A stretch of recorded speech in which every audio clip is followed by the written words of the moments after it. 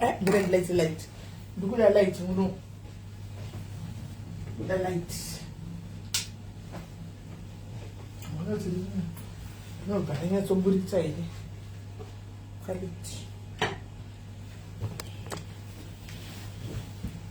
Hi guys. Hello guys. Somebody say guys, how are you guys? Somebody say guys, right?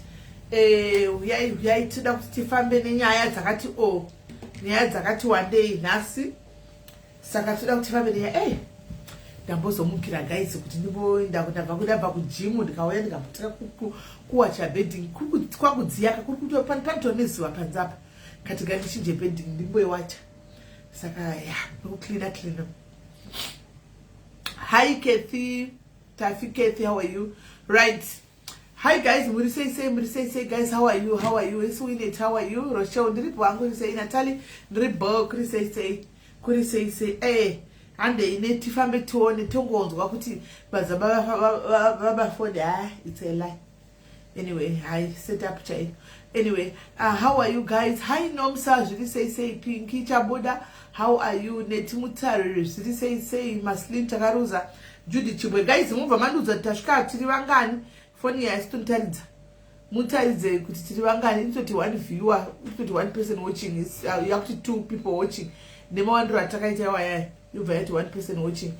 Pamela Tagamna, she say, hello, how are you? Mukuru ngapi yo mariake shifoni. Aiwa. Anyway, that's not shoka stress. Hi guys, let's Louisa official 2. Guys, murukona account ya Louisa yakanze Louisa official 2 antika follower backup page. Antika backup page rake, backup page rake. Ane restriction yakapiwa page yakana kutoka zvandekuti page yakavisa arimo but ane restriction yakapiwa. So ndiri kukumbira kuti mufollow page iro guys. Can you please follow? Vese vanofarira Louisa iro page rakushandisa iro rapo iro page rapo rakanzi Louisa official 2. Zoe aiwa usitete media yako asi kuti yesi Zoe hausi akuti te media hausi yako asi yesi Zoe, right? Kunanzi kuti njira kuno iri kuti 2 ndozvatiri kuudza vanhu kuti Facebook ine technical glitch. Atu kuzvona Louisa iri kutaura kuti 2 people watching ine technical glitch Facebook right now. Vanhu vakawanda vari kurwa nema restriction asingazivi zvawakaitwa iwo zvokurwa nema restriction a 2023 in 2025 ndo ma restriction acho ndo technical glitch ainayo. Ine technical glitch Facebook guys. Ende asiri ega ma content creators akawanda ndakaona chema zuro kuti anzi tarowa nema violations anditika aiwa ndikatonyo comment panomwe ndikati no Facebook ine technical glitch. Ine technical glitch amino system yawo yakasenda ma restriction kumunhu. Handiona hanzi yakuti tiri 2 people watching. Ichero kwandiri kuti 2 people watching. Handiona kune kuti 2 people watching. Saka ndo Facebook glitch ndaitaurai. Handiona tave vangani guys mondiudza wanzi kuti 2 okay. So kune kuti 1 saka tioni. Hatisi kutomboona kuti tiri papi. Hatisi kutomboona kuti tiri papi line. Hatisi kutomboona kuti tiri papi. Saka zvinotoziva sei. Anyway, saka takutongotaura eduka kana ichingoti kwa muri 2 hanzi plus haisi kuunza man live notification kune glitch yakaoma iriko so yakarona kana nema restrictions indakatomborwa ne restriction kusira nezuro but ndakakurumidza zvona ndikati no restriction yari kuya ndiri kurohwa nayo ndeye page rimwe yari rimwe ratakanyudza riya takabvisa riya randakabvisa hombe ndichida kukudza backup ndo ndikati hazvilinki mapeji akatosiyana halinki mapeji aya ndobva ndakurumidza kuisa review ndobva ndakurumidza na live chat ndikati how come ndopandakazosendekwa email kuti no Facebook yedu yatatenga glitch sorry yenyu yasenda chichi ndobva vato clear ipapo.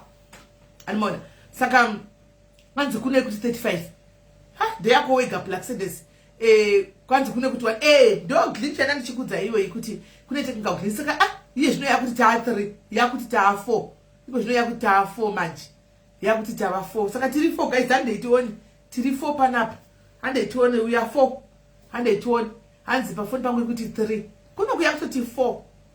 Thank you Gertrude, thank you Get. Right, muri say guys, how are you guys? I hope you okay. This time I'm not ndimisa stereki bozo kusera nezuro paya ndakazorara ndinemi hameno zvakazita Facebook yakatanga kuita kudonedza kudini network hameno zvakatanga kuita papaya ndobva live yadona ndobva ndachirega ndichingovata because hope dzanga dzandikiya remember ndachibva kubasa kadzadza kuma 2-3 ndisina kumborara ndobva ndatongoti ichingodona phone ndichiona kuti network iri ndibva ndatongoti flat ndokuzokuta kuzvi 7 manheru ndakutomutsigwa chikafu ndichibva ndangodya ndichibva ndadzokera flat because the following day naenda kubasa.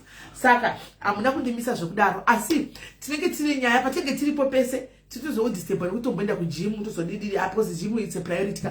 Unofanwa kuenda unofanwa kupindawo musamawo une body yekuti chero kada kupfeka kashoti sausage so anoza tiri chembere dzakaramba kuchembera. So like me isusu handichooni zvokuudzikwa kuti hey this ndinotopfeka zvandotoda handinoda zvandotongofila. Saka I have to make sure kana ndapfeka inini wacho I'm comfortable. Kwero kuti ndakapfeka ndifamba chidzisa chinhu because masinyama anenge akadai nekukura nekufuta haiwa. Saka ndiri kumbotona nyama idzo dzokuti hanzi yangu kuti 200. Saka yako iri right nomsa. Inenge yaita yangu kuno kuya kuti 36. Yako inenge itori right. Saka unombotona nyama idzo kuti dzitebhoka. Saka tikutedzera yanomsa kuti 200. I think ndo itori right. And it won guys. Nomsa wakuti pa update ndiwe papa kuti kufamba sei. Right guys, tine nyaya dzatinadzo asi setapinda munyaya dzedu dzakawanda dzimwe dzatinadzo antika dzatinadzo panapa tine nyaya dzakati dzatichafamba nadzo. Tisatapinda ngatimbotangai hanzi masiriri masitsa house nesusu panapa tiri hot nasi tiri 204 mama twins. Alright, hanzi yangu ine 6 saka iya mama twins kuti tiri 204 ikuti ne 24 aiwa my Jaden uri kukura teni uri kubva kupi uchindepi. And we need some bodies. I also weigh what I wonder about. Hey, and now you know now you know. And it's 225 right. Saka ande guys 225 ande tishike pa number yedu emaso ose tivete tanga kufamba nenyaya idzo. Anotanga nenyaya idzodzo ya baba ava iri kutrenda yekuti kwanzi baba phone. Ini pana kuona nyaya guys ka ini instinct yangu ngonditi it's a lie. Ipapo same time instinct yangu yangu hi Julie long time how are you hanzi yangu yakuti 600 sali sure instinct yangu tonditi it's a no pane zvaitika azvigoni kuti baba vakadikirire one kune vangu vachibvunza kuti okay. Hi Joy. Ore ndichori pa live izvozviwo kuno kuti totanga wedu live. Saka ndouya. Aiwa ndatoti vadivini ndoza kuti ndikunochi mari munokuda kuanalyza saka ndakati kutsvage kuti simeni una zvakuita vanhu. Aiwa tiripo pano uyai. Alright, it's okay, thanks. Alright. Saka instinct yangu yangondiza kuti ipapo same time yangu nditi it's a lie. Kune vangu vachibvunza kuti baba ndikaitaenda pindura vangu vachibvunza kuti baba vasvika sei kumariro. Baba vagofa ndiyavo yemari yaiya. Haitami vakaitigwa naAshford. Ndiye munhu akavaitira chi GoFund. Saka it's obvious kana wanzo kuti munhu akurezera mari yakadaro yaunga usina iwo uchibika sadza chumbresi uchibika sadza uchiwana $1 kana $10 per day munhu okurezera 5000 wonzwa kuti munhu ashaikirwa nemwana obvious unoenda kunobata maoko. Saka vanga vaenda kunobata maoko because munhu anotori nemari yavo ndiye Ashford. So vanga vachibvunza kuti vaenda kunodii sikuru sei Keresia I think ndakudayira ndisika minongo ndakudayira kuti vanga vaenda kunoita ikoko. Right, number 2 ndamuteerera zvonyaya ndakuda kukomenda kukolinda but ndateerera andika kwanzi baba vabva nemukadzi uyu kuHarare vakauya naye. So semunhu asingagari nemukadzi semunhu asina mukadzi tongoti pamwe kuda yanga iri girlfriend yavo. Ini ndakupai analysis dzangu zenyaya anti of course tichamirira report chabva kumapurisa handimona tichamirira report chabva kumapurisa handimaona asi zvazvino handimona regai ndimbokuonesa iwo muono wangu nyaya yandiri kuona handiti baba ava obvious havana mukadzi pamwenda negirlfriend yavo kuti ndiperekedzewo mukadzi anotonamira chero girlfriend pane mari kapa iri kuzikamwa mongotiziva isusu vakadzi nemari pane mari iripo iri kuda kubuda close to 5000 or more handimoona. So girlfriend itonamira muri kuona zvandiri kuona chikuitika ininika baba ava vanogona kungewo maybe wose munhu wemurume ari single kufunga kwangu inini handiti kuri kunzi izvo mai ava vatora phone yebaba ava handika kwanzi vabvuta vakatanga kuti mbavha handiti vanogona kuve vatora phone vachida kuona mibhokasaka nezvinhu zvangu vasika ikana kuti setup vakuru vesetup asi chanongokumbira chekuti sete ndakunyaya yesetup uku ini ndakazvimirira sete ndakunyaya yesetup GoFund yababa vaya takaisa mari takawanda muGoFund handika. So kana tikangoti mari ndeyababa vaya handika mari yangainde kuna baba vaya whether inini vangu takazvimirira hangu amene vamwe vakaisa mari dzavo muGoFund inini kuri whether kuchinzi vaba foni yacho iyoyo handimaona asi mari takareza iri yavo handiti zvokuzonzikana kuti zvokuti pazoita excuse yekunzi vabafoni saka kana kuti maybe vachangopiwa mari kuzipaze mari ngaingoenda kuna baba ava because takanga takagara tati chinangwa chedu ndechekubatsira baba ava kuti varege kubika dzamustriti vakatopiwa chingoro chekubikira chingoro ngachinoenda kuna baba ava vakapiwa stendi yavo handitika nehanzvadzi yedu yaya lawyer hanzvadzi ingova stendi yavo asati aziva chakaitika kuti chi and we don't know handimaona kana kuri kuti hanzi the woman is a socialite guys so chokwadi chiripo chokuti whether vaba kana kuti hatina vakaisa mari dzavo handizivi kuti munozvifunga sei but ndakazvimiririra handika mari yavo ngavangopiwa ndosaka even pakabuda nyaya yekunzi kwaibhatanga panzamira zvaramba kandi tateerera Olinda achibvunza vanhuko tateerera Olinda achibvunza vanhuko vanhu vaya vakati havana kuzviona vanzwa kuti vabva vese handitika nemukadzi uyu ati foni ndo zvatanzwa isu zvasisi vaashi hatina kuzvinzwa kana kuri kuti vaba foni bva vanenge vane shavika ishavi dhimoni vandatobatsirwa kutaura chokwadi kana kuri kuti ini ndikukupai muono wangu kana kuri kuti zveshuwa kuri kuti vatora foni idzika vane shavi riri pavari rinovemebhi rinogona kuve rakanoita kuti mukadzi atize hani maona pamwe vanenge vane shavi nokuti hazvisi kumeka sense guys baba vane 5,000 izi hausati vabata maoko mavo hausati apiwa 5,000 kune mari yavo iriko inokwana kutenga mafoni 100 $5,000 vakatenga zvimafoni zvo zvimasamsung moto vanotenga kana 100 mafoni kana 50 mafoni handitika kune mari yavo iriko zuro unoushu handitika makaisa video yandaona ndakaisa ende vanhu vava vanongoti everyday kungoda isone kungonoka ipapa Shakira okay alright aina mtora right saka kana kuri kuti vaba vanenge vane demoni guys andimona vanenge vane demoni mweya unenge utori pavari kana uri mweya uri pavari guys that means vanenge vatori neproblem yekuti vanoda kubatsirwa. Let me take you this way guys, kana kuri kuti vaba do we say baba patakavaona pavakuoneka pasocial media chibika sadza handi hatina kuda kutsvaga background yavo hatina kuda kutsvaga zvinhu zvavo because ipersonal life yavo chero dai vanga vane shavi kana dhimoni rekuba kana kuti shavi kana kuti mweya uri kuvateverera wokuti vabe havaigona kuuya vakuudzai pasocial media because mavabatsira kuti muchiona ndakadai nditori nezviri kuitisa nezvekumba kwavo. Imi mose makadai munogona mune zvinhu zvekumba kwenyu, vamwe zvikwambo chezvo zviri kuvata nemi, vamwe mune zvinhu zvakwana zvinotokutevererai zvamusagoni kutiudza. Aiwa ndoda kubata kwese, don't worry guys, ndoda kubata kana kuri kunzi vaba, ndoda kubata kwese. Ndo analysis yangu kana kuri kunzi vaba zvechokwadi, kutaura chokwadi handika pamwe rinenge riri dhimoni rinenge riripo.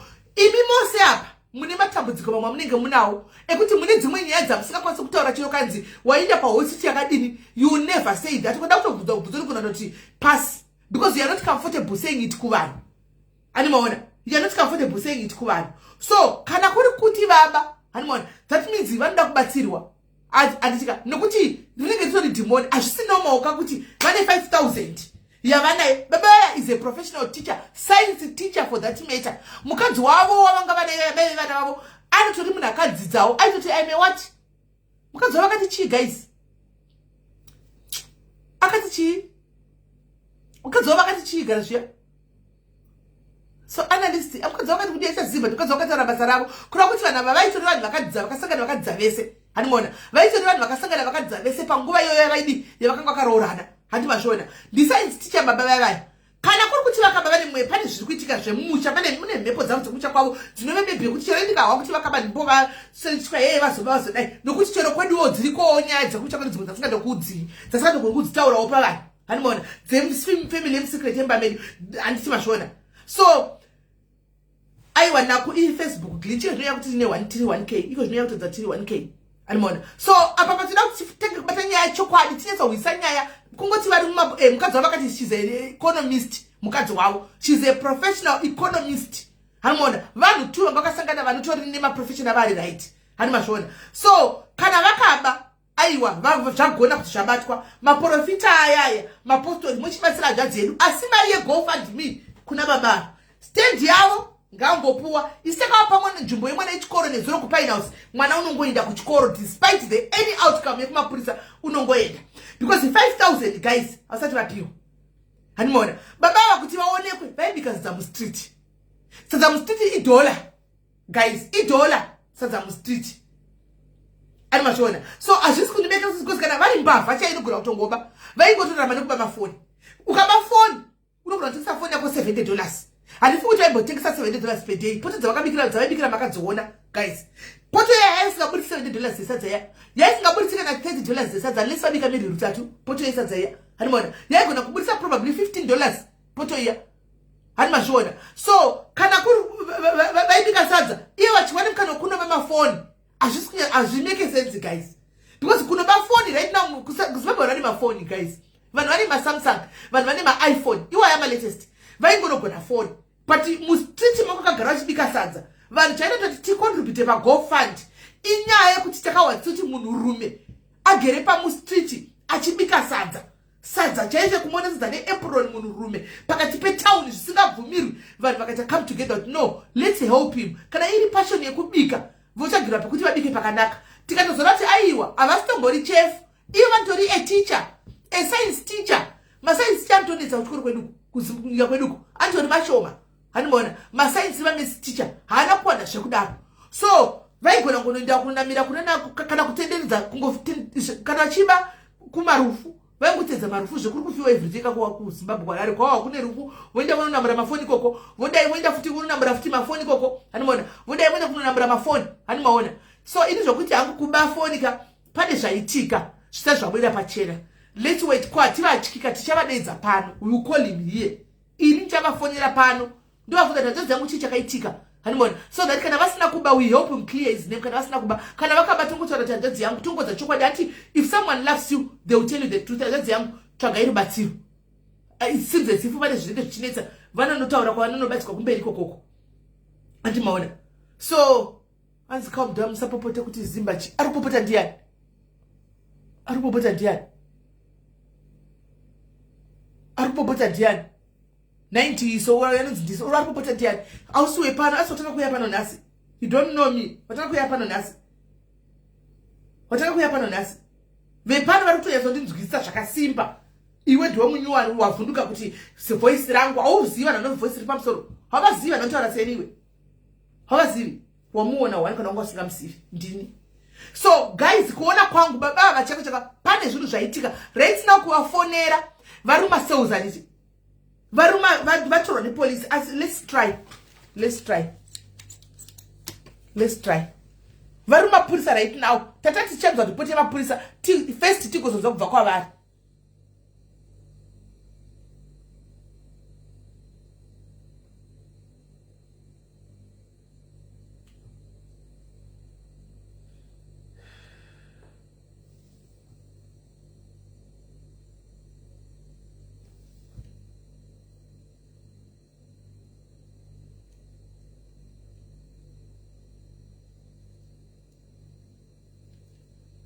right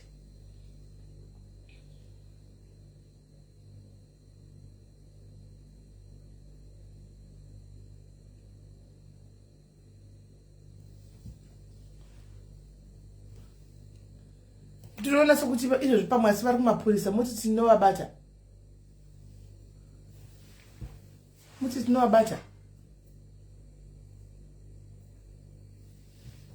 handei nenyaya yakuzive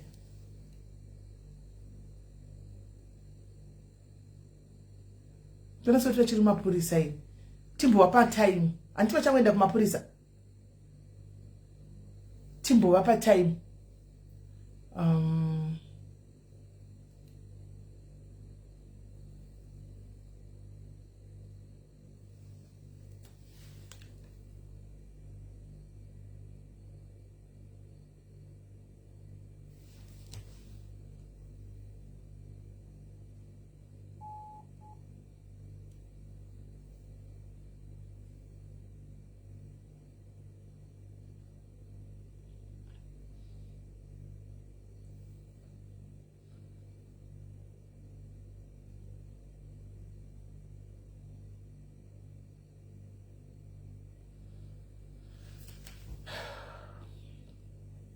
ndizoenda pangiri pachat yangu nawo.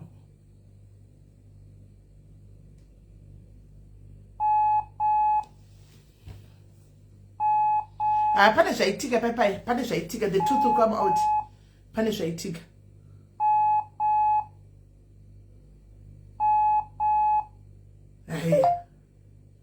Honorable, muri sei? Ndiribo honorable, ndiri kutraya kubata, ndiri kutraya kuedza futi zvakaranja dzedu yesadzai nenyaya yekutendera masititi. Maiona?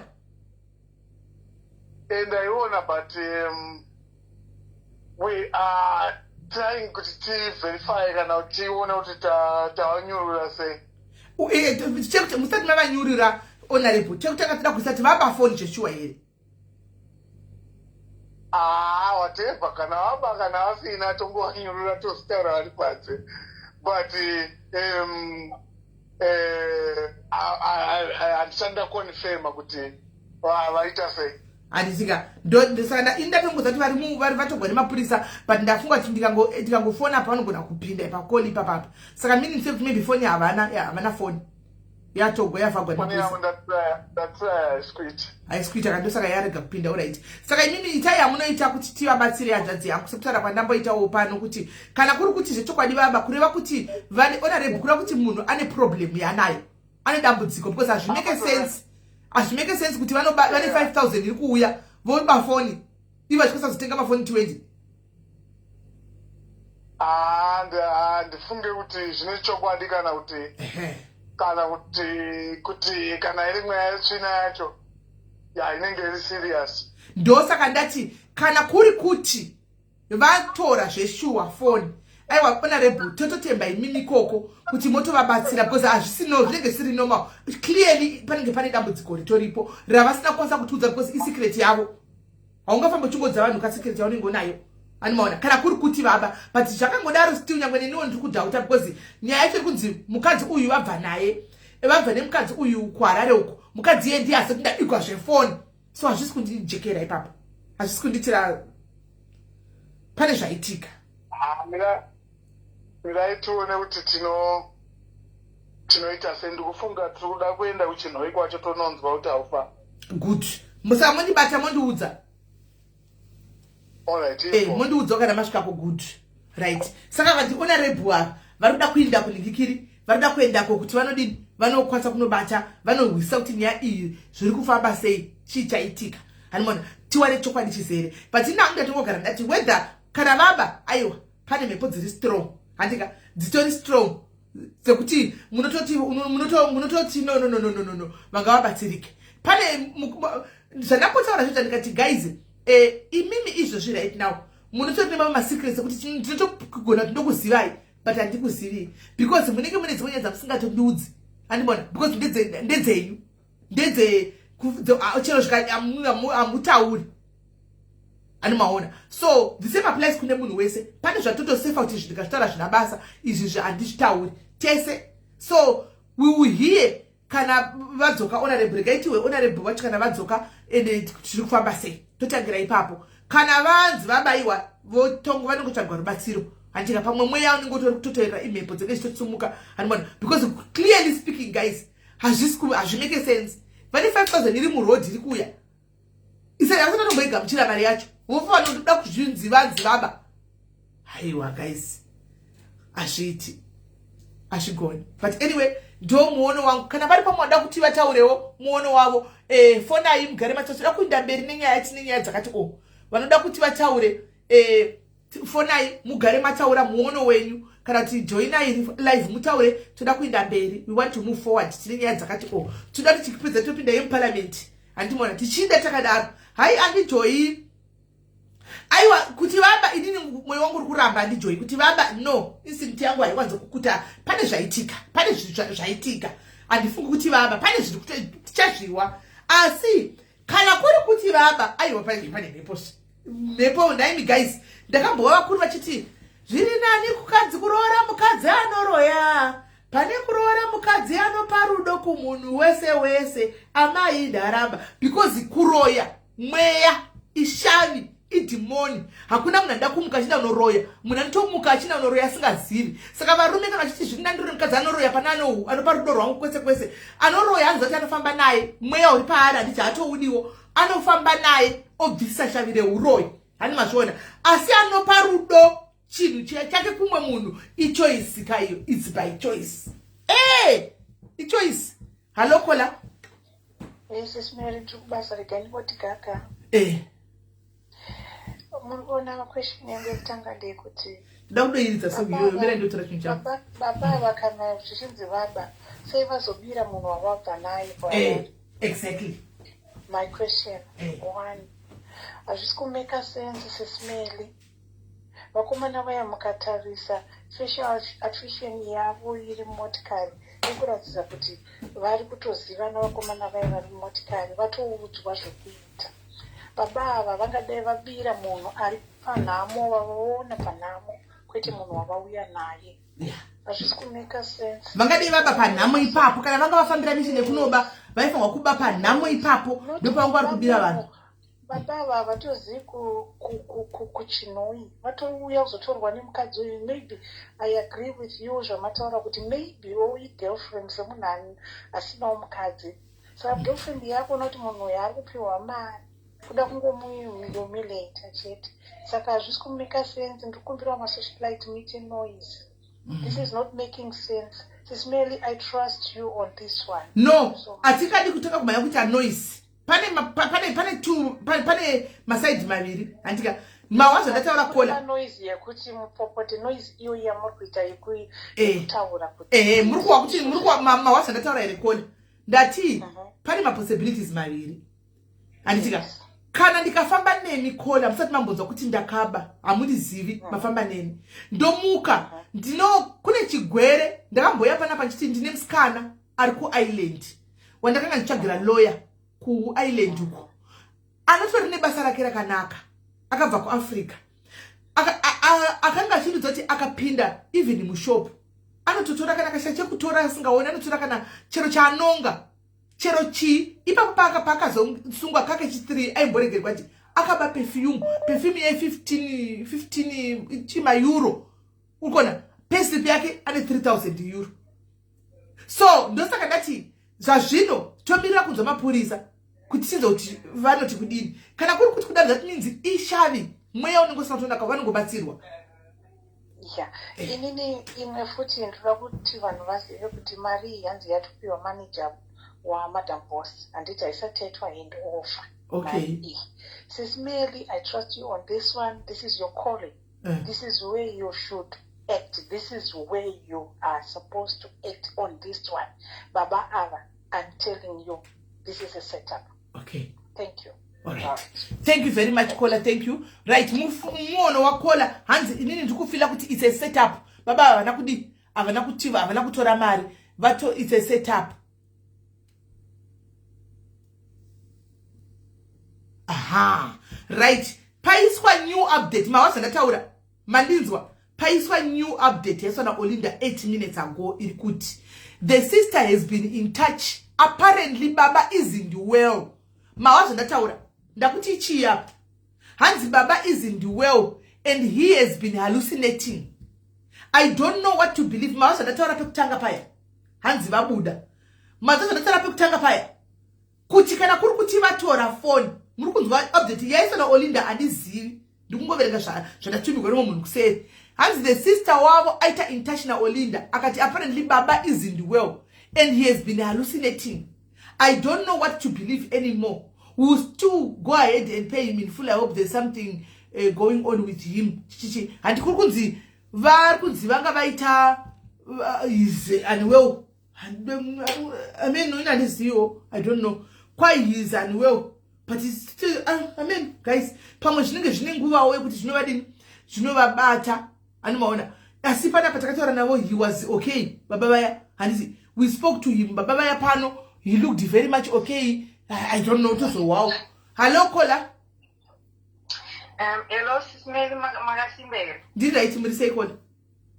Moshe, maita basa ne approach ya matora ne life ya maita and maita at the right time. munomboziva here Olinda I saw an update about 8-9 minutes ago. I don't think we would have got an update iyoyo with the tone and decision yaakutaura if it wasn't for this live, and also approach yamatore yekuti whether vaba kana kuti havana kuba mari ngaiende ikoko still, because ininione ndine 2 cents dzananga ndakaisa ipapo naishuwa kuti ngadziende still. Approach yamatore yekuti kana kuri kunzi vatora he needs spiritual help, zvavharira nyaya yekuti mari yaizonzi takuita ivheta, because ndopapa yanga ichitoenda nyaya iyoyo kuti yenzi kana zvadai so baba vabatsirike mari yavo. Aiwa mari yangu vanopiwa, takaisawo mari, ndakataisawo futi mari ipapo inini, so mari nini yangu ndikuti ngaiende kwavari. Saka this live was done at the right time, nekuti yakutochinja even narrative yanga yako because pakuenda nyaya ndikokuti mari yanga ichifanira kunzi idivert, because we've already seen too many examples of this same thing. Nyaya pane ndisingada kuzopinda hangu dzimwe nyaya dzakaitwa kwakawanda, but vanhu vari at the forefront of nyaya ana Olinda, but there's too many examples zvaitaura namabridge zvaio. It wasn't just mabridge, pane nyaya dzakawanda the way that dzemadonations kana dzekupromiswa, but zvinhu zvokuti zvinenge zvisina kujeka. Asi zvinoitika ndezvekuti zvinenge zvisiri straight, asi zvinoitika ndezvekuti people we are quick to blame the victim kana kuti murombo, totadza kuona kuti pane meti dziri kuitika dzisina kumira zvakanaka. So thank you for doing the live at the time that you did it, and for saying what you said, nekuti zvakutochinja narrative, and we still want baba kuti vapiwe mari yavo. But zvekutaura zvokunzi Olinda angagara totaura kuti no matter what circumstances baba ava mari yavo vachangopiwa zvavo, hanzi angagara tomutaura. All right. No, thank you very much. Yeah, well, it's the right decision. Okay, yes, thank you very much caller. Kuti nditori vamwe vari kufona. All right. Regai tinzwe vamwe vari kufona kuti vari kuti chi makoza chatowandisa. 2 minutes izodzi. Ndite zvekufona beke. Kasi munhu anohallucinate anobika zamutauni here guys, saka anogona kungohallucinate wowetera musadza ka. Anogona kungohallucinate, moiziva hallucination here guys. Otongoona sokuti amene otongofunga kuti poto toilet, otongowetera musadza. Ameno hatichazowa. Hello caller. Hi, Auntie Smelly, right? Mushakajani. Musha mripo. Iowa. Like obviously the caller said it all, kuti ndafara approach yamauya nayo. To me, imimi muri ambassador where yeah, get house and did it.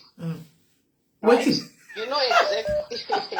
Mina imunzi wanupenda ndenya. Mnoziva ma quotations aropuwa zvino andika kana paipaita nyaya. Ati mambona email. This is just my perspective, my view kuona kwangu. Kuti munoziva kana panoya quotation yopuwa zvese zvataurwa zviya macasket what zvese zvikudiwa paipama mambona post kusema you know how much it is kuti no cost us say marriage. Saka to me all in all it's a setup. Nyaya yanga ingoripo yekuti mari yanga ichida kunzisa bude. Mari yezvogonzi yaenda kunobhadhara because zvachinzise zvazvanda ndini ndabhadhara ndega. Makosta aya sekutamba naye kunzi ndini ndabhadhara going to cater for everything including transport. To me it's a setup, but I tend to be corrected. Pama cost, let me say this caller. She paid for the cost. She paid for the cost. That I can tell you. Because she communicated with me yesterday. Akadonditaridza my payments esakaita. She paid. Before nyaya she paid my cost. Akatotaroti kwasara nyaya catering. Catering inenge iti irikuda pamunhu one inenge $3 here pamunhu one. Catering $3 pamunhu one. So achiti ndoda kuweka nevanhu 900 but nevanhu 100. But ipapo ye catering iyi yanga isingasakwani ndopa ichi kana kune vanhu vaisa mari vamwe kuti ibhadhare chi catering ye kwete yanhasi maberial yanezuro. Andiwani indikati aiwa isusu mari hatina because mari yakaenda kupi taisa madetails emnina asisiva achi. Saka yakaenda straight kuna Antoinette. Hakuna munhu akambobata mari. Inzwa yanti Sismel, yairipo ndekuti mataura zvamuri kuzvizvo exactly kuti mari yakabhadhara. But remember kuti mari yegofanda ibudeka ipapo. Handisi mari inozoda replacement kana zvinhu zvezimwana avigwa zvakanaka zvazodai.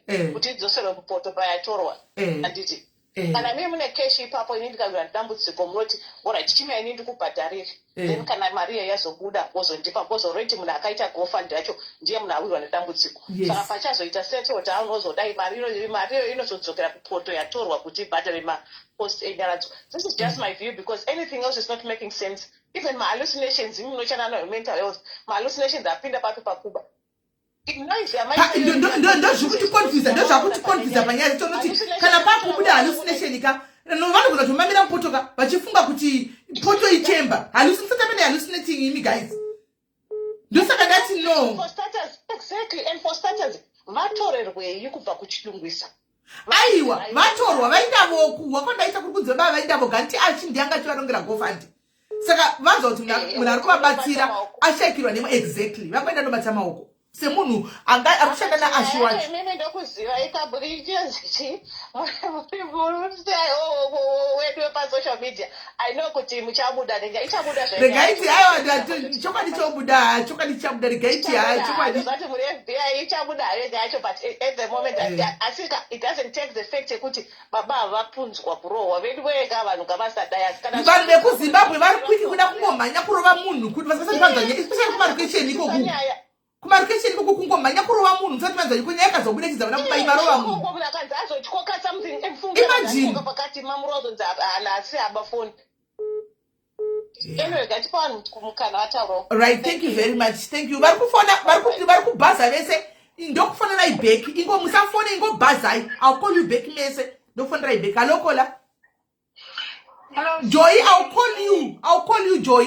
I will call you Joy. I will return your calls. Mese ndiri kufonera ibozi muri kuova paiwana na kufona direct call. Saka direct call inobva overpower ma calls enyu. I'll call you back. Ingo bhaza imwe riga kufona. I'll call you back. Taura call. Okay, thank you, Sis Mary. I see what you're playing the devil's advocate. Nekuti muri vanhu vanoshanda mese na Olinda, so we understand as kutaura chokwadi. Atishandi tese na Olinda kola. Atishandi tese. Kolinda is a business woman. Inditori care. Okay. Then I was referring to kushanda mese uma streets social media. Oh, okay. Kushanda mese kwa makaita. That's what I'm referring to. All right. Then shidakuti. Munhu anenge ine mete anapaine mete I could be wrong but anapaine mete dzinenge dzichida kuitika inini hangu panatanga kuona nyaya it looked to me as if pane mete dziri kuda kuitwa ende munhu kana aine mete arida kuti hapana paaimbotsanga nekutaura kuti toda kudhaivhita mafunds anototaura kuti mari ichiri kuenda but zvinoitika ndezvekuti as time goes on paizobuda tunyaya zvonzi zvinhu zvakuitika izvi hazvichaita kuti mari tiendesewo nekuti baba apa zvakazodai saka munhu hapana paaitaura pekutanga uda kudhaivhita mafunds because we must also look at pattern history yemunhu yekuti nyaya dzinenge dzemari dzakadhonetwa nemafunds zvinhu zvinombofamba sei because yes tinenge tisingada kupinda dzimwe nyaya dzekumashure but we must also look at mamwe mapattern ekumashure kuti zvinokunge zvichifamba sei. There's always something chinoitika chekuti mari haizofambe zvakanaka kana kuti haitoenda at all kana kuti pane chiramwa chinoitika chinenge chichida kuvhara kuti mari isafambe zvakanaka. Mari inenge inini kuona kwangu naichiona kunge our rich auntie anga achitoda kuvhara zvake kudzosera mari yake anenge ashandisa for zvaitaura kuti ndakabva this ndikakabva zvakare ndikakabva because inenge iri mari inenge pamwe yacho yamuremerawo kana kuti yakawanda akufunga kuti meti plan ndeipapa pane mamwe mafunds aripo saka poitwa meti dzinenge dzaitwa. I think sometimes tinofunga kuti it's not possible kuti munhu anodaro kuti everyone says kuti imbinga but we must also be honest and also look at history nepattern inenge iripo kuti apa pane zvinhu zvinenge zvisina kujeka when it comes to mari dzinenge dzakadhonetwa and we must be honest about that. I know kuti imimi you wouldn't want to say izvozvo no inini handina chandosvika kutaura but I'm just skeptical in saying kuti ndidaro because iko zvikazobuda uchinzi baba is ta accuse munhu kuti ndiye aronga metse konzi zvechokwadi polisi yobva iri zvechokwadi vakanga vatotora mafoni tinozogona here kuzokumbira regerero kuna Olinda ndozvandotira kuavoida chete. That's why I am not commenting on this one, but inini munofona nti munokomenda zvamunokomenda munokomenda zvenyu, but I cannot say that because inini ndiri host. I don't want to come across as if ndiri kurona Olinda ndakamaka naOlinda, because it will come out zvonzoka zvinzi baba zvechokwadi vakatora mafoni hanimaona. And here we are sisimeni vangashara kuti Olinda ndiyakaronga mezi dzese ndiyakaronga mezi dzese, and then you see patita kungeta tovhura gap zvino zvisiri. Yeah, no, it's the right approach here, because sure unogona unozonyara. I was just coming from a place of, we must also think kune pattern iripo already of how kuti mafanda anofamba sei. So let's see tozonyatsoona hedu kana makwanisa kutaura nehanzvadzi yenyu tonyatsoona kuti chii chanyatsoitika. Asi yeah, pane mail dzanga dzichida kuitwa, asi voice ramazouya naro netime dzamazviitira zvinenge zvatovharidzira zvakawanda zvanechida kuti zviitike ipapa. Hati mudiaspora munoanalyze vakomana, tiri mudiaspora munoanalyze shem. Alright, Kola, thank you very much. Thank you. Hey, ndapererwa Kola. Sismeli maspera sei. Mushe kanjani? Alright, ndoda kupa pfungwa dzangu. Diaspora ndo iri kufona. Guys, UK ndo iri kufona. UK iri kuta kufona. Taura henyu Kola. Ndoda kutaura kuti Sismeli munoziva chinonzi kutambura chakaoma. Baba vava inyaya dzisiri nyaya dzekunzi pabviswa mari 5,000 ka. Apana pavanga vachazoenda kunobata maoko kubhindura, dzimweni dzenguva wanga usitorina mari yacho yekuendako. Makuseni paiswa posi yekunzi endova yemari ichaitwa nhasi. So ini ndangofunga kuti maybe kuenda uko vanga uchichi vakapedza kubata maoko vobva vapiwa chii mari. Nyaya yangu iswa pajekerere munhu isachitoziva. So kwandiri ndikuona sekunge panongova nesetup yaitwa nemunhu wavaenda naye iyeye nevanhu vamwe vari padhuze navo varonga chinhu chavo just to embarrass this person. Papasina nidi kuti mari kana inoitwa handover inoitwa kupindura. Mari vaigona kungopirwa kunoku kutongopiwa wozonzi vakapiwa mari yavo Sismeli. Inyaya yekungoti kutambura kwakaipa, saka unongorongerwa zvese. Ende Sisimaishoni vangadai vahendlawo nyaya pachikuru, kwete kubva vatoita sekunge baba vacho mataurira vatanga kuita senge baba mari handiti unounzawo nyaya zvakanaka. Ende mamiriro avari kuita panyaya yacho ndozvataura kufunga kuti maybe vane zvavanga vakarongera mari iyoyo Sismeli, because kamupaparikiro kavari kuita vakabatsira, but she has to cool down. Nezuro vari kunzi vakapiwa 1,000 baba vava, I think kwa kumastendi. Aiwa, kana Sismeli kutambura kwakaipa vangadai vasina kumbomanikidzwa. Ndezvekumanikidzwa ngezvekunobata maoko, vaigona kungobata maoko achifodi pafoni. Antachodhi wachari kuUK ari kuAmerica, but zvese ndezvekungounzirwa ita chakati wasvika wakunzi waba. Imagine baba wako achikandwa mumotikari muyamiya, mari dzawo seurombo, ende vanhu vanotora advantage yekuti akubatsira vanongokurongera zvese. Kwandiri this is just a setup. Ndiyo contribution yangu. Right, thank you very much. In UK understand ndiga makozi esa ari kufuta pa UK. Guys, ngatise chipana namukana UK ari kuita kufuta UK. Allo Kola. Allo Kola. Kola, hello. Hello. Dzimai my phone iri kumasure. Dzimai another phone. We have one device. Yes. Awanda dzima. Yes. Sismeli, ndichitaura zvangu. Taurai. Inini ndichiona mamiriro akaita nyaya, to be honest, this is clear setup. Hey. The reason why ndasimudza foni yangu kukurumidza kukufonirai inyaya yekuti ndatorohwa nehana ndikati radrama handiti tikutaura nyaya yemunhu zvataura ndekone kupedzisira kuti murombo kakuita murombo kwakaoma handiti. Whoever did this knew very well kuti baba vako vari kuenda ikoko pachazonopiwa mari nechii. Why today? Sismeli wakatasana ne5,000 wakapiwa rimwe 1,000 nezuro. Hakuna pavanoenda kunoba baba pavanoenda kunoba foni ye less than $100. And also this woman munhu wawafamba naye sekutaurwa kwazviri kuitwa. Kana uchinge washaya foni yako Sismeli tiri pamwe chete like inini neni, haudedzere kuti mbavha munondibvunza Joy wamboona here foni yangu handisikuiona asi pamwe yadonhera mukombi asi pamwe yadonhera pakati ngatiase mabhegi ndifonere wakajoi pafoni yangu ndonoti foni yangu ndinoiwana here asi mukaona ndaakumhanya kudedzera kuti mbavha then it means patoo neproblem pano. This is clear setup handizoti zvafamba sei but isetup kana uimeni sisimele mukashaya foni yenyu chekutanga point of contact ngatitarisei pasi pemasisi foni yangu handisikuiona joi panohera nedhata mundifonerewo foni yangu kokuzodedzera kuti mbavha handitka 1 and why today pari kunzi baba wakasana unopiwa mari. To be honest, this is clear setup. Baba vandakavatarisa sisimeli handikwanise kuvarambira but handione mbavha idike sadza mustreet sisimeli negasi ravaidika naro baba vaivai handitya hatimbodikana kunyeterana kana kuti hanzi zvikazodai munhu arambirwe ini baba vandikuvarambira kubana asi izvezvi nangu vakazoba inenge tori setup futi iyo mapurisa vanenge abhadharwa futi kunzi vanzise baba vavamba ini ndiri kuvarambira baba vahaisi mbavha kana ndakavatarisa. I was watching these videos just now vazvimba murova mino kana mazviona vangu vachitosvipa like vari kusvipa blood and it's not fair. Kana vasiri kupiwa mari ngavasatiwa zvavo mari. Why does he have to go through all this just because of money? It's not okay, to be honest. Whatever that's happening right now is inhuman.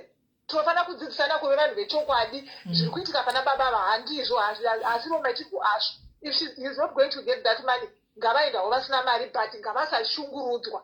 Haisi mhosva kushaya. Baba vai never came here begging to say I'm looking for money. Baba vai vakauya pasocial media vatsvagwa nevanhu and I'm sure right now vari kuzvishora kuti vange vachati ndakaziva vangu vachirara mupeaceful life yavo vasina kana social media account nhasi vari kuzvizvirudzwa kusocial media topaunongoona kuti zvinhu zvacho so inini to be honest I became so very much emotional. Baba vaya havana kuuya pasocial media vakatitsvaga tisu takavatsvaga mari yaungana ngavawane mari iyoyo in peace. Handitya zvekuti munhu akapiwa 1000 nezero sisimeli angabe foni pamwe aitombodinana $40 unotanga dei kudedzera kuti mbavha pamunhu wakagara naye kana washiya foni yako basi kana ndashiya foni yako unasa papemasisi mumabhegi paipai handiti. So for me this is not making sense sisimeli. I'm sorry. I'm going to be I don't even know kusasa webzekuti chii but I'm going to be very straight about this whole thing. This guy is not a thief. Kana tisiri kuwapa mari ngatisavape kana tichapa mari aiwa mari vanopiwa mari ini ndakatoisa mari yangu ndati yangu ngainde kwavari takaisa mari tichiti vari kundeyavo yegofund yavo kuti vawane pekutangira whether mukadzi vanaye whether izvi ndezvekumba kwavo it's none of our damn business whether vakaisana mukadzi aya zvinei nesu vakaidentifywa ndibaba vaya so the money will still go whether vaba havana kuba the money must still go kuna baba vaya. This guy simple came to social media haana kuya kati vedu ini life yangu yakamira yakadai somfunge ndaichengeta vana baba vatakavaona nenhambo yavo nhambo yavo. Let's attack the situation not attack a person on private life yavo has got nothing to do with us. Zvavakaita kwavakanga vari baba vatakanga tisiko and hatinei nazvo. We are not going to judge this guy today because of what he's been through. Yeah. Life yavo iri kutangira musi wakajoina social media tichivaona. Exactly. Life yavo yatove nishambuzi nesocial media mufunge. Nesocial media yatobvurungika life yavo. Handisi mazviona sisimeli. Saka inini sisimeli munhu adika chinhu ichi adika mbudza.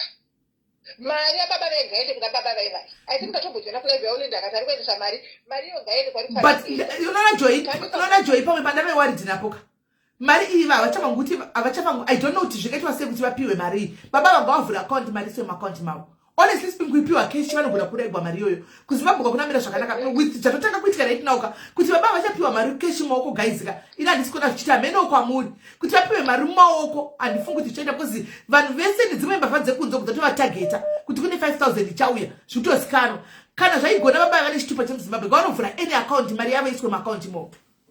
Exactly, sisimeli because isusu semazimbabwe handisi ngatidzidze kana tinge tabatsirana nevanhu ngatiregedze vanhu vave zvavari zvavakagara vari. I don't feel like this is okay. This guy has been humiliated. Sisimeli, why today of all the days? Baba vanoshandira pakopakabhana panodarikana vanhu vari mafoni vozi vachidika sadza panonyadzisa panze ukaona murume mukuru akubatidza gasitovu mustreet achidika. That means history yemunhu sometimes can count towards whatever. We are not going to say this guy is a thief because he's not. We know he's not a thief. Yesterday he was given $1,000. That's a lot of money. There's no way he is going to steal a phone that's worthless. So this is my contribution. Ultimately, I don't know who cooked this mboza. And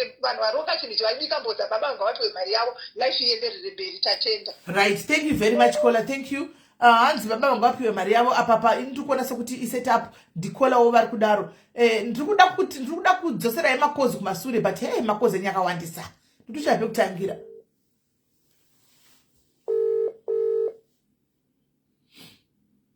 Hello, caller. If I'm going to take, I think we take my 2 minutes, 2 minutes. Otherwise, you know, Papa is not so that's me.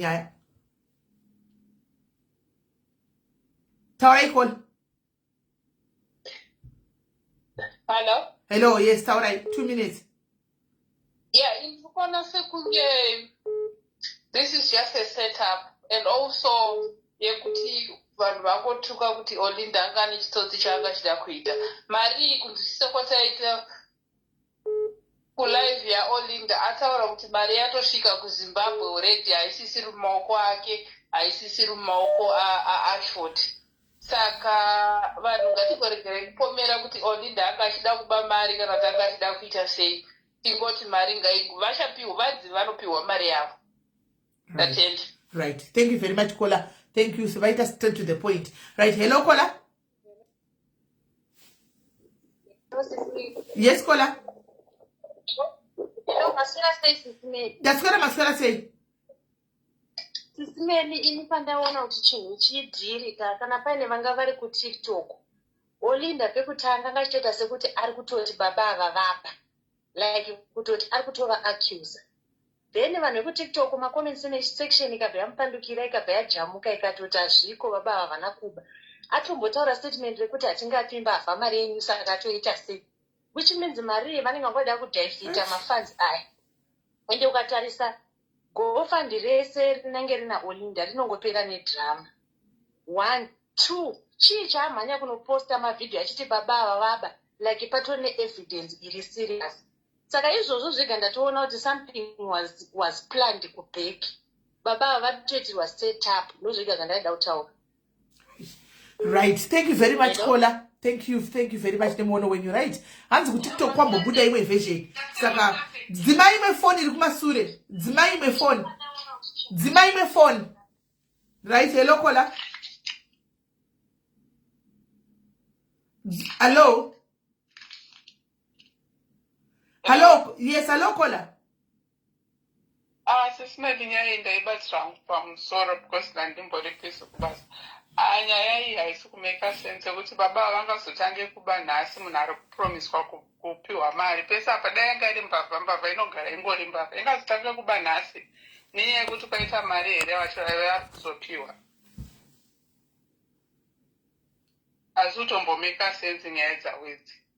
Iyi ndokuti kusetup yavatoitwa kuti vaonekwe vanhu yavari kutova isetup yekuda kuvatorera mari yavari kuziva kuti vari kupiwa chete. Hapana chimwe chinhu havana kumbotora foni iyo.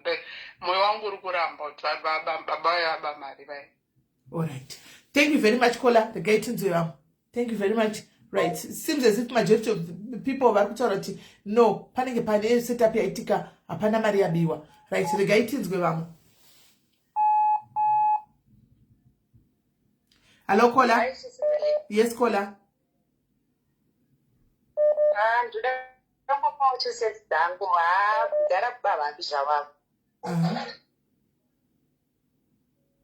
Ingori setup yatoitwa because devaiba kana kuti vaihallucinata vaisatokufa vakambobika mumastreets. We work with people muzvipatara. We know how hallucinating people do.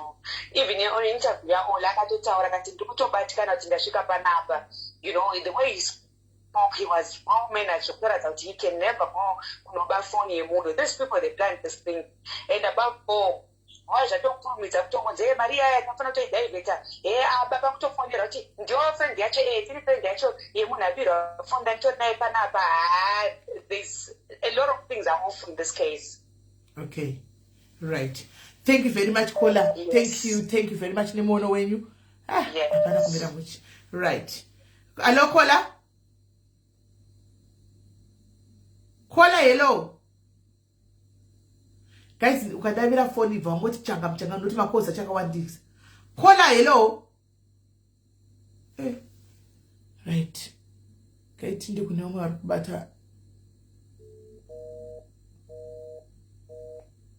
Avari kutofona vari group kokai.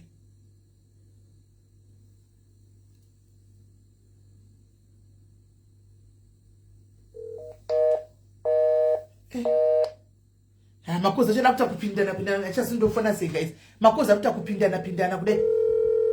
Makoza. Hello, caller. Hello, caller. Muri sei? Ndiri right, muri sei caller? Ndiri right. Inini chekutanga kuda kubvunza kuti mari yacho iripo, is the money there? Mari kwanzi yave kuya kuZimbabwe. Iye kambatona ina Madam Boss. Ina Madam Boss mari yacho yese yakakwana yese. Atizozive zvekuti mari yakwana kudi, but mari yanzi ichaitwa hand over na Madam Boss. Vamwe ndo vanga vachiti yave nafani manager wa Madam Boss. Okay, saka tikuda kuti mari ngaive postikwa dionekwe kuti iripo ende baba vanga vapiwe mari yavo. Whether vaita sei mari ngavapiwe. Ende inini hangu chinoti chanda kunze kuti kosei mavideos zvezvo mapictures azobuda kwaOlinda. Imi muri pasocial media munozikanwa muchiposta. Why zvazongobuda iye gadi azongotakabuda nemavideos nemapictures posta ati baba vaya vaba. Ende live yaita kuti ndopekutanga anga achiti vaba. Azobaya live ichiti Facebook akuti anga ari confused ngasiri kuziva kuti ari kuvanzwira tsitsi paari kuita sei. What was she trying to do? So ipapo inini hangu handisi kuvanzwisisa.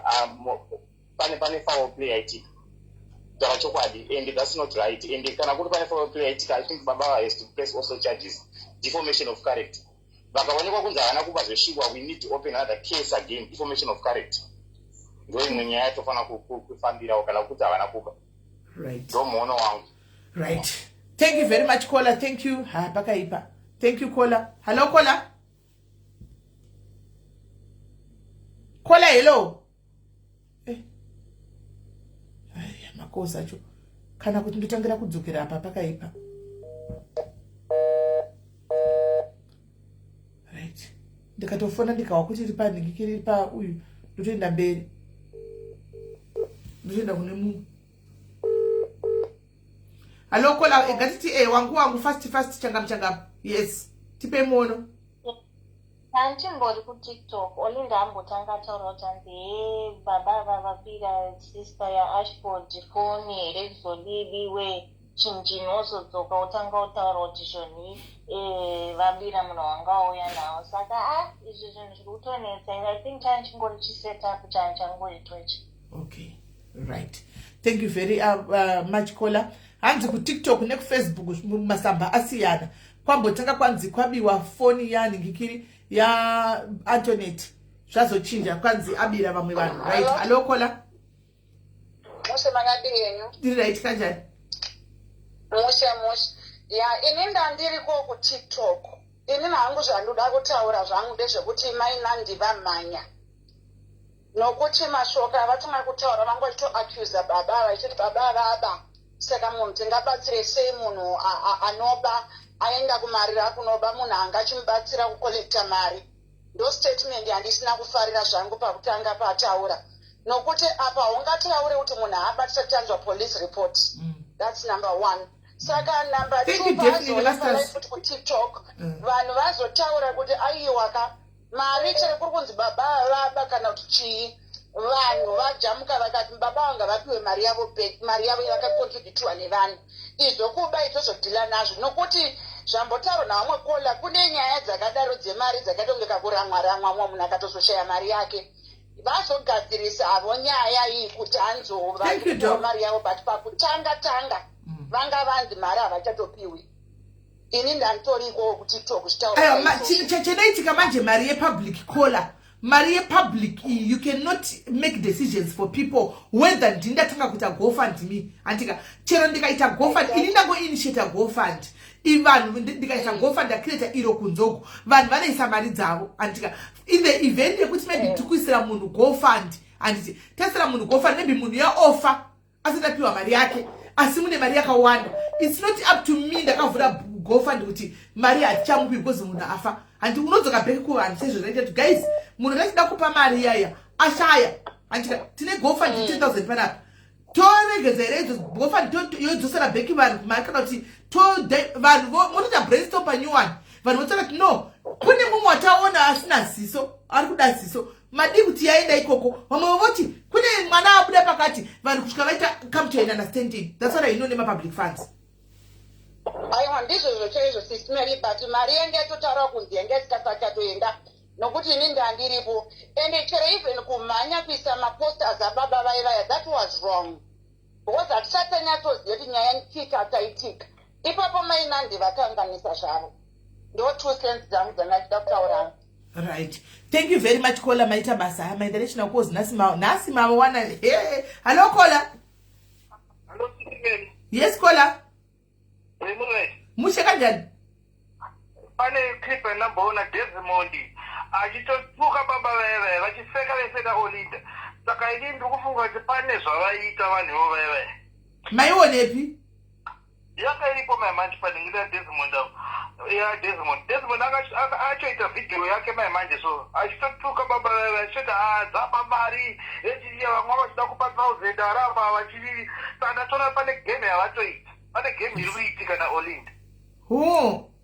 Yes, makatsvaka pana Desmond motomara achaita video kake bye. All right. Thank you very much, Kola Maita Basa. Thank you very much. Hey. Yeah. Ndimuzati pekutotangira kuti gandiri tsene makozika. Ndisori pangu yakaoma. Handi pangu yakaoma ndotakira papi. Hello, Kola.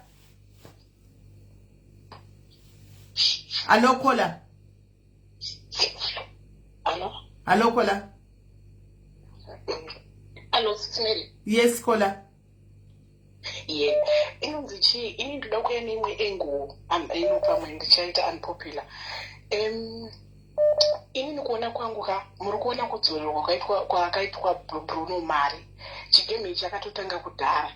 Saka vakadzorera Bruno Mari kuti vanhu vese rimwe saidi rivatsamwire baba vai. Saka ezvino zvitosemoni vasara vega vasisina munhu achavasaidira. Ini ndokuona kwangu. Because there was no point yekuti wapo 100 wodzosera 100 iwongo usina 100 yacho. Yes, Bruno akakanganisa. Then tasemoni zvakuitika panapo.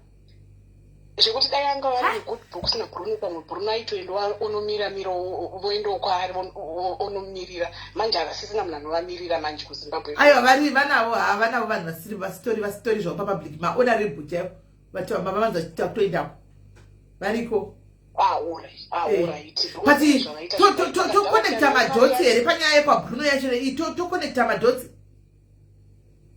Ini ndo zvandikutoona ndakati ndangotondawo muono wangu wandaita because chinenge chakamaswa kudhara pfungwa tishema ezvizvo baba ava futi. Saka uchaziva kuti chichi kuitika. All right, thank you very much, Kola. Hey. Pakaipa. Right, hello, Kola. Right.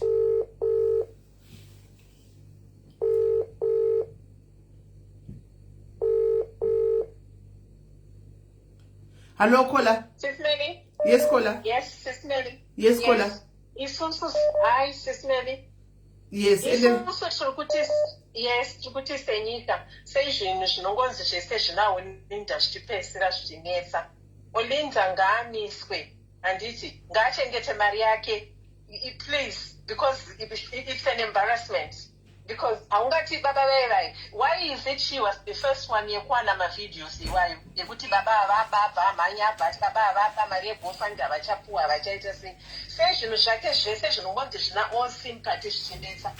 Saka tiri kuti senyika Olinda chengeta mari yako please. Unana Shonda naNandi vanoda mari, siya vanoda kupa nemwoyo chaiyo inoda vaite iwe timbovisa Olinda inogara pasi. right. Thank you very much, Kola. Thank you. Hi. UK, I surrender. Hi. UK, I surrender. Hello, Kola. Hi, Ismail. Yes, Kola. Inini ndau yangu kuzobvuma mhosva kana baba vabafona handitika all right fine he's guilty chivapai mari vatsvage lawyer vanoenda kukoti vonobhadhara fine zvopfuurira zvoenda mberi because him stealing that phone, if he did steal it, it's none of our business. Zvaitika isusu tisipo, saka we don't have to be too judgmental because we're trying to help him. Saka hatisi kuda kuincriminate anybody kana mati vabafoni and stuff like that, it's okay. Chivapai mari vanotsvaga lawyer voenda kukoti kana vachienda kunoita social irunzi kupublic service vobvuma mhosva and stuff like that because kuvatorera mari isusu hatisi mapurisa and mari yaya haisi yemunhu akaseta gofund kana kuti akainitiata. Those funds are because the public made contributions. Saka the sponsor and whoever, they don't have the right to hold those funds or make any judgment because already you are stealing in the public eye. That is if that's the case. But at the end of the day, all right. Kana vaba, it's okay. But Maria vapei, vakonozvionera kumatareds mosha vokubvuma number yakapinwa. Right. Life goes on. Right. Thank you very much, caller. Thank you very much, caller. Yes, I do agree with caller. Yes, I do agree with caller 100%. Inimba makoska nditori papisi chai.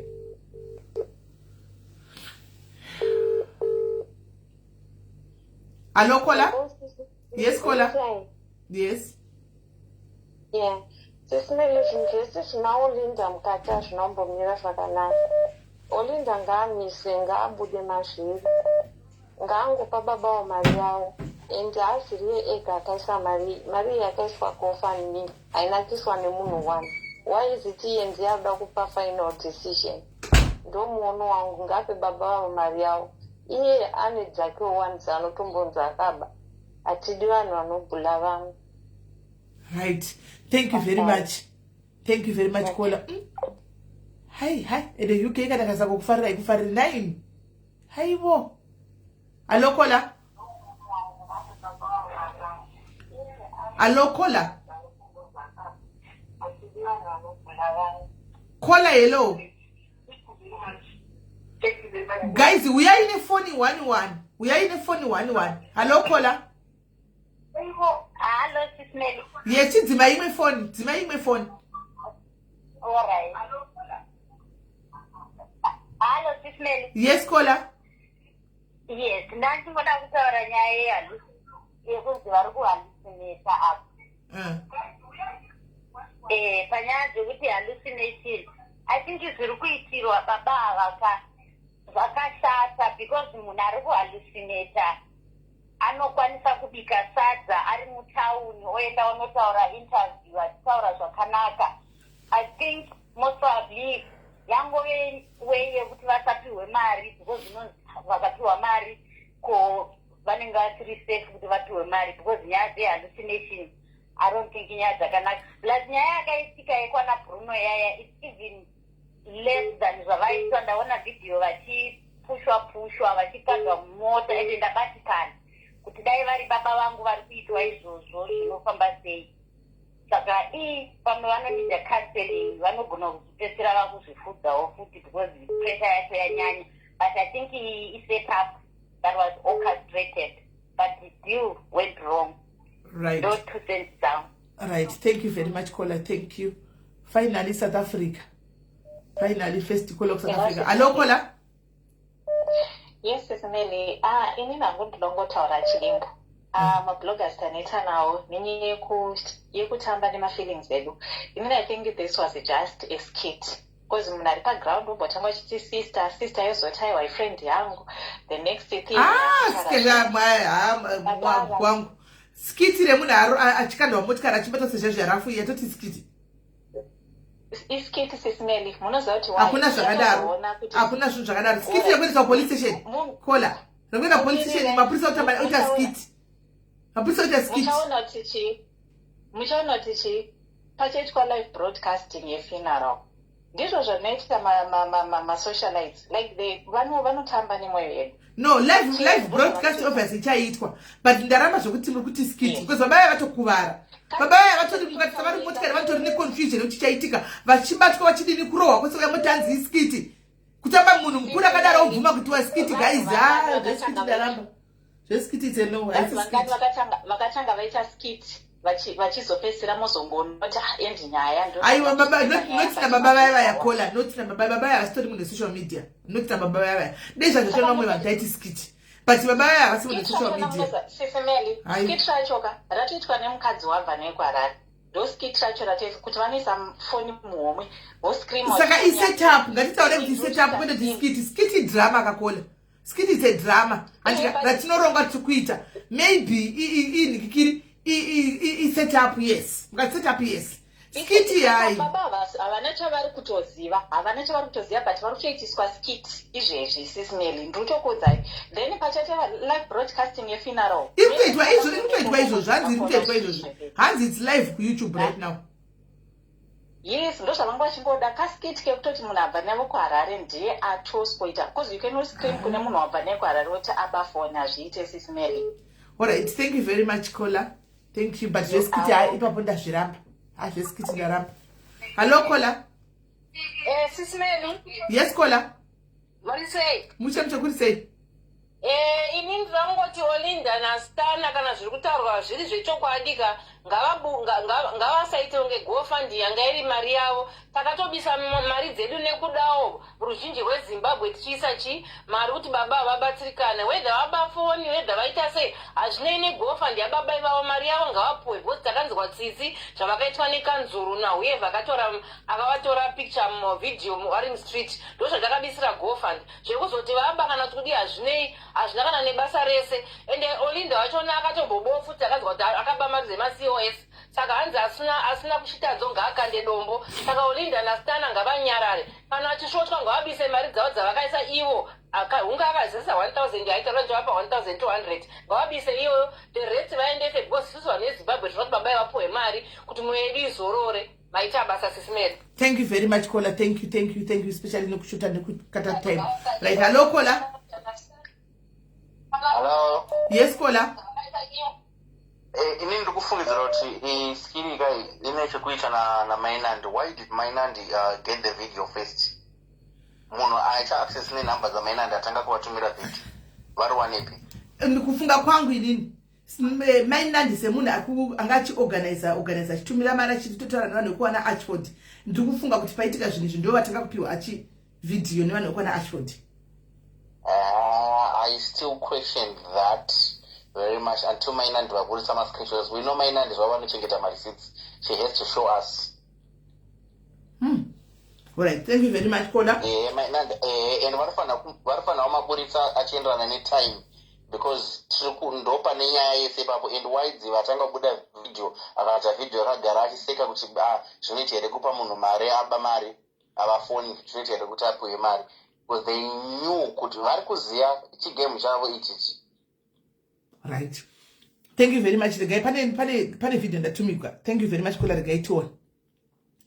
Pane manje awukuenda kuvideo makosa chipinda. Pane video rikunzi raitwa racho raStana. Ripapi. Sanzi ndipewo chance ne alright ngati vape. Hai. Munhu wese akuda kutaura vanhu vachi makosa chakawanda kudai. Hello Sisimeli. Hello caller. Yeah. Ndaenda kuTikTok patanga kuposta Mainland. Vasati vataura zvekuti baba vanofanira kupiwa mari. Vatanga vanoti mbavha inobetserwa sei havasi kupiwa mari. Then public yabva yajamuka, comment section yajamuka kuti hazviti ngapiwe mari yavo. Why atanga kutoisa caption yakanzi hey is an embarrassment what. Nyaya isati yamboongororwa. I'm sure pane I think ipapo Olinda amanya. Asati anzwa nyaya zvizere angotora zvaudzwa akabva mhanya zvesocial media. That was wrong. Akadi anza kumirira kubata nyaya izvo zvizere. Sezvo yanga yapiwa iyi. Akatomhanya kuti mari avapiwe kuda kuti iye akataura kuti GoFund ngaitwe Ashford akaronga GoFund vanhu vakabvisa mari. Pamazita GoFund chero pataibvisa mari muGoFund hapana munhu akambobvisa 1000. Mamusina 1000 akambobviswa nemunhu 1. Which means iye asati pamwe atobvisa mari ake wayanga kuti mari ngaimiswe. Olinda Stana atanga futi kuposta zvisina nebasa rose. Vane zvavanga varonga. Right. Thank you very much caller. Thank you very much caller. Right. Hello caller. Hello? Yes. Hello? Yes caller tukunzwai. Inini Sisimeliga. Turikuona sekuti vanhu tiri kumhanyirira kuti Olinda aba Olinda aita this Olinda aita that handitika but Olinda naAsho acho ati ndo vanga vari pamberi kugadzira ngirikini yacho here zvadii kuti timborega kuti kubhasha Olinda kuti aba tisati taziva ngirikini yekumapurisa. Ngatimirirei kubva kumapurisa because angaite setup here kuti varege kupiwa mari atombotaura kuti mari yapiwa ikoko. Of course Olinda ane zvaakatadza but anyway ngatimbomupaiwo break. Right. Ndikola vamwe vari kuuyawo vari kuti dei tambomira tanzwawo kuti mapurisa kuti kudii before satamhanya kuti munhu aba then tozonzwa kuti mapurisa kuti kudini totangirawo ipapo. Ndikola ava vari kudaro. Ndikutira kuti sirega itoni ndatumirwa video yachiyastana. Let's hear the video.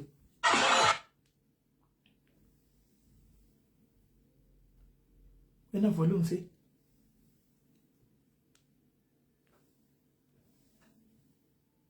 Ina volume. Video yamandipa ina volume kola. Video yamandipa ina volume. Video yamandipa ina volume kola.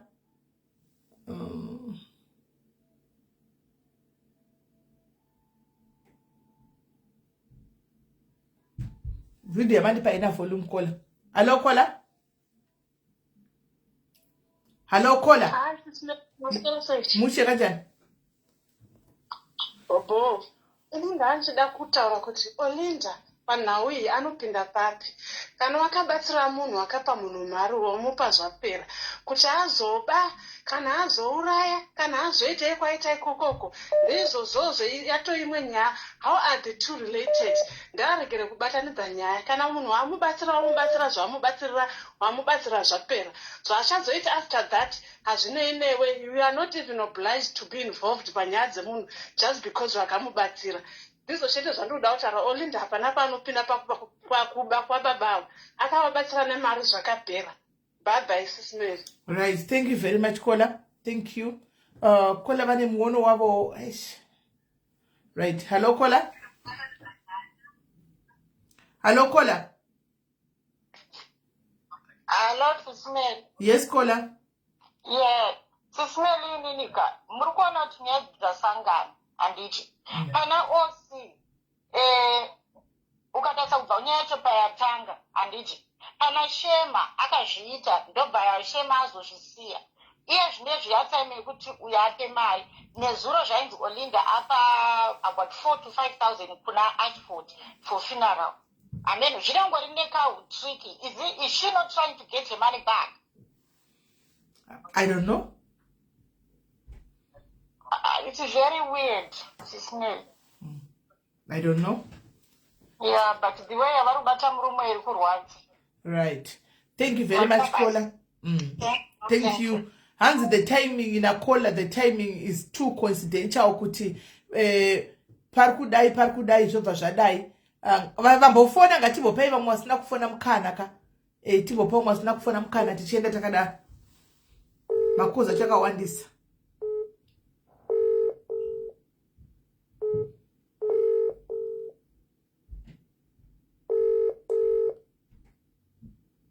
Right. Ndakafona ndikaona usina kurumidzi kufona pamuwadzokera mubasa ndotojamba nokutenda to the next. Tichinda takadaro. Mafona big. Hello? Hello sis Nelly. Tata kwenda mberi mushe murisei. Aiwa tiripo. Aiwa panyaya iyi kai. Ini chandira kutaura ndichitaona achiteerera nyaya ndikadada ndiri kukuru. Chazongwira kuti ndingoti what's this about? Zvanzizvo naOlinda murume wangu ari kutopopota munomu kuti uri kupa vanhu mari vari matsotsi. Ndakati mari handisi ndeye GoFundMe ndeye vanhu. Saka why would Stana be shouting at her kuti uri kupira vanhu mari matsotsi? You know what I mean? Saka zvinobva zvangoita kuti mungotanga kungokwesena kuti zviri kumbofamba sei panyaya yemari. Kana adaro Stana ipapo akanganisa kana ataura zvinhu zvakadaro Stana ndaida kuplaya video yandapiwa but kuramba audio video yachona. Kana adaro akanganisa maybe akanganwa kuti mari yevanhu haisi mari yekumba kwavo. Because atutaura sekuti mari yacho ndeyake yavo yavari kuisa yavari kupa munhu. Iyo iri mari yeGoFundMe ende ndatozwa kune mumwe munhu ataura pakuti paGoFundMe pacho hapatorina zita rake rine mari yakawanda yacho yaari kutaura kuti akakontribhuta iye. So ndozvana chida kungotaura chete kuti aiwa mashoko iwaya andibata-bata. Right. Thank you very much Kola. Thank you very much. Stana mari ndeye vanhu. Stana kana wakantarisa Stana Dadesi kana wakantarisa mari ndeye GoFund. Olinda akaisawo pakaisa vamwe mari. Haisi mari yaOlinda yese 5,000 yakapinda hanzvadzi yangu. Pakaitwa GoFund. Kureva kuti vanhu vakawanda vese vaida kucontribute vakacontribute ipapo. So ipapo ngatigare takorekta ipapapo.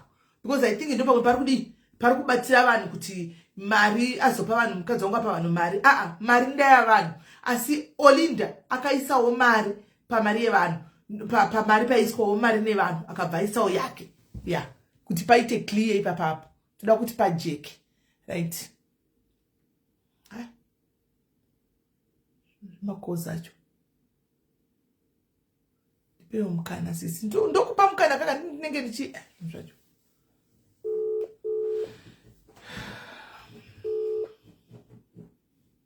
Alo Kola. Hai sisi. Yes Kola. Ai vanogona kuva akaisa asina kuchasa zita rake kana kuti akaisa asina kuisa asina kuchasa Seth Olinda. Alo Kola taura itinzwa. Ndandiriko ku live ya Olinda ku TikTok right? Afonera ya ashishikanziswa nizo ndanzwa kuti shamwari yako ndo yabirwa phone. Sister Asha akati zvonizo ndanzwa kudaro rega indigo confirma kuti mira dzokorodza futi tanga futi. Ndandiriko ku TikTok kwa Olinda nditi. Akafonera sister Asha akati ndanzwa kuti friend yako ndo yabirwa phone. Alright. Then sister Asha akati ndanzwa kudaro but handisi kunyatsoziva rega ndikonfirm ikoko ndinzwe vanhu vanga vari paground. Alright. Then anenge apiwa nhamba here dzekufona bangotanga kuti afoni yangu yakunetsa chichi. Then vanhu bva vajamuka mu-comment section kuti ayewa inga vamboti zvonizvo friend yesister Ashi ndo yaita sei ndo yabirwa phone. Kwapa sei nyaya dzacho dzakuchinja then live payakatwa. And I want to ask also kuti angachiziva kuti baba vari kuenda kuchinhoi ndiani. Olinda chete nevamwe vanga vachizviziva kunzoko. Nyaya dzacho dzabva dzangodzoka kuna Olinda chete. Ndiyatanga kupiwa vhidhiyo, ndiyatanga kufonerwa, iye abva atomhanya kuisa vhidhiyo pa Facebook. Haana kumbotanga atsvaga umbowo kuti ichokwadi here chichaitika, azotanga kudhauta adzoka again live kuFacebook. Ndizvo here izvozvo chero vakanziva aba alright. Thank you. Right. Thank you very much. Hey. Pakaipa.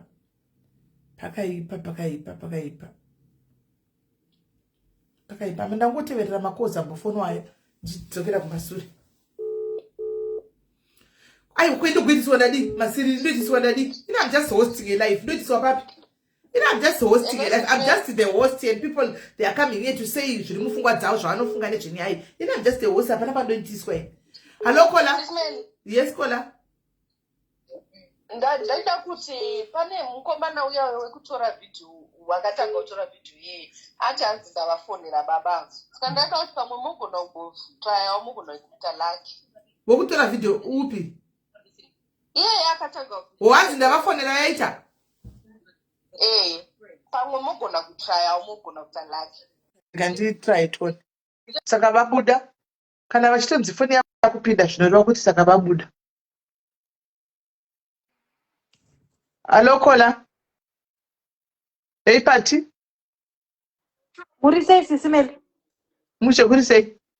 Undiri right. Sisimeli chekutanga video ndofunga imi mamuna kunyanyowana umbo nekuti mazongovhura live nezvinhu zvachitenderera. Chekutanga video yatanga kuiswa na Stana. Stana hatisi kutomboda kumunzwa achitaura nekuti zvoni Olinda ana kana 1 rand yakabvisa. Kuti GoFund izotangwa Sisimeli, Olinda akanga atakuisa 1000 muGoFund yasina kuisa.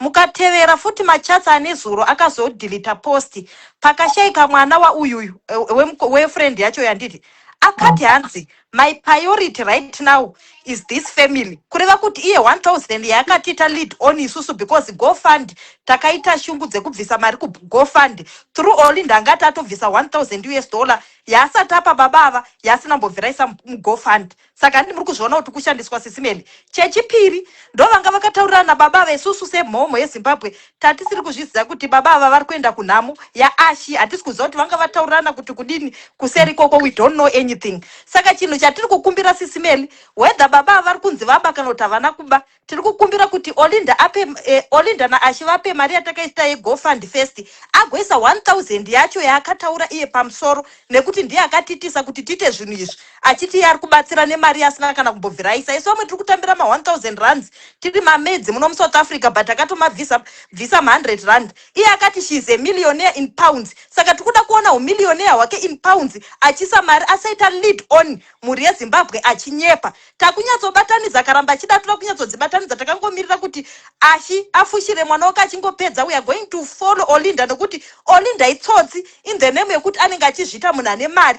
Ende takagara tazviudzwa panapa paFacebook but hatisiri kuzvicherechedza. Ndombavha vanhu vari kufamba nemalambogina nemabenz vachivhura magofund vachitora tumari twedu twatinenge taita mahouse girl tusina basa rese vachiri zviita vari kubatsira community. At the end of the day community yacho isina zvairi kuitirwa. Mukuru tinozviziva kuti mukuru ndiye ane mari. Ende tinozviziva kuti murombo kuti anzwikwe achitaura panapa paFacebook it's very rare. Saka tiri kutongokuudza Olinda toziva kuti unenge uri pano unenge wakateerera panapa tiri kutongokurespecta because ndepasisimeli hapatukwe munhu tinotongotaura zvakanaka but tichatokufambira kumaplatforms ese because mhuri yeZimbabwe they are very disappointed. Une kautsotsi kauinaho nemurume wako ende 1000 yawakapromisa uri kuzotoibvisa whether you like it or not. Ende hakuna kuma community service kunombonza hanzi zvoni baba vaye vanoendeswa sisimeli tichatouya futi chero vachinge baba vaibika sadza. We don't know for how many years havanambobvira vabira kana munhu kana mari vozoenda vondobaka foni ke $50 vane 7,000 and something yavari kufanira kunge vachipuwa. What is that? We want money. Asi hatisi kukupinza because uri pakuchema but next week nawi tinenge tichinyatsokuizeya ipo pano paFacebook. Thank you. Thank you very much, Kola. Thank you very much. Anyway, kwai Maria uchaibvisa chete usingadiwa wakataura kuti uchabvisa iyoyo. Anyway, hauye ndikisi. Kuita kubatwa hostage. Kwai uchaibvisa chete Maria iyoyo. Hello Kola. Mukundinzwa? Tirikunzwai. Ndasirira futi pane zvandambotaura ndichipopota ziya wakufona nchiti weda baba kana kuti havana ngavasiyane nazvo. Uinga ungoti kuna nematambudziko pekutanga handiti pechipiri sorry to address you achipa nguva yakaoma mudai asi neitambomusiya guys asitambomusiya semunhu ari kuchema negative tinozoita kunge we are coming as insensitive people just hearing iye achinzwa ari kuchema onzoti tiri kuita live kubuda zita rake. You see what I'm saying? Ari kuchema mwana ari kuchengetwa and then onzoti kuri kuitwa live kutaurwa zita rako. Even tisatataura chakaipa it will not come out as sensitive people.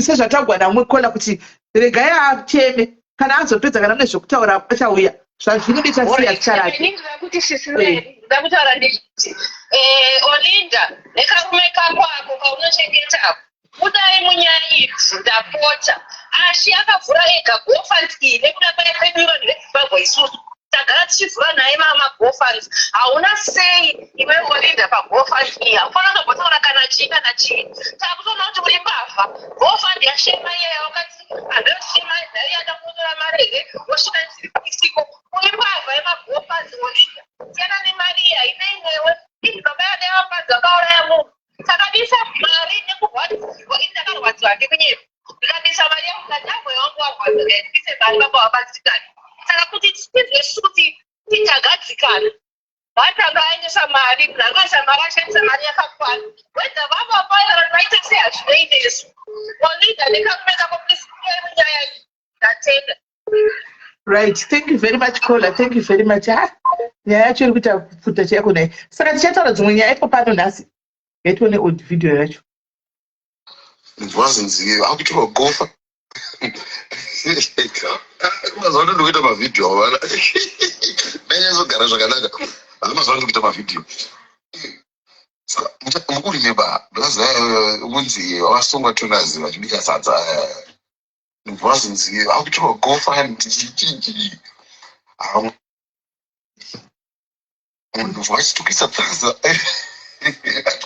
tukisa tsaza chichichi tsaza nhasi vakunzi vaenda vachinotora kwanga fanira pakutambidzwa kesha au chichichi gofa ndingasvika 5,000 6,000 mari mitoto ingasvika 6 point asvika ipapo akusikopa foni kana ndimi wasvika pamariro kusikuva kune mariro asha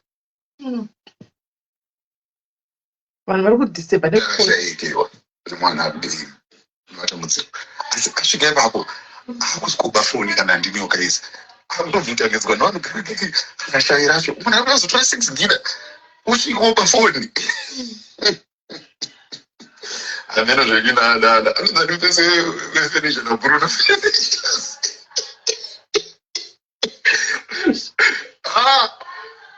Pacheco kanya.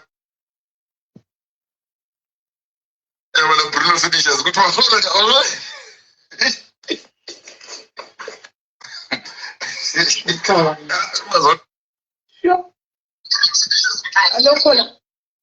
Hello, Sisimeli Murisei. Murisei.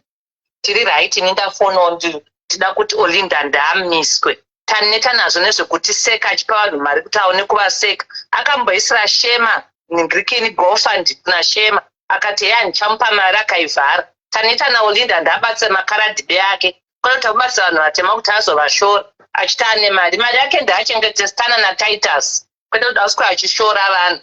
Zvakubhowa. Murume mukuru Sterek. Zvakubhowa zvaanoita Olinda. Iye mari yake ndeyake. Ndagara naye ndapezvikomba zvake zvese nevanhu vake. Asiyana nevanhu vanhu vatema kuda kuvagina kana avapa mari opota achivashora futi. Kuvazvuzvurudza kudaro baba vaye. Ndamiswe Olinda. Mari yakati nayo vane mari havataure. Sezvaanoita izvi. Vane mari havataure. Right. Thank you very much, Kola. Thank you very much. Yeah, pakaipa. Masinda achama. This video you don't bore so I tara chokwadi. You don't bore so video the way he's laughing so. Really bude asho mushe but anyway. To their own. Men. Okay, to try kufanira vanhu beki tione vese vari kufona. Vari kufona vese ndikufanira ibeki.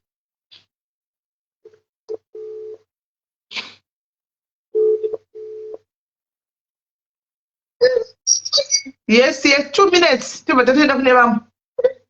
Sei haiwa ndakafudza indikatukuya anonzorinda aitero. Vanhu mukandiseka mukandituka honaika. Hunhu hwake agara anobakani. Pesa panze maporesa yaingoti akaronga GoFund miongonyudza. Ototanga kutochengeta zvikomba zvake. Hunhu hwake akatozvarwa akadaro. Pese panenge achiti ndine mari hana kana mari kana senti. Anongofamba achitsvaga credibility online to people kuti ndichakupa zvakati ndichaita zvakati. Vanhu otobhiliva ini otanga but you wesa wakati wakapromise wani kudzidako rako wani riri kuuya. Wakadzidako wani ndokuitisa wotsvaga wopula neri.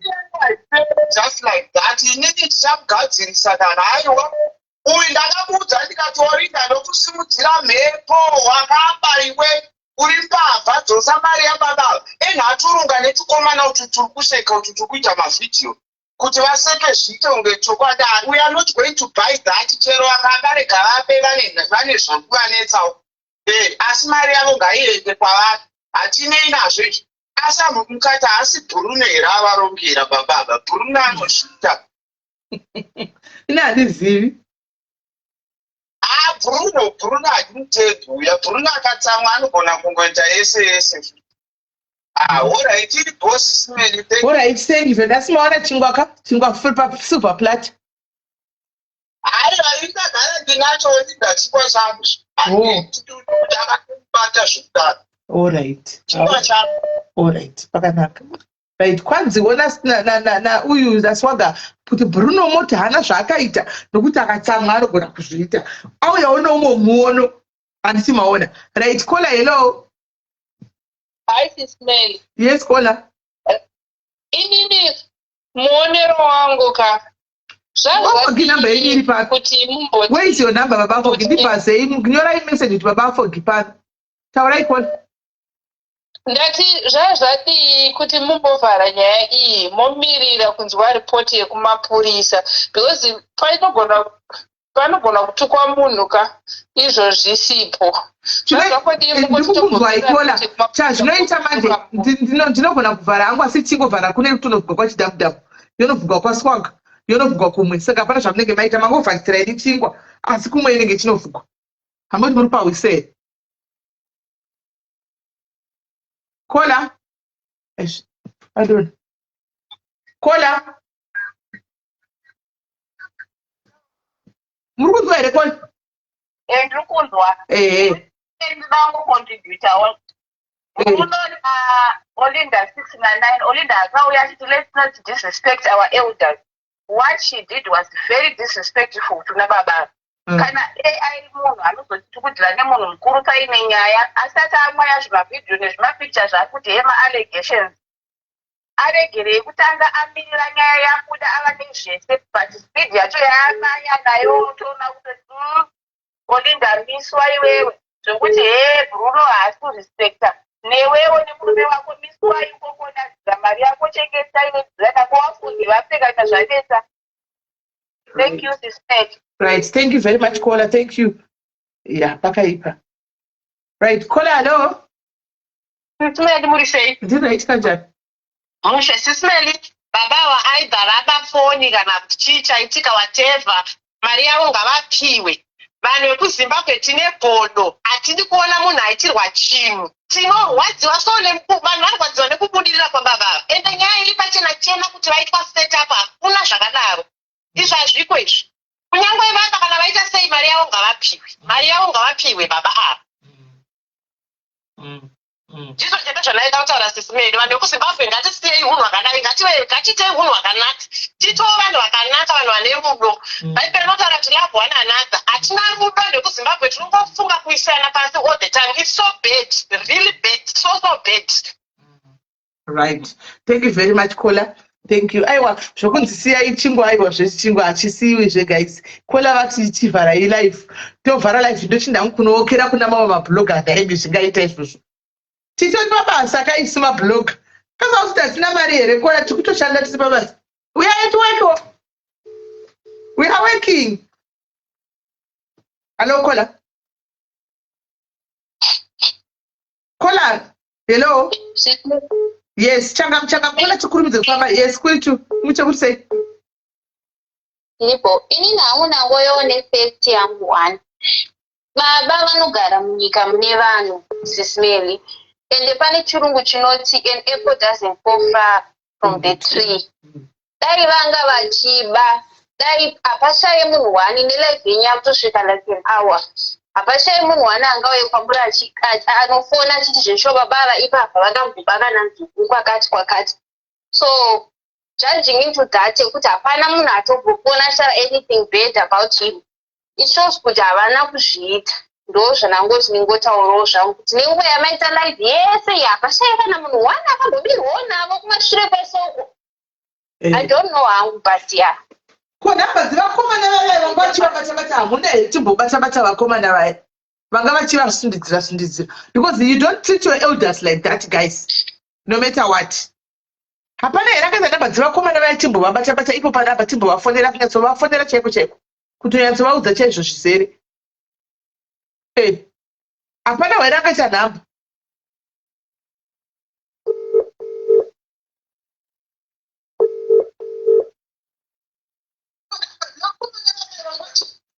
Caller, dzimai imwe phone. Still right. Hello. All right, okay. Hello. Ndangotaura kuti izvo tinoziva pamutemo kana kuti court of law maybe yatakuti court of Facebook. Kuna kuti dzinoita makoti edu zvepanezvi kuti makoti dzinoita baba forgive kuti everyone is presumed innocent until proven guilty. Saka ndikuti inini baba vakatiziva kuti vabereka kuti havana kuba. Agree nemwe kola ataura kuti chi dai vaiba pesi pakabuda mapersonal avo zvamai ava zvakabvumai vacho vachitaura vachokunyazi baba vavo kuti havasi kuchengeta mwana. Dai baba vaiba obviously someone angadai akatouya kuzotaura kuti chi baba vanoba. Ini hangu handifuni baba vane rekodhi yekuba. Ndoenda kune mai ava. I think it's a setup yaitika. But mai ava ndodai mapurisa vanyatsova interrogator. Vanditi vanyatsova interrogator. Kana kunzi pane vanhu vatuma. I'm sure zvichabuda zvese. Zvichabuda ndendo zvichabvawo kuti ko baba ava ini ndiri kufunga kuti rekodhi yekuba ndikuti vanayo. Ko zviri kunzi panzi mbavha vatiza. Kuti vatiza vachitya kurohwa handizive ipapo. Makuvara kamunhu kuvara kubarikeche. maybe vangatiza kuti vanhu varove but still I condone kuti iyoyo that mob justice iyoyo kuti everyone is innocent until proven guilty. And then touya paMario waditika Mari iri kunzi chi yatosvika kuZimbabwe vachazitwa hand over handiti indoti chi I think before vanhu vatanga yes vanhu vane hasha chino before I think vanhu vatanga kuita too much blame dai vambomira taona kuti Mari haisvike here inhangwa I'm liking the approach you are taking Simeli kuti you are just being a host and listening because mangwana you don't want kuzonyara makuzopfeka apology but avana vari kufona ava chero chi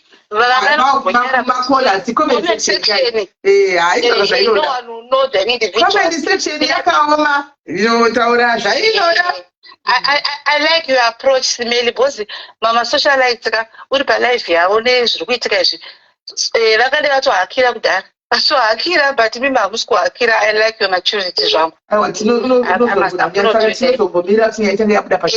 kusvika tanatsoona nyaya yabuda pachena zinti kana nyaya yabuda pachena aiwa mafekta aiwa mune rutara yamada but I think vanhu they are quick to judge kutaura kuti set up ndinhingi dai tamboita a bit patient tanatsoona nyaya inozongobuda. There will be plenty of time to talk about kuti kana kukubhashani ani kuti ndiye mafungira angu dai I think maybe haungaudza zvekuita but I think dai vanhu vambofocusa mainly pakuti was it fair baba varohwe havaita ende baba vange vari mphafa here or not regardless vaba kana vana kuba mari yavo ngavapuwe idai tamirira kuona kuti mari yacho havazopuwa here vakati kazoti havana kupuwa mari yangu disabedeni yes Facebook yese inobvira ngandungandi koba vacho vakazopuwa mari okonfirma kuti tapuwa mari tatoibhenga akupiwa vachakakupiwa zvaiko zvinopiwa mari yavangu vanofanira kutokupiwa the public is saying the public yakabvisa mari is saying mari kumuridzi so mari vanongopiwa whether what or what mari vanopiwa I think vamwe vanhu vagara vane mapersonal vakutongoona opportunity yekuda ngoita munhu personal but ichi vasina mafacts. Thank you so much Simeli. Right, thank you very much caller. Thank you. Okay, bye. Hello caller. Simeli. Yes caller. What right? Did I tell you say? What right? Much. Right. Mirandi kufanele pick. Okay. Hello caller. Simeli. Yes caller. Ini ndakutaona sekuti set up kuti advise vakomana vaya vakaita set up baba because vanhu vakatumwa naOlinda naStana because kamufariro kari kuita set up baba vasetwa up munhu akadzi angada kutambidzwa maroba phone guys kana ndiniwo chii chinonzi phone anoitengesa mari kana $50 vanoiwana here phone wachiluza 6,000 mari yakadonetirwa nevanhu in for me now ndakutoona sekuti set up Simeli. Right. Thank you very much caller. Thank you very much. Right. I did see 98% of the callers are UK. Yes, Mazeta all America, Canada, South Africa 2-3, but 98% is Muno. Hello, caller. Africa 2-3. 98% is caller.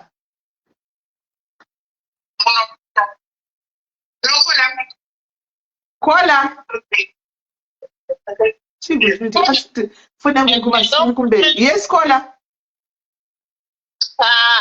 Baba vasisimeli mungati vangabo here nengirikireni foni ivo vakapuwa $100 naBruno vakatoidzosa vangazobawo foni here itori setup zvaiiiki kana vakadzosa $100 vasina kana senge vakatombotirwa kana GoFundMe vangasina tombotirwa kana neGoFundMe yacho vasina kana chinhu chavangamboofiwa nevanhu vangopiwa naBruno 100 asi vakanodzosera vasina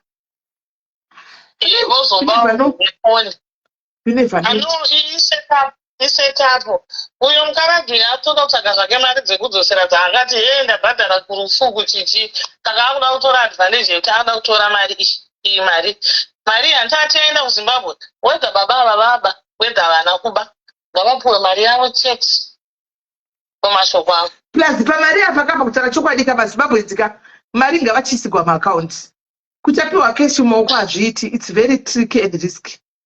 Hazviiti. Mari ngaichinga vachingovhuriswa account baba account inomboita dhee kuvhura. Vovhura account yavo voiswa mari yavo muaccount. Voiona mari yavo iri muaccount ivo voshandisa zvavari kuda kushandisa. Kupiwa iko zvine Zimbabwe yese mbavha rose kuZimbabwe tsotsi rose rakatarisa kudai.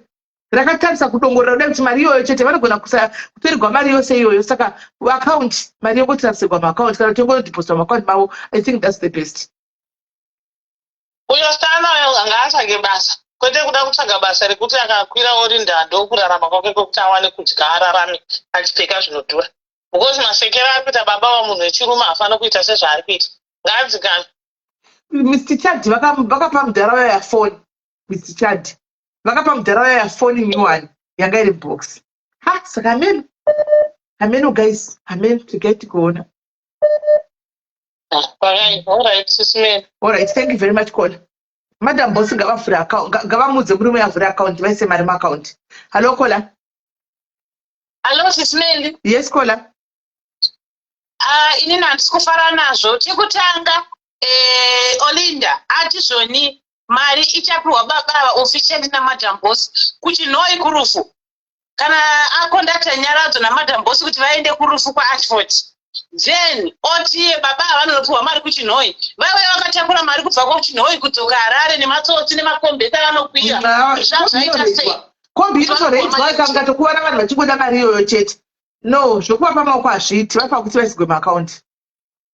Saka vataenda kuchinhoi kunosangana naMadam Boss naOlinda kuti vapiwe mari iyoyo zviri officially. Vopiwa mari panhamo pane vanhu. Nembavha dziri kuHarare. Zvaifamba sei kuti zviitwe izvozvo? Set up mari yavo ngavapiwe. Uye mari yaShema yaiti anayo iri kupi first. Kwakamboitwa GoFund yaShema akati anayo hatisi kuiona. Iyi futi anoda kuti vaba orega futi kupiwa zvichingodaro. Iyo yaShema yayo ndaiti yangu nezvaigona Olinda kaadzosera angorequesta GoFund. GoFund vane mazita. Ingodzokera back kumunhu mari yayo, mari dzadzo. Back kuvaridzi vadzo. Honestly speaking. Sisimeli hapana ndakakudza MC wakauya kuti piwa ilingi tinoita kuti irimo here muGoFund macho. Because iye paakaitumira Shema mari ka2 achitadza kunoitora. Zvoro kuti akaibuda akatanga ndaipa Ashford. Akati mari yaShema apa Ashford. Iye baba zvakare akatapa Ashford. Ndobva yazonzi yakupiwa Madam Boss. Pa officially baba kuchinhoi of all places. Madam Boss anogara muHarare. Baba vanogara muHarare. Why kuchinhoi? Why kurufu? Kunoita zvemari kurufu.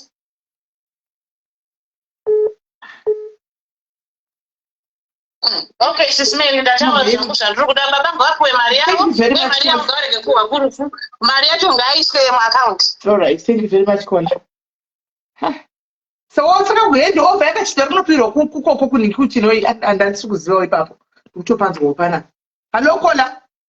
Hello, Simeli, muri sei? Mushe kanjani? Ndinongoisawo 2 cents dzangu. Mazimboka detambomira nyaya dzekuvenga mukarati. Mainandi, of course vane zvimwe zvinhu zvavanombokanganisa zvavanombotadza, but pagonekwawo nemwana womwe munhu aiwa hatingotendai. Hatimbomirai kupomerana kuti mainandi nyaya yekuti vanoda kuti mari yavo idzoke back. Hakuna zvinhu zvakadero. Hatingamboti mainandi vangasvika paextent yekuti vangabvatamba nezvinhu zvakaita seizvozvo. Ndo 2 cents dzangu dzatoda kungoisawo. Alright. Thank you very much, Kola. Thank you. Hanzi timu ngatirege kuvenga munhu kusvikira zvakadaro kuti vangabva vaba mari havangambombi mari. Ngatimbomirai kusvikira tanzwa kubva kupolisi.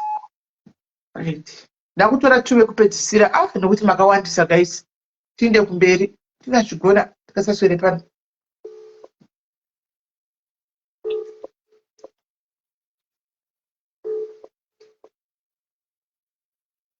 kuHarare kwakabigwa Shelton trending vakuti vakabigwa muHarare kuHarare kuya uko kwai vakabigwa Shelton trending vaya kubigwa kuHarare uko kuzoti ndara vaya naimi vakasanomborigwa mari vese vanoitoregwa se vati Kola. Hello, Kola. Hello, Sisimeli, muri right? Mucheka njani? Moshe, ndachida kungopa a quick contribution just regarding apana Kola vanga achitaura kuti piru regarding nyaya mari yaShema kuti mari ngaidzoserwe kuGoFundMe. ukanosearcha because you can go and look, ukanosearcha paGoFundMe ukatsvaga link reya harisisipo at all. Link kana risisipo kudaro, and someone akamboita maGoFundMe ndikatowithdrawa mari for specific campaign ataimboita with my NGOs andoshanda nawo. Kana wawithdrawa mari unokwanisa kudeactivate link kana kutoti ritobviswa zvachose. The fact that link harichawanika, it means kuti mari yakatowithdrawiwa kare. Dai mari yanga ichiri kuGoFundMe ichiri kukwanisa kudzoserwa kune vanhu vakacontributwa, link raifanira rairamba riripo. But the fact yekuti link harisisipo, harichaoneka, it means kuti mari yakatowithdrawiwa yese. Saka it's no longer possible kuti anoudza GoFundMe kuti idzosera vanhu mari, because GoFundMe haisisiriwe nemariyo, mariyo yakatowithdrawiwa nemuridzi wecampaign who is Olinda. Saka iye asi chaanokwanisa kuita kana achida kudzosera vanhu mari, she can get mazita from GoFundMe, she can get information from GoFundMe kuti akwanise kuona kuti anokwanisa kudzosera vanhu mari. But it's also difficult because vanhu vanenge vari anonymous and havina kuti anozvitambisa sei. But fact yekuti link harichaoneka, you can only deactivate or delete the link kana mari withdraw. So the fact you akati mari iri mubank account make. But it's no longer possible. Anodzosera sei vanhu mari. It's just not something that's possible, to be honest. But kana tichida kutaura reality, because saka mari yacho inoendeswa because imari public, ati the public must decide zvakare kuti mari yacho yoendeswa kupi. Handizosiyawo hangu, but I just wanted to contribute to the effect yekuti it's no longer possible to facilitate kuti mari dzidzokere kune vanhu through GoFundMe since you already withdrew mari iyoyo, which is also so suspicious. Kuti saka mari yakatotorwa iri mubank account or nguva yese, why was it just not given to Shema wacho in the first place? Anyway, thanks Ismail. Thank you very much, Kola. Thank you. Right. Kola. Sismeli zvese. Mushe kanjani? Alright, tinoda koleta Kola uyo ati baba avo vanga vachitisa. Pana mai vafonwa naOlinda vechikuru vatoti aiva baba havana bhokera vatisa. Tatovatera vakazvitongozvifambirawo. Olinda ari kufona. Kana wapedza uzomufonera bheki. Olinda ndikufonera bheki. Ndikufonera bheki Olinda. Taura. Akati baba avo vanga vachitozvifambira vanambobvira baba. Saka vanhu vacho vakunzi vabirwa ka pachavo, they can't even explain kuti theft yacho yaitika sei. Mumwe kutaura zvake havachitoziva baba baba sei, vangoziva kuti baba foni yabiwa sei, hapana kutaura zvinonzwika. Number 2, Olinda handiti Makuseni pangatara nyaya yaAshford kuti hanzi zvataura nemwe Kola kuti kuti anga achiti inini I'm now focusing on Ashford. Anga achitotaura pachikuru kuti zvababa vatambosendeka takumbeta zvani zvekuti it's possible kuti pamwe mari yaAshford agona angamboda kusanganisa kuti mari yababa vaimboshanda kwaAshford achizoikavha kana kuba aita semunhu mukuru pamwe anga achazovapa. Saka panogona ngari madelaying tactics kuti ngatimbokavha izvi mari yababa vandigoita sei ndingovapa. Okay. Right. All right. All right. Thank you very much, Kola. Thank you. Mira tu phone Olinda. Olinda char phone. Mira tu phone Olinda. Now for direct.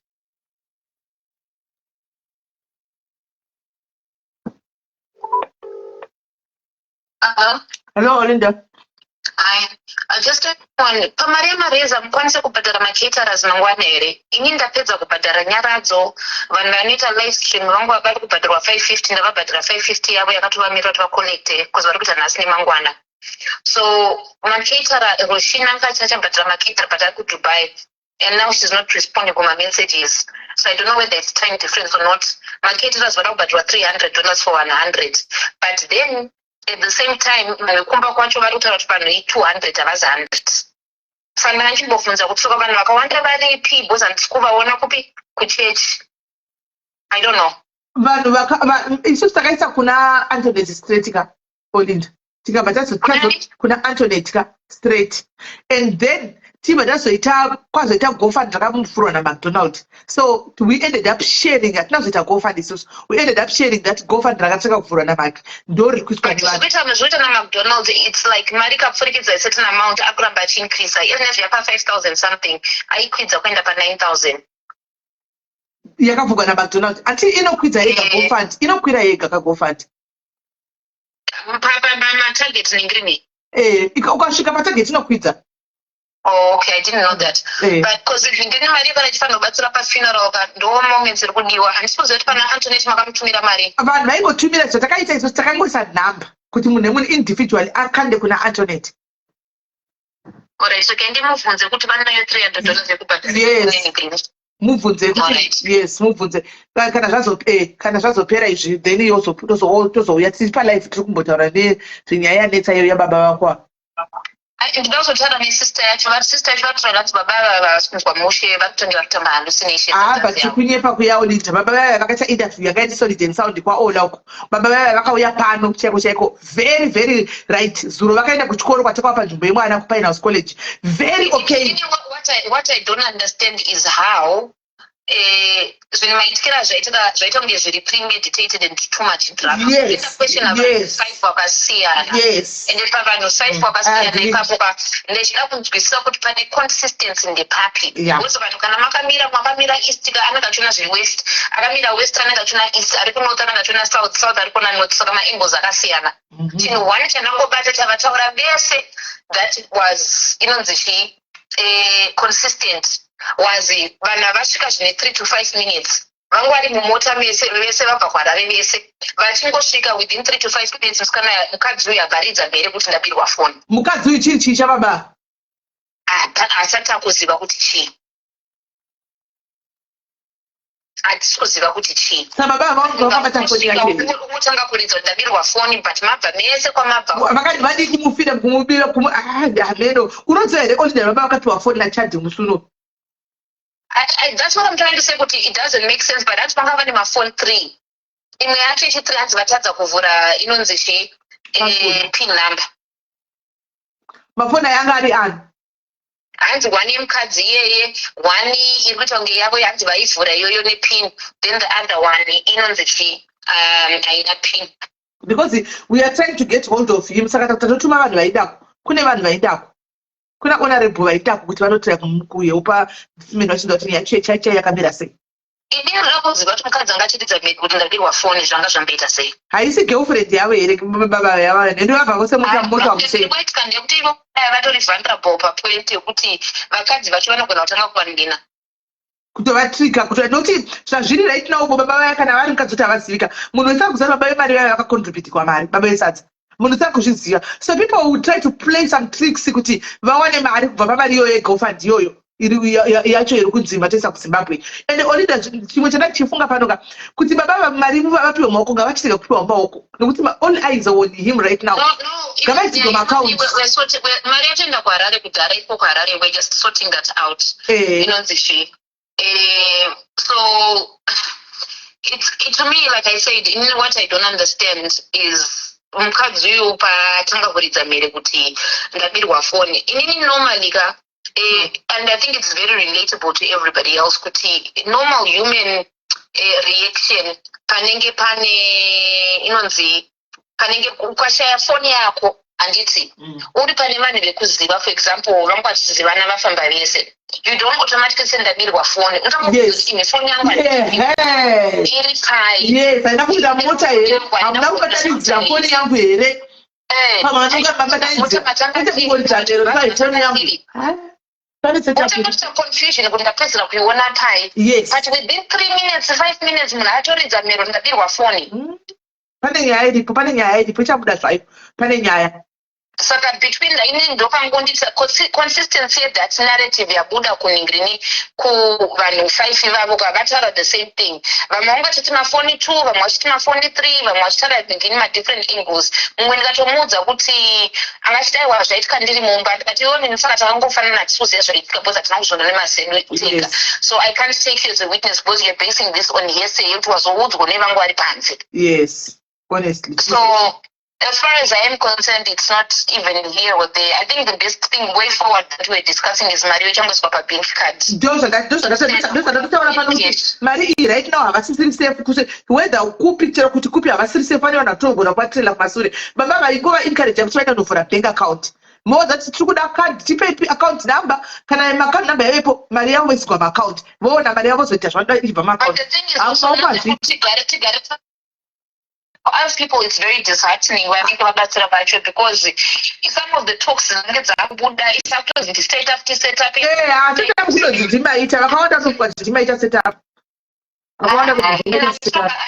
say whatever they want to say, but in like a leader and we share my Maria is on why not saying is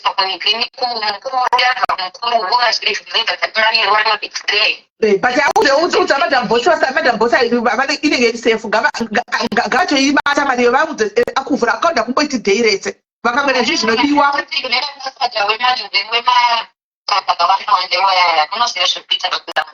This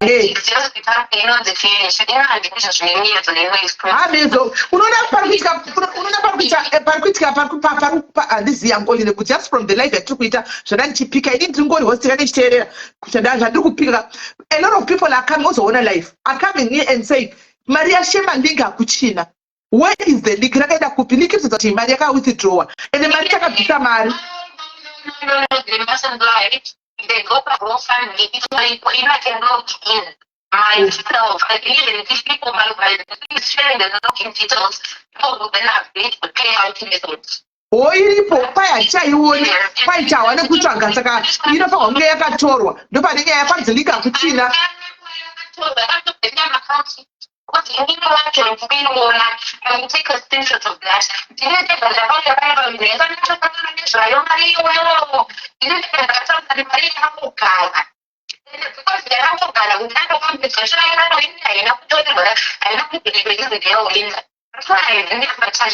Yeah. And that's why I have never touched my money. Yeah, one gonna pay.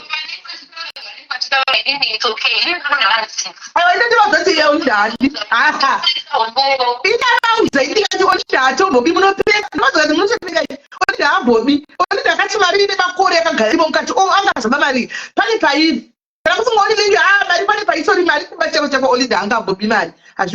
What's the akataura kuti Maria yashema iriko saka vanhu ndo vakwachitanzi saka Maria ndikati aiwa imi unogona kuudza kana link mukamubvunza Olinda kuti patinda ndangoti ngausavhunzwa nhasi because vanhu vari pakuchema vozokubvunza kana zvapera nokuti vanhu vakatitoda kuziva kuti Maria link racho riri kupi mozoudza Olinda vanhu vacho vakabvisa vari kuti moda kuti zvidini moudza iye Olinda because iye adati vakamudaridza kwebheki kwamuri moudza Olinda odzosera mari dzenyu bheki nachivaudza panapa.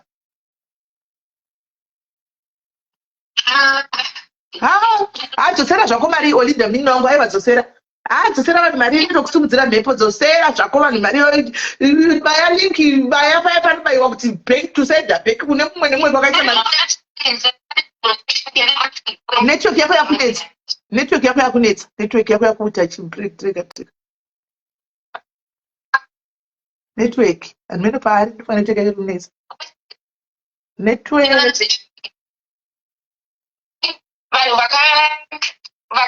donate, they can even go and request the money. I don't know request, but I tell only link. So I don't know but some let me ask this. You remember the GoFundMe that I did a few years ago? I think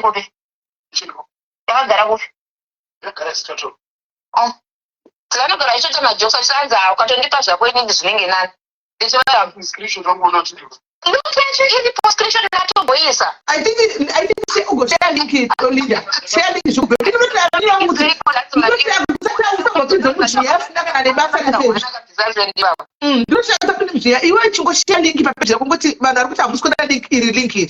link Kupa link utumira screenshot ukamari yacho chireflecta munguti link yenyu. Vanozoya vachinditi sorry. Vana kutokuita ndinodaya live pano. Vana kuita ndandori baya batani. Ngavatokuita link vanondoribaya. Vanopa kutokuita sorry. Oh, I'm saying. Yes, there's a right. He must prove. I am not refusing to do that. Let's understand this. But it's very disheartening that people go out of their way to I know. Yeah, nothing that's given. What I try to do is I help the community, and me helping the community on my own heart gets money. I know it's disheartening. Sure. Zimbabwe, Olinda.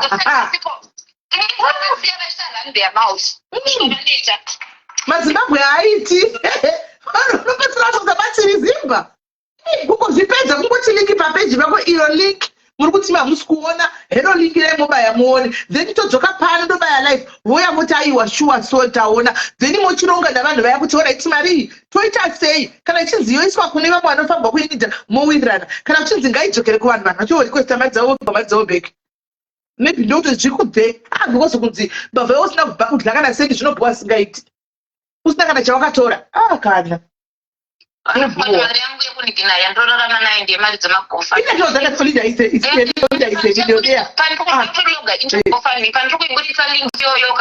ndikupota kuti bvirani nhasi ngakasoya inbox mangu plus ndinobva tobaya life ndobva tati Olinda uya kukombererekerera inatozana Olinda izemilionea saka munotanga vana vegofundme munhu wamiliyoni ndatovaudza ndikati guys munozofanisawo handina zvakawanda zvandokwanisa kutaura but I'm not going to say it. Let me log into this GoFundMe account. Because ichokane phone yangu isiri Baba Nandi Desmond.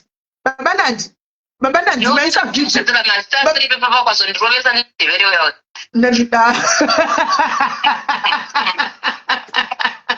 Alright, ngaticha Daisy bachidene. Okay, naenda kuti vazoti vanhu vari kupomotera video yaita. Kwai akachiseka baba ende vanhu ka. Kwai akachiseka baba vaya vasingaiti. Hai ndiona kuti ndikobvora kuti baba tinokwanisa kupa vanhu thousands kurutu. Yo,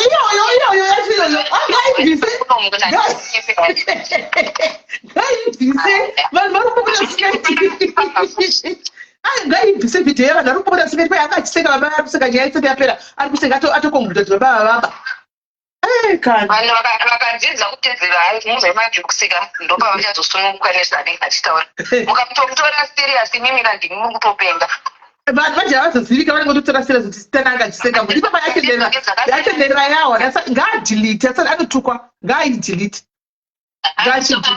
munombomuziva ene ndopa asiri kudhilita manje amene ake anongotukwa amene ake ichitandokotara pandikati aibisana ndikazvisekera ndikati dheza ringe achiseka ibi guys mangotorawo serious zvikanzi kana iplay tozoiplaya zvikanzi kana anga achitoseka munhu anoseka chimu nasamaplas akachitanzi iwo ndakatosape vanhu mari ipi noti mari yedu tisakabvisa mari yegofundme haisi mari yaOlinda ini vanhu vakaoma arikupotegwa hako video iya ingopotegwa kuti asimbova vaibvisa ipapavo anzokochiseka Of course, I was laughing. When I know that I was 6,000 on the upper phone. But you asked what that started out on about to Naba for Quanzio Mania. I told her that he probably have a picture. In my video.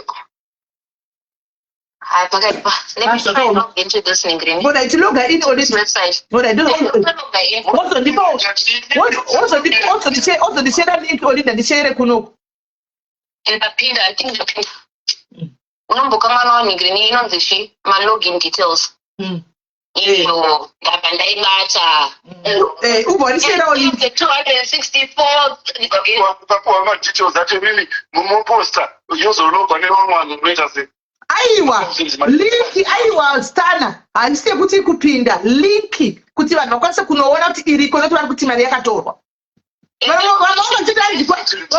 ndatozovamisa panolinda ndatozovamisa vanhu pana pamwe vachitanzi kwai ndo mari yakauya nastana iyoyo ndatozovamisa ndikatigai nditotaura zvinhu zvakadaro usati akazuvira uga zvinhu zvakakona kanaka mari yapinda papi yegofa ndolinda yakataura uga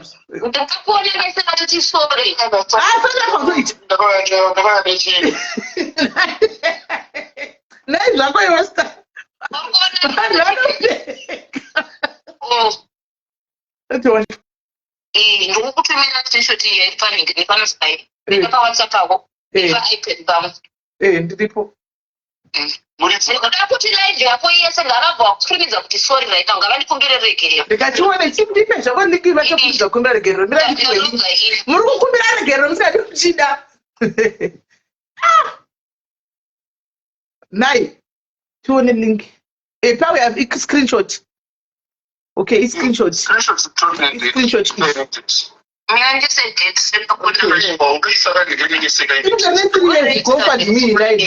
$8,267 raised of 10K. tarisa date and time iyo ikakonapo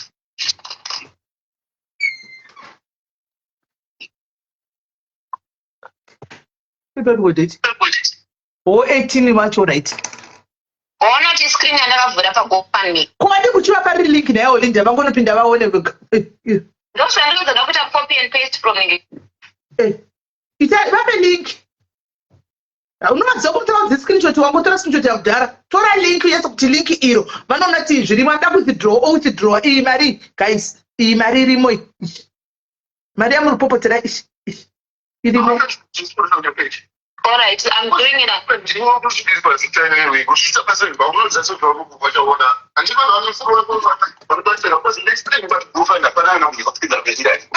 aiwa stana akaisa link ka vanhu vava kuti toda vanhu dzavo vanogona kunorequesta kuti ndiri kuda akaisa 3 pounds yakanorequesta kuti ndoterebhe kwaari inangu ndishabvisa kunoko ndiri kunzi ndise paningini papage pavo isamapeji zvipere isamapeji nda ubude mazviri tite live vakundiregerera hai ndotoida live iyoyo nyangwe ndendi kutoida live iyoyo uye kuregerero isa link ndikuisa kuningireni page kwako this thing yekuti I need to copy and paste from iPad yangu ndichiisa pafone but I don't know why it's refusing to copy because my iPhone unokwanisa ita copy and paste from vanhu ndo vanodzitemaina vakaisa mari dzavo zvenairu ndo vanodzitemaina kuti mari yedu hatishe makairamba saka people vanoda kutora mari dzavo kavanhu vatora zvangu vachitoda mari dzedu back vatora mari dzavo back ka vadzasara vanogona kudzawo leader to right mari iyi vatora mari dzavo asari yatora tipirewo nhingi handika tipirewo nhingi tipirewo kune macases ariko kana vachida kuti adle weti olinda indanomwa drink oenda kunoimwa anoona saka vanhu ndivo vanodzitemaina vakaisa mari dzavo linda haachakwanisa kuita sei nokuti munozomuti akamba haachakwanisa kuita sei panyaya iyi anonoona so linda link angu ari kuisa link racho munoona gofund kuti iripo vari kuda kuwithdraw mari mowithdraw mari dzenyu back motora mari dzenyu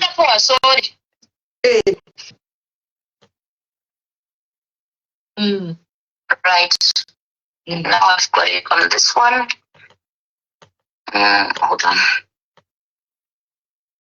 right link iripo papage pangu apo okay alright link ndaisa guys link raisi link raisi chindai munoona mudzoke nemasori arikuda sori yari chindai kulink ndikatokumbirwa sori kuti tete sori chindai kulink guys chindai kulink munyaradzwe miromo yenyu inongotaura zvinhu kwamusina kutwera link yairiswa gwendai munoona link uku manyaya munoona link mudzoke pano tikondinye muye mutiwo linda tinokumbira regerero wangu ane ndiri kutoita sori yangu ivavo haverikazvi vainde kunoona link guys chindai munoona link renyu kana muchiwithdraw mari dzenyu mowithdraw mari dzenyu mobva madzoka panapa chindai tione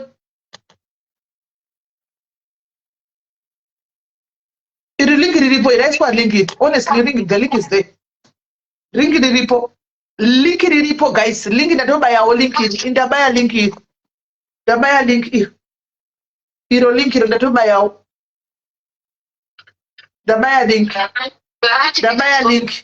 link chaiko chikwirai mukumiregerero kwirai guys guys tamboreva zviya kutaura usina evidence handitika heyo evidence yabuda yelink imi hamunoti mamuchiti muri kuishayiwa sei handimaona link rauya so chiitaiwo the right thing guys aiwa link riripo sikumbudzo indabaya link kuno musanyepa guys link riripo handitika imimimo chikwiraiwo do the right thing guys you thought kuti mari haipo handitika mari maiona iripo ngatiitei we can do better in Zimbabweans handiti kungouyawo pana olinda chori chokwadi aiwa guys let's do the right thing guys let's do the right thing aiwa ru vanhu vanodzitemaina mari dzavo, vanhu ndio vanodzitemaina kuenda mari dzavo. Ndonyaya iri kutonetsa yayo, ndizvo zvauri kutaura izvozvo, ndonyaya iri kutukisa Olinda nhasi. Zvauri kutaura izvozvo ndizvo kutukisa Olinda nhasi, kuti angakuti takambomuudza izvozvo, vanhu vanodzitemaina vega mari dzavo. Vatoona kuti vamwari kuti tudaadzeri bheki, vanobva vatora yasara, vasara vachita kuti mari ngaende kwakati. Andimona kune handikwanisi kukuedha apa ndinoti ndipo pana Olinda. Olinda ari padirect call, dei anga ari paWhatsApp dei kuedha ipapo manje ari padirect call. Saka motokwira kuFacebook mukumbiro regere. Kwirai guys, let's do the right thing. Kwirai. Musati sorry in comment section, kwirai. Link riripo. Guys, musadaro guys. Aiwa, this is wrong. Aiwa, musadaro guys. Musadaro, it's wrong guys. Papage rake pa Olinda Chapel riripo. Link riripo pa ndariona ndatopinda ndanzi link ndariona sorry yako Olinda. One munhu is genuine apology. Ndaiona. Guys, precious usadaro. Vanyara nainorini vanyara ngavati the right thing. Taurai do the right thing guys. Do the right thing. Uyai mukumbire regero muda kukwira. Pano ngauye vadigiri. Ru hauna green button. Hauna green button plus just go for the ndikuipindira Ru, stay away from this one. Ru hatina kumbobva takaisakana sendireni pamari iyi gavasi vanosotana vega vanhu vakaisa mari vanga vachida kuona link variona. Isusu madhayanzi hatina kumbobvira takaisakana sendi palink iyi kuti tizive kuti zviri kufamba sei, tine kuzoisa musunza musoro in am not there. Vanhu vachida kuona link variona pangu ndapedza. Zvimwe ivo vakaisa mari dzavo naivo ndo vanopedzerana kuti mari dzofamba sei, mari dzofamba sei. Kana vati zvoenda kuna Shema zviri kwavari, kana vati dziroinge ina ndakana senda ndakaisa magofa ndikwachema handidi kunyepa. Halokola. Hello, Mami. I should have clarify something, but since Mautara Joksasum's so I might as well just drop it. And I should have emphasized upon your link and link now, yes, but very important is Kutumirwa page. Akaenda she's the one who can do it. I cannot log in. Akaenda pakanzi transfers. That is what will bring transparency, because Panama transfers ndo panoratidza kuti mari yakabuda here muGoFund account at all kana kuti mari ichiri momo account. Saka uri kuti zviripo izvo hazvitaridzi.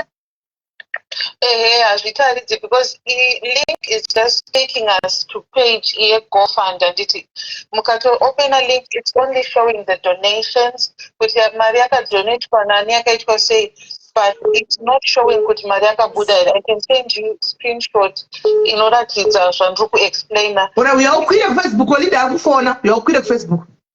Kukwira ndikukwanisa kukwira because ndine ma-restrictions. Iyo.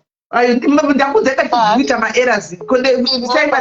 Pandakamboita GoFund pamunoita ma-transfers inotoratidza kuti mari iyi yaiswa muaccount has been deposited, because at GoFund you can still withdraw mari handiti kubva muGoFundMe account, but inoramba yakanyora kuti 8,000 even if mari yakabuda imwe, let's say makaburitsa, because inogona kuti mari ibude bit by bit or unoti mari ingobuda kawana.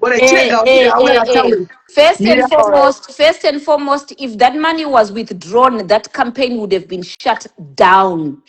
The fact that it is still there and it says donations paused, meaning it has not gone any far. It is on hold. It is. Have you ever done a GoFundMe? Not even. It says donations. I think you guys are now taking this way too far. I am now feeling very, very much insulted by your insinuations and your drama. You asked me to provide you a link. I have logged into the GoFundMe. Yakaita 465, right? My vakati vakuida mari because the husband was going to the hospital. Mari ndikaiburitsa muGoFund. That account was still existing up to now. Let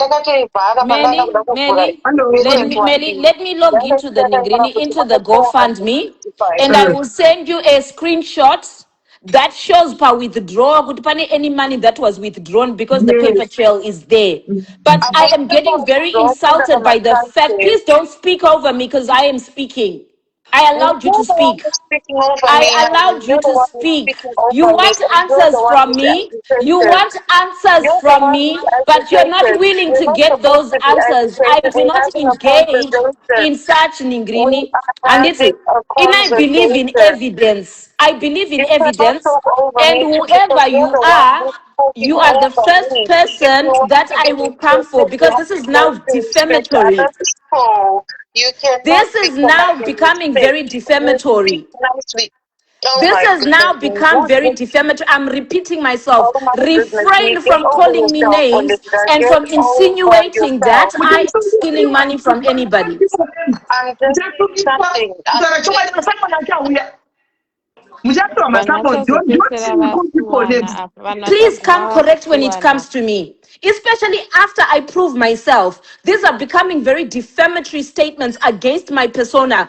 And I have how is asked it you a number of defamatory? times to refrain What did I from say? calling What me did I say names. against your name? No, you are I insinuating would have to missed my over girlfriend. 1,700 people Uh, that I've basically uh, given you a link. You asked me, Auntie Melly manditi ndipinde muningini Yes, GoFundMe. yes, Dada. Ndikapinda ndikaloga into the GoFundMe. Anditsika. Ndikakutumirai ma-screenshots even desert handitumira ine date stamp. Ndapinda mukati mamo ndikakutumirai ine date stamp. Mukati aiwa tiri kuda link. Ndabva ndakutumirai futi link. Now ndakunzi pinda urakidze pakawithdrawa. Handina ma-bank details ari pa-account yeGoFundMe.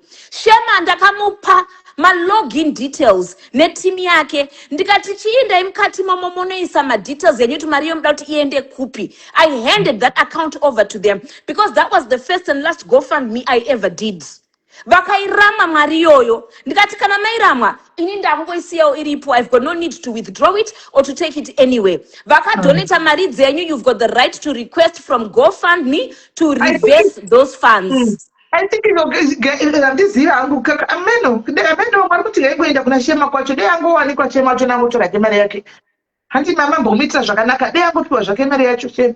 Vari kunditi Olinda, you're a bully. I am not a bully. I am a person that stands up for herself. I am a person that has got integrity. Because if the fact that I left that money for 3 years, yakangogarana nhasi iripo chatopinda mugore rechi4, it shows that I am not interested in anybody's money.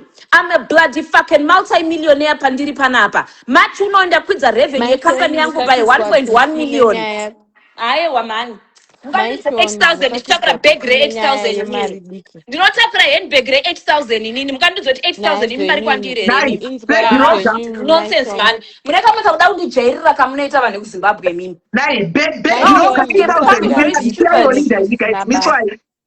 Begiroga 8,000 mwana mutara 8,000 in GoFundMe. Miswai ndinoda kuZimbabwe. Ingaso.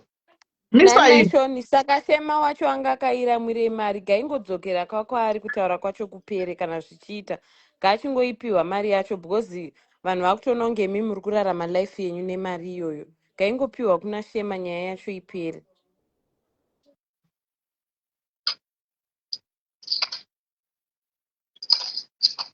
Because mabhegi nebhutsu zvinopfekwa namai Shoni zvezvo zvinodhura hatingambovati vangadya GoFundMe To them the money is not there. According to them, hanzi ndingangotumira link yongorakidza kuti pane fundraiser yakaitwa. But it shows the money is there. It shows the donations were paused. So I don't even know. You don't need to show people handbags and anything. I'm not showing handbags. My phone is actually on audio only. I'm going into my office to log into that account and show them if there was anything. Yes, my bags are expensive. That's a damn fact. That is a very damn fact. Tingati mari iyo iya yaingatenge mabhegi ese. Tingati mari iyo yakatenga mabhegi ese awinawo here. That's what I'm just saying. She didn't show her bags. I was just saying kuti bag 1 rinokosta mari iyoyo. Saka kana muri kuti ndo yaari kudya mari iyoyo, then for 3 years I've been surviving on 8,000 pounds. For 3 years I've been surviving on 8,000 pounds. You people just love drama for no reason. And they can't don't ask us. Guys, she's a fucking you know what? I am so angry and I'm an emotional person. This really breaks my heart because I come to my community to help Nemoyo Wangwese. Noya, why is it everyone that I try to help, they always end up backstabbing me, making me look like I'm the bad person all the freaking time. That's not this way. Sorry, my Nandi. We love you. Sorry. I'm really No, sorry. apana soda apa. I'm not even happy about this. Munoziva zvimwe zvamunoita soka muchagumburisa ngirozi yangu. Itai zvamuri kuita izvozvo izvi. Nditokuudzai. This is not even nice. Ndagara muoffice mangu as iPad yangu yanigina yapera moto. I'm going to go into this Gunigini GoFundMe. And that girl that was there, that was running her mouth, I wanted to come back and apologize to me, or else I will sue somebody. I will pay my lawyers 20,000 over Nyaye 8,000 just to protect my integrity. Don't bend Oh, that's super guys. 8,000. Guys. Zvakaoma. Unenge wapinda busy. Ndofanda bhadhara 20,000 kuti ndisungise munhu over dollar. Zvakaoma. Vachati mari ingopiwa gaingoenda kuna shema mazimba ovutika ene mazimba kusazodaro ene mazimba misoenda mutombo itika inozvova kuti kungilingira uya inozvova kuti paingapinde mukati kuda kunoona chichiya meno zvitongo kwahe mari nogodaro irimo isina kubuda saka vafa kunobaya papi hameno guys munanenge ane bag re 8, 9, 10,000 bag guys musira da noise rechinhu cheuyu chite imi Send screenshot of panofana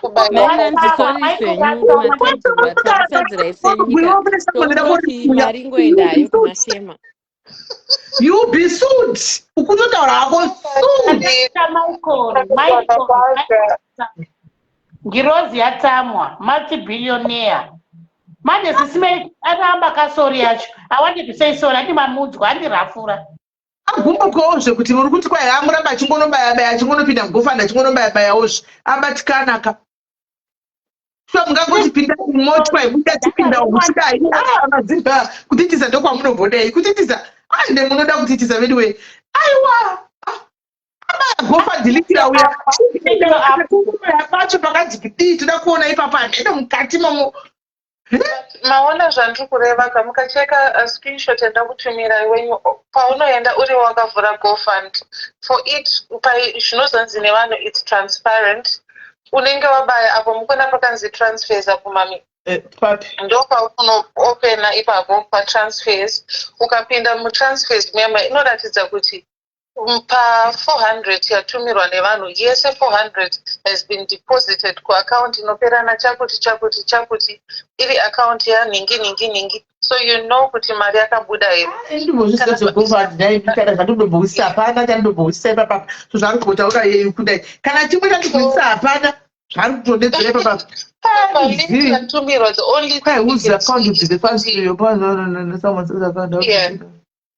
So for link ratumirwa, the only thing we can see from the link isusu sevanhu vasina kuivhura is tongokwanisa kuona kuti mari yatumirwa naDestiny atumira $10 imwe yatumirwa nakundai but we can see kuti mari dzese dzakatumirwa idzi dzichiri kuexista here and what she's saying kuti mari ikabuda gofund inobva yavhara it's not true. Like I was saying, yambaba vecancer vekuSA mukazi wacho if you remember yakabudiswa isati yazara mukadzi yakati anokumbira kuti gofund idzokere pasiticket kozi baba vaya zvinotomera musha of which ndakatoidelete hangu anyway because ndakanonoka kuidelete chingoti vamwe vacharamba vachitumira vanhu vanotumira but even pandakanoidelete it was still showing to the ordinary person kuti mune 465 ainotomboratidza kuti mune imwe yakabuda so yeah right. Alright, thank you very much. Chimodzokera mucomment section ndimopa vamwe mukana. Zvepanoenda ngazvikwanisi. Hello, Kola. Dzimai mufoni masuri. Dzimai mufoni. Yes, Kola. Hello. Muri kunzwa? Ndichiti zvoni. Olinda kuti shema wayakarari. Shema akanzinotsva kuoffice akaenda first day akanzi mari hakuna. Avazoenda second time avanzi mari hakuna avazoenda third time zvikanzi mari hakuna mhino zvaingoita ulida wacho saka shema akabva svika pakuramba mari achiti ina haichetese asi handipe mumadhiri emari because anga afambiswa naolinda anenge straight time achita saka ini kuona kwangu olinda angopa shema mari yake kana asisaide shema ngaachiramba kuti aiwa ina handichaide second time because akafambiswa 3 times achingonzi Alright. Aiwa regai tigoona kuti yeshe mawatana achati aroida here mari yacho kana achida. Kana asingadi madhokodheya voona kuti zvofamba sei. Vonavo kuti mari yacho inoenda kupi. Kana vanakwenda vakakwira pataura itinzwe.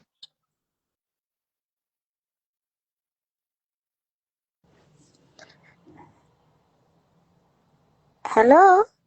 Hello, Kola. Muri seiko vanhu we? Ndiri boys kuri sei?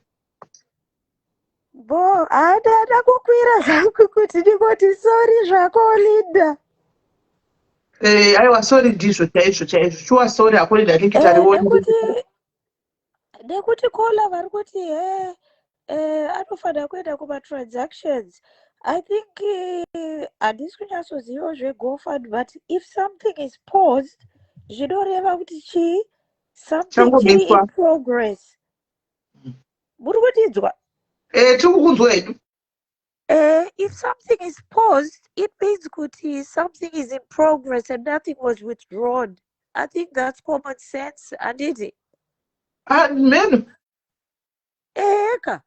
Imagine if you're watching a football match and then it becomes paused, it means that it's still ongoing.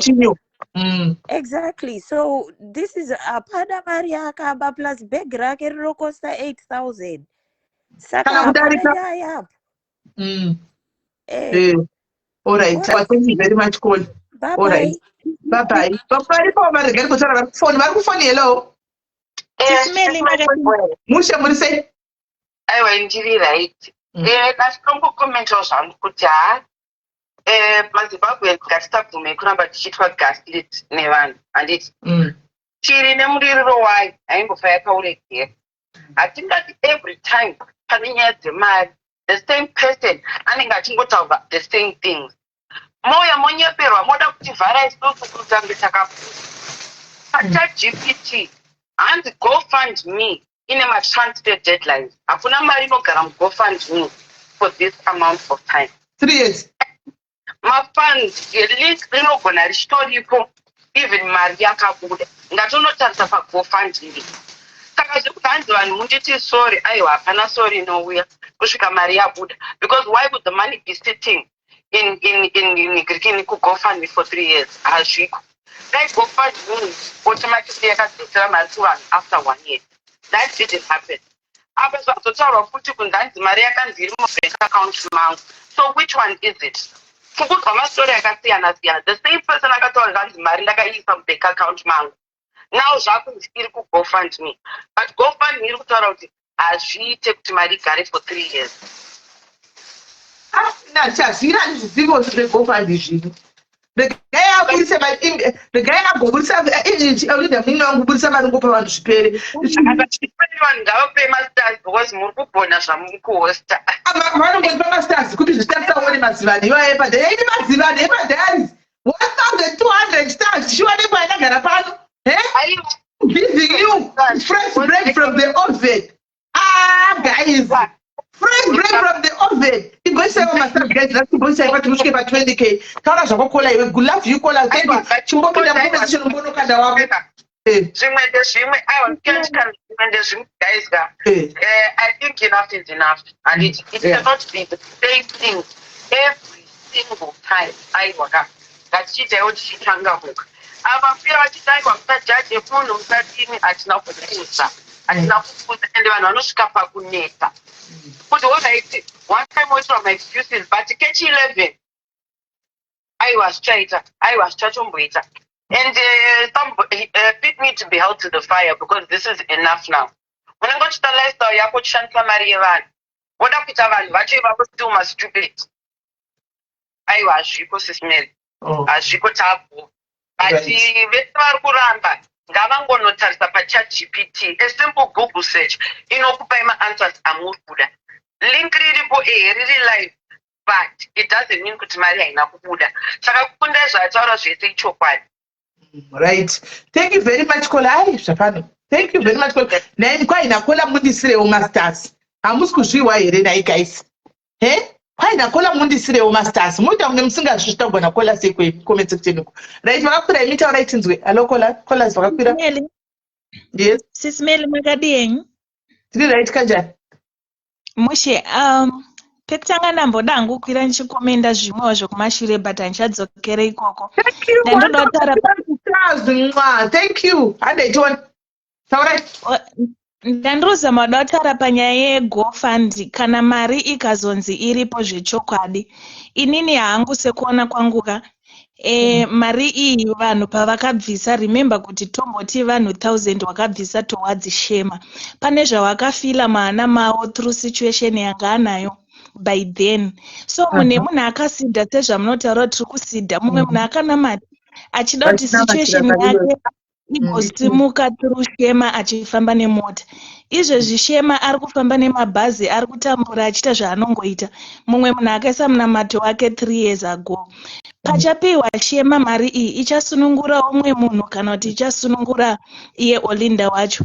Saka kana yazobuda ikapiwa umwe munhu mari iyoyo inogona kuzoita chituko kana kusaita production. Since yakabviswa nemunhu aive nedambudziko rake akashingirira kuti Shema abudirire, Shema ari kufamba netsoka. I think ndo pandinongotaura kuti kana kuri kunzi yazovepo Shema ngaangopiwe mari iyoyo.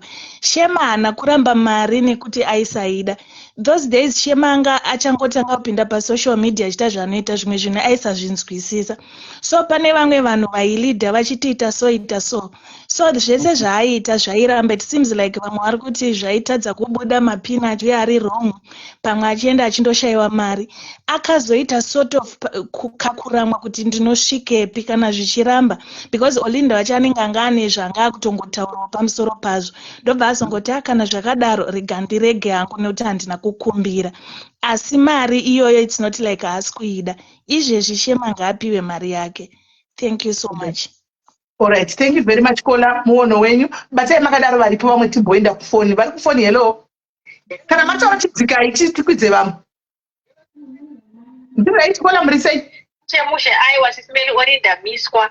And that message yenda kutumira iyi how GoFundMe goes. Anditi zvino zvaari kukurakidza mari irimo, mari yakadhirowa kudhara inoramba ichikukurakidza enda ikuudze kuti adhirowa mari yakatorwa kare. Kana yakazobuda mari guys, muchiti yakaudzidhirowa akazoiburitsa muchazoti kudini? Mati akatoburitsa kudhara mari. Aiwa, mirai Kola. Iri pakati kandihosi. Kokana akazoiwithdraw akati mari ishi. Modi akatondotora mari kuakaunti kake but mari akatora Olinda miswa. Mari akatora sisimeli. Akatora mari. Pane mefoni kuti anoinzi kumashure. Akatora Olinda mari. Sisimeli. Olinda vanhu vanotaudza Olinda ane kamweya kekuti vanhu vanongozongodzungaira munoti akaitwa kana miteuro yake here, vanhu vanozongodzungaira mari yotoenda. But pamari ndiye akataura ega kuti mari iya ichiripo. Musati vanhu mamanyarara nezvemarima vakangamwa kutaura chokwadi. Inini mamanyararawo kuti zii, iye ndiye akataura ega kuti mari iya itoripo yaShema. Ndokumbira kutaura naKola uyo kuti zvaari kutaura kuti hanzi Olinda kana akazobvisa mari muakaunti make, even if akaibvisa muakaunti make, as long as Shema apiwa mari, that's the bottom line. Kuvapa inogona kunge iripo yoproof kunzi mari iripo inongopiwa Shema. Woti akaiwithdraw kana achazonobvisa muakaunti make, the fact still stands, Shema needs that money. Tese tiri kuona maitirakuita Shema mazuva, she just needs that money. Whether iri kubva kupi kana kupi gaangopiwa mari yake Shema. Namba yaShema wacho ndichataura nandigotaura naShema. Shema ngachagropura nomumirira utambidzwa mari. Anomumirirwa ane account Shema, anomumirirwa muakaunti make. Anomumirirwa muakaunti. Ngotokumbira kuti mimusitaura naShema. Nditaura namba, ndipei namba ndichataura naShema, ndikona namba ndinotaura naShema wacho. Undonopereka naShema apiwa mari. Vachakwanisa kudhirowa mari. Aiwa munoti Olinda ari kubva yese guys. Muchimita zvamunokumita ichi. Ndango pake Shema inyangwe nenetaxi yake ndingoti ngangopa Shema mari zvipere. Because zvaunoti vane mazimba izvi kana ngaangoisa mari kuna Shema zvipere. Ngaitipiwe tsvage Shema tipiwe maakaunti ape Shema mari yake period. Kungonyatsa Satani kutora mari ende kuna Shema zvapera.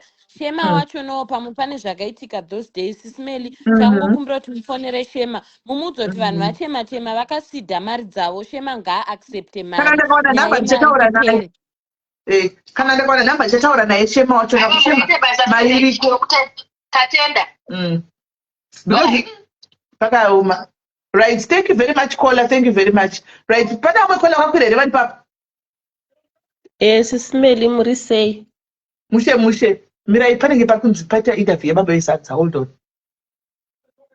Ehe.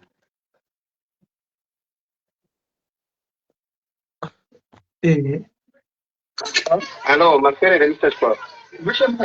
Babuda. Kupani information iri kutenderera pa Facebook, maiona we? Kuva nawo zvomisa senai. Munoona panika video. Muri baba nchiva avatana kutaura bedzi ndivo vaya. What is fine. Ndokutendereze mai. Baba vaya aiwa zvakana aiwa ndivo here vafone gwava. Mbomirai ndifone namba yavo. Iya hazviiti. Baba vaya changoona video tose. Mbomirai guys. Asi makata Sisimeli. Naye Sisimeli ndokumbira kuvhunza hangu. Andakata yaka interview. Etaura kuti baba ava vanga vanzi vaende kunotora mari kuchinhoromani. Hanzi paiswa statement hanzi vakavazvienderawo kunobata maoko. But inga vanhu vari kuti hanzi vanga mari yanga yapiwa madhambusa anga kunhama vachinzi vanotora mari ikoko. Handizoziva hangu but ndikuvachinzi vanga vangoenda kunoningira. Baba vafona vaisi kupinda. Okay. Kundave vafona direct.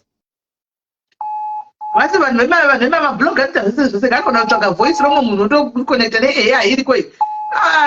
Baba azvitovabuda ingoti calling. Daiwa avasi. Taurai tinzwe taurai. Avasi. Taurai henyu muri kureme. Maswera sei Sisimeli? Taswera maswera sei? Ini ndatongofona kukusalutai zvangu zvimwe zvese izvo ritori drama.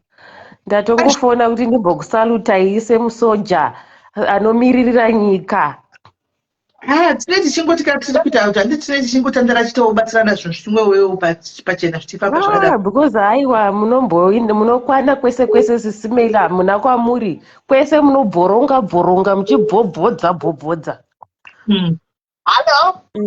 Mati wakanokola. Hello kola, taurai ndakufonera chema ndapuwa namba yachema. Taurai. Hello kola, yes. Hello, ini tinoda kungocontributawo. Contributai. Yeah, ini ndoda kungotaura vangu panyaya yaShema. Panyaya yaShema iyo yaOlinda iyo iyi. Vanhu vakacontributa mari dzavo nekuda ndotasapota nakola anga achiti vanhu vakasida in a different way. Ndo zvavakaita vanhu vachiitira kuti Shema awanika mota yekufamba nayo. Ini handioni chikonzero chokuzotaura nezvemabhegi e8,000. Ingova transparent kuti mari yobuda yopiwa Shema. Handiti imi sokutaura zviri kutaurwa suggestwa nevamwe zvokuti aiwa imi michitaura ina Shema. Mari yobudiswa yoenda kutransparent yoenda kuna Shema. Ndo zvatinongoda. That's what I think that's most of the people what they want. They just want to know kuti Shema azowana mari yake kupa ndichinambo chokungoclaima kuti mari irimo mubank account mangu, mari irimo mubank account mangu. Hazvibetseri.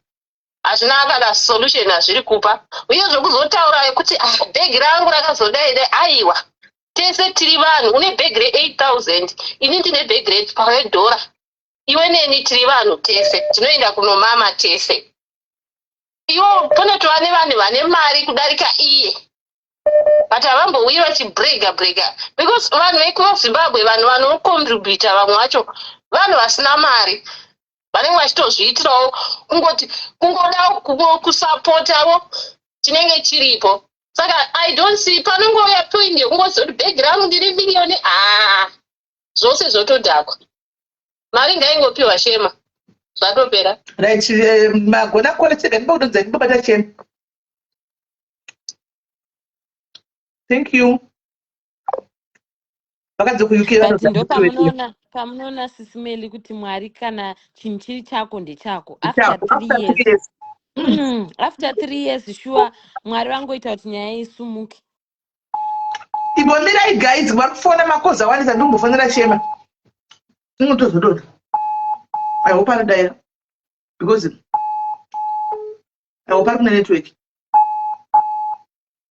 tongori ngasi.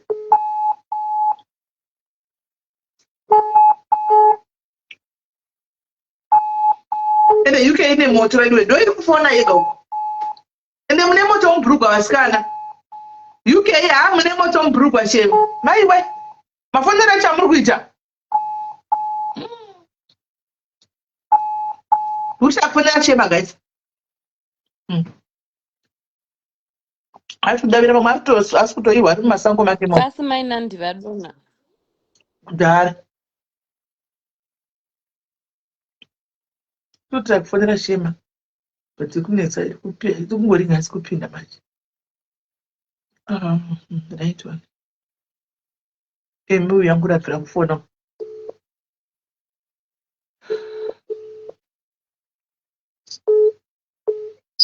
Hello, taura Emi. Emi.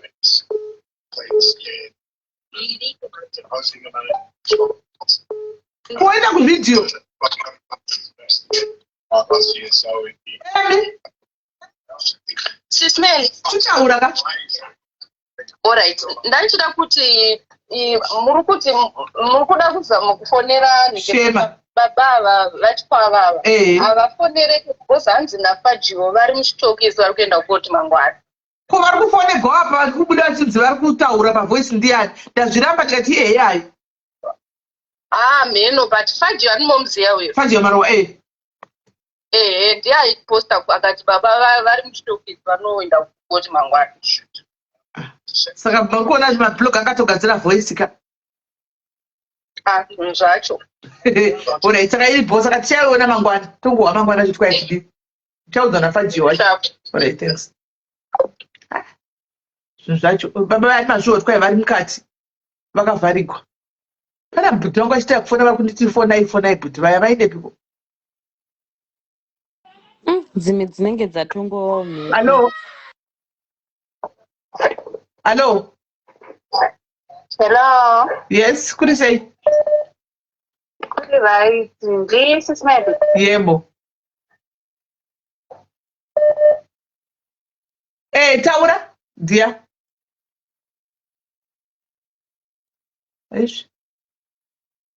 Kola.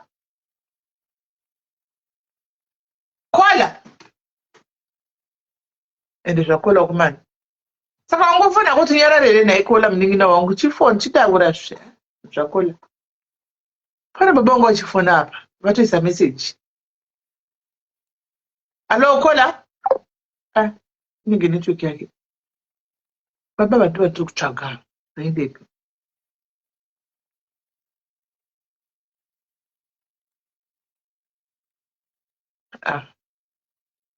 Hello.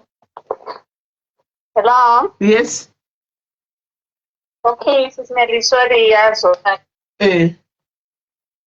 Okay, inini ndanga ndichingodawo kutaura zvangu kuti whether mari iyi iri muGoFund account or iri mupersonal account yaOlinda, the best way is mari ngouya zvekuti yazobva kupi or yabva kupi. I don't think zvichine basa nevanhu as long mari yabuditswa. Uye chimwe chinhu chatinongoda kukurudzira. Feridhongo buda udzoke, Feridhongo doma buda udzoke, Feridhongo dema buda ugodzoka. Taurapo. Uyezve nyaya yekuti vanhu vavhundutsirane kuti munhu ari kuda kutaura sakola wekutanga uyo she was so cool achida kuti her views but nyaya yekuzoti pane munhu anenge achida kunzwisa maybe she contributed anenge achida kunyatsonzwisa kuti zviri kufamba sei stage by stage zvinongoda kuti nyaya dzemari dzinoda transparency saka hazvekuzovhundutsira munhu ausuyu awatu kola yanga auya asina angle iyoyo she was just saying zvinhu zviri paground zvinhu zviri pachena zvekuzoti 8,000 my handbag this and that hazvina basa chese tichangofa tozvisiya whether adya munyevhe o adya polono o adya bheg adya wati tiri kungofema mweya umwe chete dai zvichinzi vanhu vane ma8,000 havazobati zvirwere zvazviri nani but munhu wese unongorwara unongotemwa nemusoro unongoita sei hazvinei nekuti unoita 8,000 saka zvekuda kusungisana izvo vanhu ngavazvisiye ndo zvandangoti nduye zvangu nditaure. Thank you so much. Right, thank you very much Kola. Right, wakakwira kuFacebook wame Kola. Hello.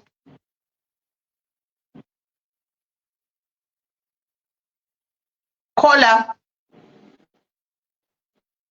Vari Facebook vachati kutaura haindi kufonera makozi akawandisa. Kola.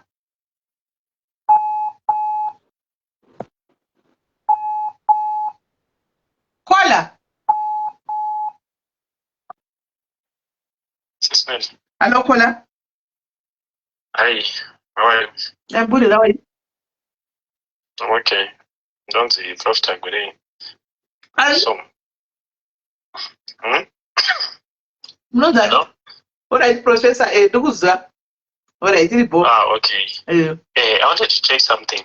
Paliste one when you maybe. Oh, hold on. Ndiripa live. Ndofuna live back. Saba muri kuti muri kufana mirandi fari.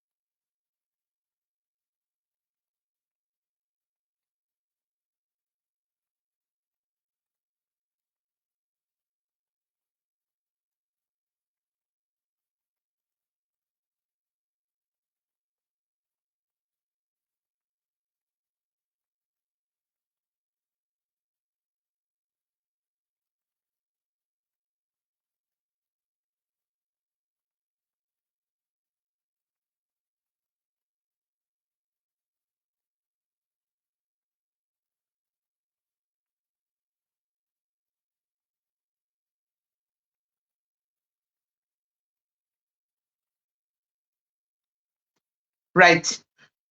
Andina kuramba guys, I don't know what ningeti private business ka. Mungozivawo. Anti mamudu kundisira masters. Hamundisira masters ka. Sema musatundisira masters pakaita game rine mari ndoga kuripinda. Guys, taura ichokwadi. Taura kana timiwo guys. Pakaita game rine mari ndoga kuripinda. Ndopinda masters team rangu hairongodaro tichitandara panapa. Haridi kukuti masters. Saka tongotandara hedu. Pakaita game rinondipa kesha. How quickly run there. Hey! Let's say for you guys. Right, ande kumberi. Saka toti yababa tombomira andika. Yababa ava we tombomira mangwana kuzoti zviri kufamba sei. Hello Kola. Hello sisi musazotaura zita rangu. Yes.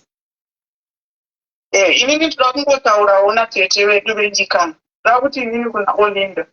Olinda she's someone anonzwira vanhu tsitsi handisine kurumbidza nditi obva aita action mucommunity medu ende akakosha.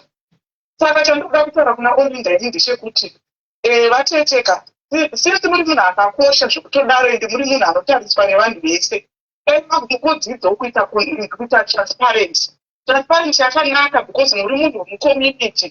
Tinotokuona takatokutamisa izvozvo tinotokuona muri pioneer yecommunity handiti. Saka each time yakanonzi paikora Kola Olinda ari kufona. Kola can you pause a bit Timbowa? Mira ndofondera Olinda. Alright.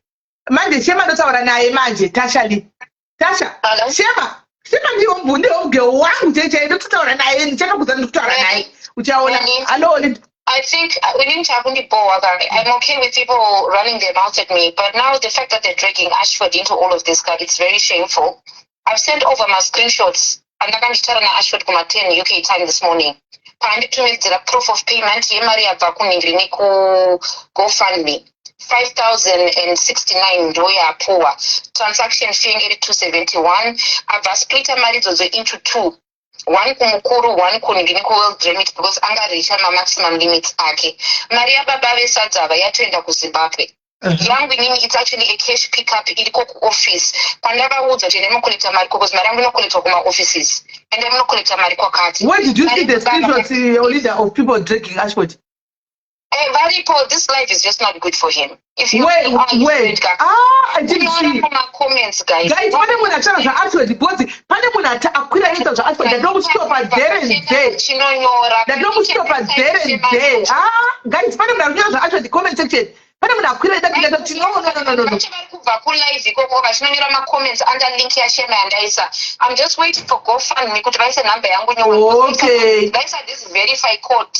Ikuenda panumber yekudhara yeku 3 years ago that I don't have. So I've just filled in a form for them to put my new number on there. Ndipinde pakanzi manage. Pakanzi manage, I can't access it until vachinja number. So I'm just waiting for it. Vatanzi in a few minutes. I'm just waiting for them to update it. Ndipinde momo ndirakidze vanhu. And this is the first and last. People are just horrible and people are just not nice. And endo panasvika pakugumbuka. Mari yakababa takunzisarigina tafomera baba vanyaya. Mari yaienda kudhara. We don't even have the money anymore. Urikuona pa WhatsApp yako ma screenshots anakutumira mail. What does it say? Timestamp. Ingatora according to timestamp yangu nini? Time yangu nini? Message yatumira mangurai. But mazimbangiswa msadaro guys. Msadaro. That was kuma 11:03 UK time. Yes. 11:03. It's now what? How many hours later? 5-6 hours later, Maria toendeka incident yakabaya sakatomboitika. People running their mouth saying kuti anzi muruda kubira baba vamari. My page is being tagged left, right, and center. Now, this money has gone, and we have said kuti Maria baba kunokolekta. Aiwa, hanzi muri kubva pano muchienda kulikira posta page kwake ndokwa muri kunotukira achi. Hanzi vanhu vacho vari kubva pano.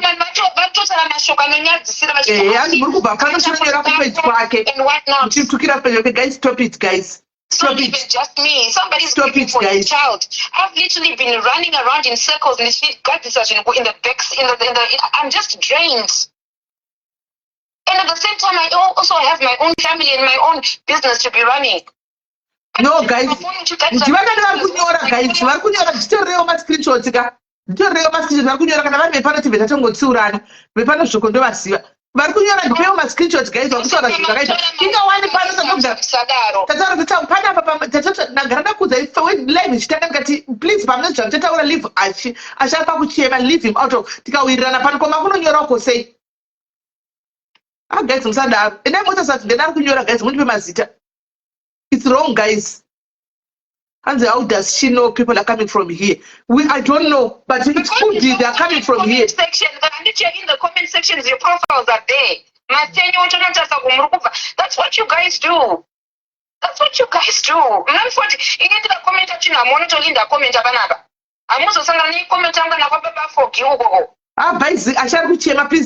Guys, this is not nice.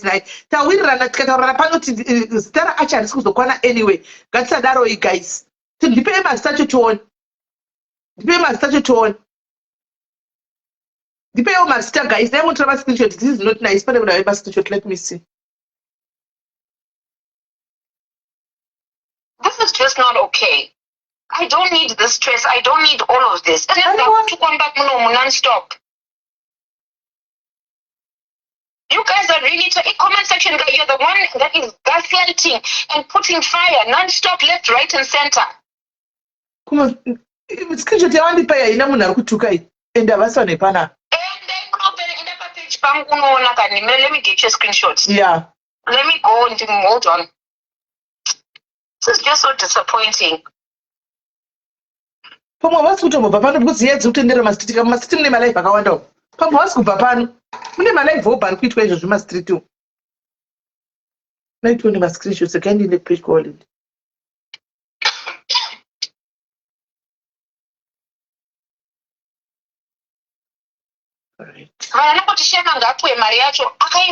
Aiwa uyo asiwe pano achibrega wako idotini. Aiwa uyo atinambobva tamuona pano. Ai pano tamuita nhano dzinatsani Doba. Aiwa asiwe pano amenati. No. This one is not from here. For me, it's disturbing. It's funny. kuita top fan vangogara varipo vachitsvaga makuwa being a top fan. But asi wepano ini vanhu vepano nditokuudza kuti ndewepano uyu asi wepano malevhu akawanda notomastiki saka maybe abva samwe kune kwazviri kutaurwawo kwari kutaurwa samwe uyu asi wepano Doba Nathan Doba asi wepano. She's not from here. Ameno kwari kubva because vanhu vepano vari pano live yedu iko consistent nanhasi tingori 1.7 nanhasi saka amen anenge munhu cheyana maleva ndizvandiri kutaura maleva kuti wakona uri ndanenge asingazivi kune maleva akona ari kuitwa ari kungoona inoi zvekubatsira mazimba mirai nhasi mava kutukwa kulive kuko zvikanzi sokodharis ndabatikana vedu wee. And the only live that I know is going on is this live. No. Any other lives? No, Soko Diaries even was not even here. Munhu akablock apa ighost akablock pano was.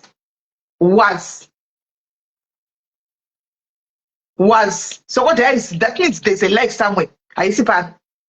Soko Diaries team rekwana Sabina uko pano akablock was. Ghost iroro. Saka it can be here. It's somewhere else. When people will realize what this woman is doing pama GoFund ka, you won't entertain wori waari kuita. Uroiwa ndiri kuita hopi. Hanzi pane okay aiwa pasi pano vanhu vari kunyora kwazviri kubva Linda. People are writing the word. It's not here. Isusu tinokontrolana pano. This GoFundMe. The only GoFundMe I've ever done is one year Shema Iyore. That's the only one on my account. First and last, any donations I make, I do it directly to whoever is benefiting.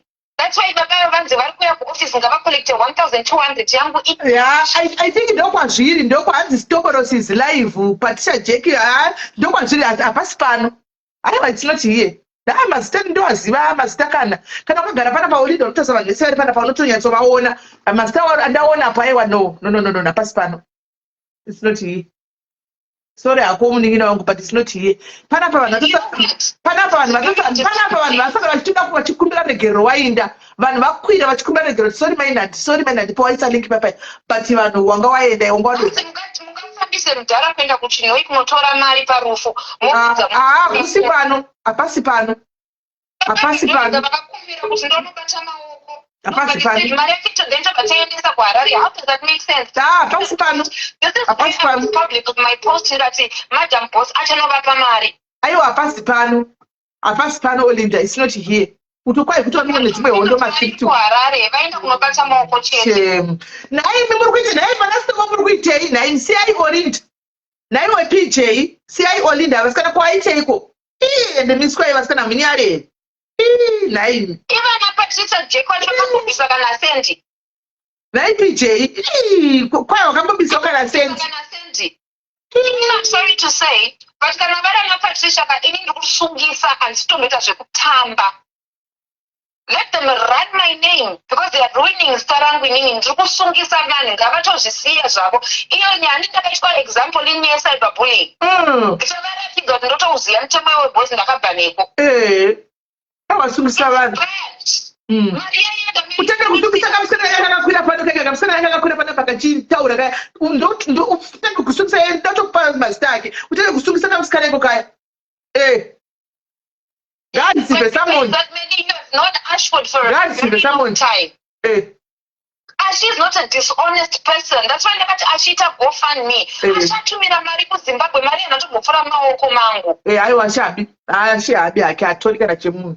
Atori chemunhu. Papo ndinomumirira makumbo pasito mudenga. Atori chemunhu atori chemunhu. Unoziva somene vanhu ngavasandise vanhu vakaoma dzichika no money no aiwa no this is not on zvakaoma ndoda kungoti ndingokurakidzo zvangu ka this is for your eyes only right tione hedu ndikupe example ndoda kuti kungoona zvako kungoverenga expenditure yangu nhasika kunditarisiro yanhasika ndindozovaudza kuti une mari ndindozovaudza kuti uri nemari iwe inonzi chi bank balance uri kuona matransaction pane 1 2 3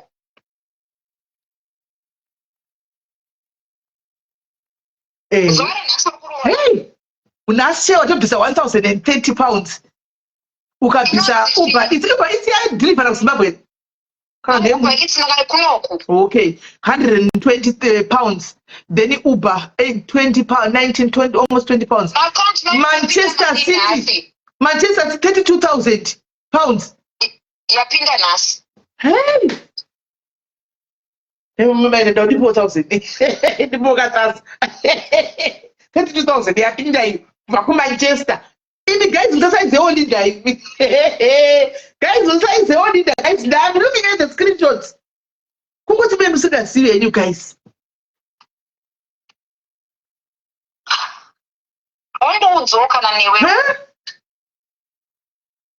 Mapinda mari account mangu nasi. I did 22 plus 1,000 and what I end up nyaradzo plus 100. Apapinda mari 100 almost 34k.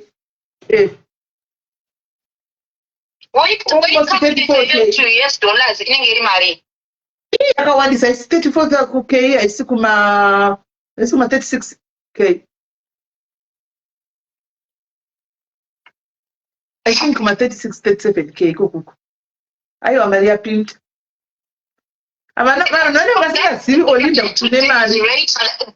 Today's rate alone. Bank account mangu mapinda almost $45,000. Hey, kuZimbabwe.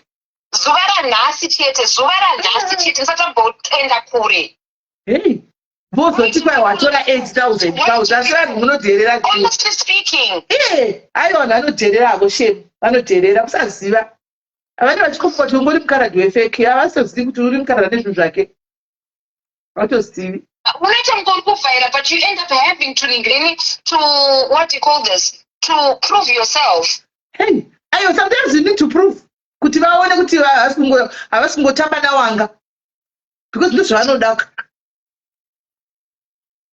Even you have a send my account. I saw put you work about 8,000. If I have a send my account, Mamma can have another account.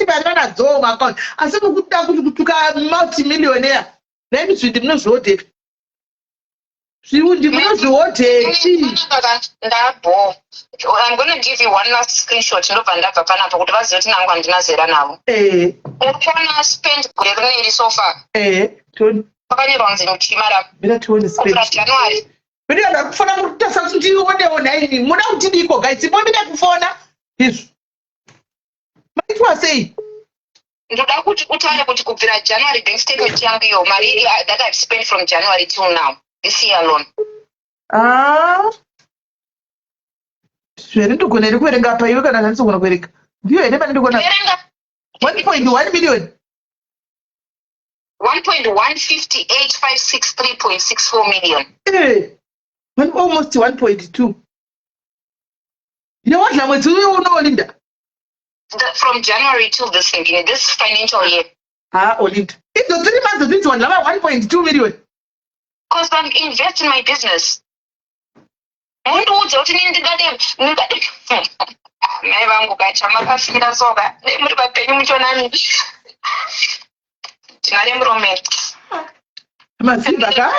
Mazimba mrona ali kumna Olinda ibe miswahili. Ende mazimba. Mabiri nini okutinabira baba beningiri nibe inonzeshi. What do you call this? Sadza. Ndozi ndabira tishemba. Makaoma. Aiwa para shema bila chongo mtwaga umuisire zvipere. Ndokuti ubide maziri. Ito komanikidzira munhu kuti aitorere. Aiwa ndikati timu change taure naye. Ubide maziri. Zvemazimba izvi. 1.3 million 2 months, guys. Muna kuta size nemunhu akadaro. 2 months I spent 1.2 million 2 months. Muna kuta makwikwi nemunhu akadaro.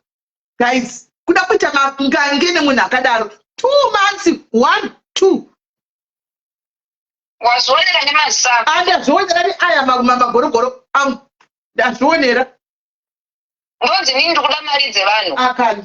Kana pasi account mangu muchikuita ma 40,000 iwayari. Akani. Unotsvaga mari musikana aiwa unotsvaga mari. unotsvaga mari kuzvishandira inini unotsvaga mari kuzvishandira I do not survive from taking money from people unotsvaga mari but the fact yekuti majaira kuti vanhu vane mari ka inonzi chi vanokuvhairirai vanonyati kudadirai havataure vanodada vane mari vavhairira vanotiita veniwe vanhu vane mari vanotivhairira mainati vakaburitsa bhutsu vakaburitsa matii vakaburitsa zvino unotoshaya kuti unongotonyarira munhu chemwari do they even vanotarisa here kana inonzi chi vanombotarisa kana community kwani kupi vanotoda kutopuwa kupi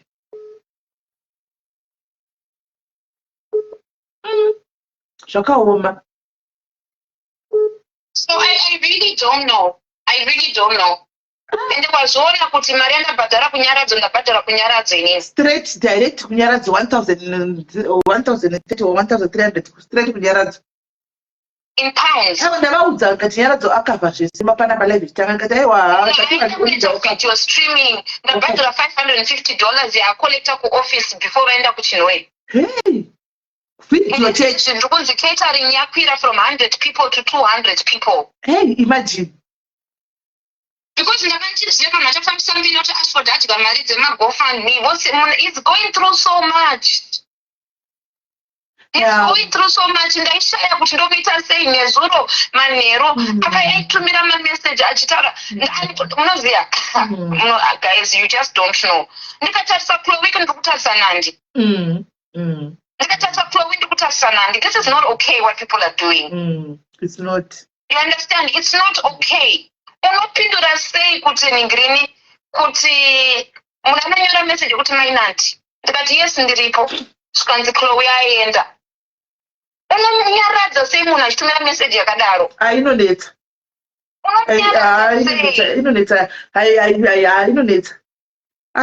even nezuro kwandiri paakangotaura kuti the dark cloud has fallen ndakatoshaya ndomupindura kuti chi kuwhatsapp ndakatoshaya ndomupindura sei ndinoshaya kuti unyaradze unyaradza musi ari pabasa achidzungaira kana kustarta mota kana kuita sei ndikati ashe usatombodrive zvako the only child and people then decide to run their mouths matadza kumirawo kana kusvika kuma next week uko nai mashure here anenge muchiita parufu rwemwe munhu like this tinongoti on top of that vanhu vese vanzwa ndichifona kuzimbabwe vachitaura kuti ningrini kuti amai ava vauya nababa ava vari kuti vabirwa foni vanga vatori vese vakaburuka mota vese hanzi vasvika hazvamboita 3 minutes amai vanga kushedzera kuti mbavha ndabirwa foni. And I still have my questions in regards to ningrini to amai vava kuti why did she inonzi she sei kuti ndabirwa foni but vanga vari vese pa3 minutes vanga vachisekererana all of a sudden abirwa foni. It doesn't sit well with me because I like the truth. So how do we set something like that up? 2 minutes after mapolisa tiri simukadzi ye. kwanza kuda kukotawo mangwani saka rikaitizoti kuti kwacho kunomira sei apa undaonawo chimwe chiclip changa chagadzikwa arikuenda kukoti mangwana ndimapavesadza kuchiita kunge vanga vachibvunza kuti maita sesimbo live vachiti hapana chandaita iai ndazviramba ngati aiwa iai ndatozozviona bcause vaya vari kunzi vari mukati munhu aenda akwati vari mukati vanoenda kuti mangwani. So what I don't understand is why is Babava, because I understand the judicial system, why Babava vari kunzi vaende kukoti kana vasina mhosva yavapara? What do the police have that makes their case strong enough yekuda kuendesa munhu kukoti? Ndopatachitomirira tizo kuti mangwana zviri kunyatsofamba sei. Does this mean kuti Babava vari kungochengetwa munhu ngiri muchitokisi through today? Obviously. Handi kuchinwe kwavari. Saka vangaregedzwe vakaenda vachienda kuHarare kumba kwavo vachigara. I didn't want to do this but let me do it. Ndakanambotumirwa munhamba yasister vacho. Since sister vari kuti baba vari kutendeka pfungwa. Let me call her because I had not spoken with her. Ndinzwe kuti chii chiri kuita. I'll put the phone on loudspeaker. Phone is that? Munoona nyaya dzedzamuti ina nditombozviziva kuti ndozvaitika. Ndozvaitika tatatotsvagawo munhu karinda kunotarisa kuti zviri kufamba sei. Oh yeah, you did say to muri kutuma someone on the ground. Yes.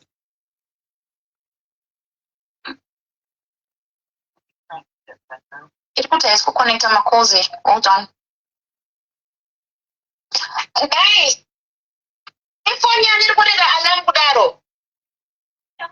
Iri kuita noise bayese kudaro. Kasi babai kwani ndine pa TikTok. Okay. Mrumo ko nomuremekedza Olinda. Baiwe. Unomuremekedza. Unomuremekedza shem. Kune isemboka ndani mazita kai unomuadziva. Unomuremekedza shem. Azvirambe zvakadaro zvinde mberi. Kuti ndirambwe. Aiwa kana ngazvinde mberi. Ngazvinde mberi.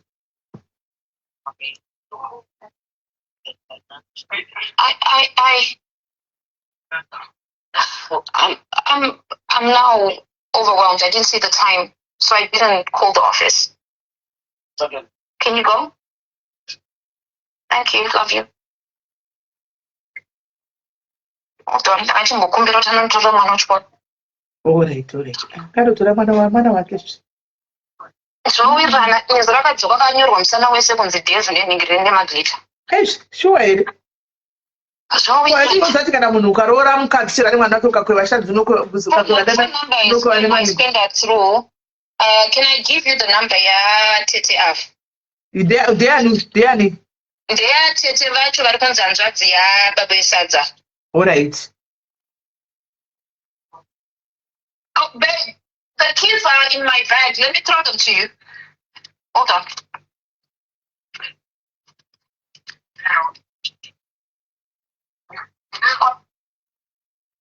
You put your slides on there?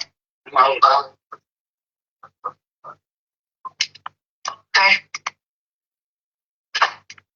Wait.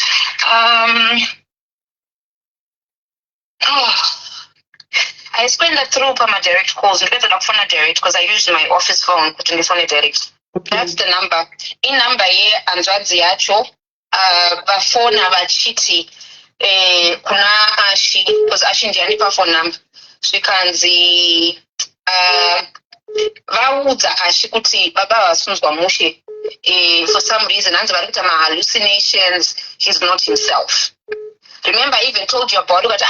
Ina handisi kuzvibhiliva because vakaita my-interview akawanda vachiratidza kuti it's solid.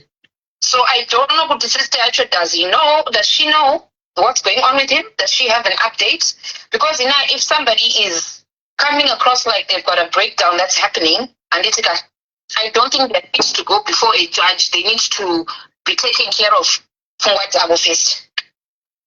But I suppose that what I don't understand is, are the police now saying that they've got enough evidence to munande pamberi pa judge? No, but don't worry, kune vanhu variko. Kune vanhu vari background, variko vari background. Kune vanhu vakutovabatsira actually. Vanhu vatori hierarchy people ekuZimbabwe. Vatombofona panapa. Vari kuvabatsira, don't worry. He's in good hands. Because I personally didn't know kuti ndokwa zvasvika ikoko. I just vane timu riri kuvabatsira pana honorable vatombofona panapa. What is this woman saying? Mukadzi ari kuti chii chaitika? Mukadzi upi? Uyu wacho wanga naye ari kunzi ari kuti hatisambotara nemukadzi uyu isu. Hatisambotara naye mukadzi uyu isu. Tangotisasa munhu wedu chete tibatsire munhu wedu. Hatina kutisasa mukadzi uyu isu. Saka havana kunzwa nemapurisa kuti mukadzi uyu ati chii? Havana mbobvunza zvokuti mukadzi uyu ati chii. Because according to what Ninginika, iye ndari kuti she's the victim abirwa foni.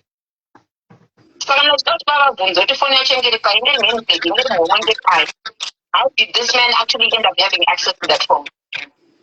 Yeah, there's a very gray area for that I'm not getting answers, and it becomes very difficult. Yeah.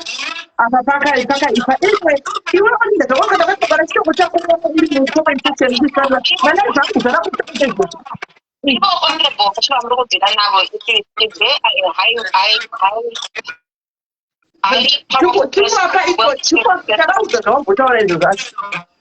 no, I'm saying, can he or she not pick up Maria Cheyo and the Baba?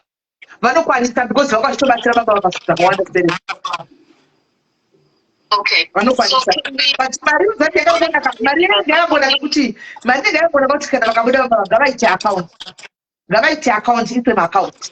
I think it's best.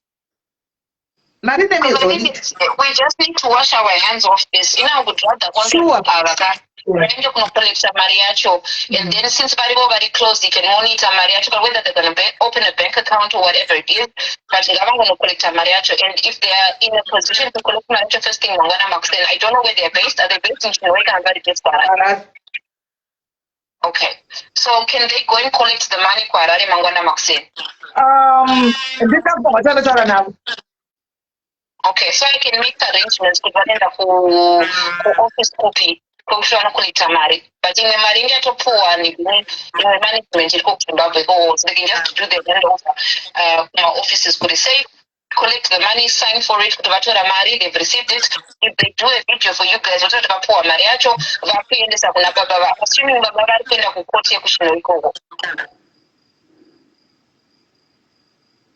is that correct? Right. It is not going to be cheap for money. But if I cannot afford it, we will have an look at it.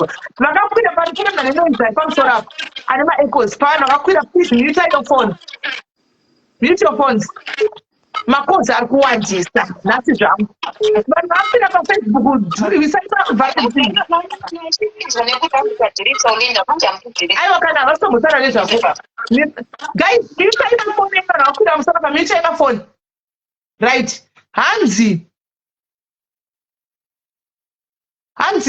mukadzi wacho angachiti vandimira foni vatopinda naye pavasvika parufu, so mukadzi uyu azotanga kuda kuita call, then ivo ndobva vamutorera foni panzeve kuti usaita noise, call pano padoo vachibva tobuda panze pegedhi vakabata foni iye. Ene vanhu havana kuita basa nazvo because vatongoti vari vese. Mukadzi uyu atosara mukati, saka paazobuda haana kuvaona kunze kwegedhi. Ndo pataka kuti baba vandimira foni handitovazivi, tasangana murotuya kuno, but vapavabvunza vatoti nemukadzi uyu todanana, but mukadzi uyu anga achingoramba hanzi vandimira chete. Mukadzi uye ndiye atoita utsinye chaiwo. Makomenzi ari kuuya, mavastatements ari kutungopiwawo nevanhu mumainbox. Saka zviri kunzi ivo baba vati muri pafoni muri kuita noise muri mumba budai ndobva vatibvisa foni panzeve ndokubuda panze kuti mukadzi yanzi atevere ndobva vaenda pagedhi. Saka mukadzi yanzi paazotevera kudai baba yanga vandobva ati baba vandibira foni. Ndo zviri kutaura vangotora foni here hanzi vatorera mukadzi yanga achida kufona ari mumba mune vanhu. Baba vaya vakati kuita unga ungafona uri muno kuita noise, ndokubva vatora foni panzeve. Hanzi baba vataura kuti mukadzi utodanana, but mukadzi ndiye akuramba dadanana. Saka that's chokwadi chachinzwa mangwana. Zvanhasi yaitodrama kuti ngetirikuona parafini namukadoti. Aiwa, tinozomirira mangwana ndopatichaona kuti inofamba sei nyaya. Zviri kunzi vatosvika vese vaburuka mota, mataurwa aitwa nevanhu vari kuChinoi. Vati hanzi vanhu vapinda public transport kubva kuHarare vabva vasvika kuChinoi. Vapinda muChinoi vabva vakwira imwe mota from kwavaburikira bhazi ikoko vachiuya kurufu. Ndamboda kuzvibvunza kuti what kind of a coincidence is that? Yekuti vanhu vanobva vese kuHarare vachipinda Chinoi vobvoenda kurufu. Ina kutongoti handisi kuti mhepo dzosvika baba vadzabvepi kubva vakaona life yavo ndipisipo chibikiridza ravo kubva panguva pasocial media kuti vati life yavo ndichinowa upside down. Vakudregwa left right center nenyaya yemari kusikamo yegova ndiyoyi. And even that ndatombotara nyaya yekuti baba vakamushuwa kuti vakadzi vari kuita kuvatsvaga ponhambo dzakaitwa public nenyaya yekuti vari kuvatsvaga. Joyi ndakuzama kukwidza Joyi senda request. I can't see you. Kwenda request Joyi handisi kukuona kuti wasenda papi. Hauna green button. Munhu ari kunyora pamacomment section yangu hanzi the money was refunded back to donors. Mine was refunded back to me 3 years ago.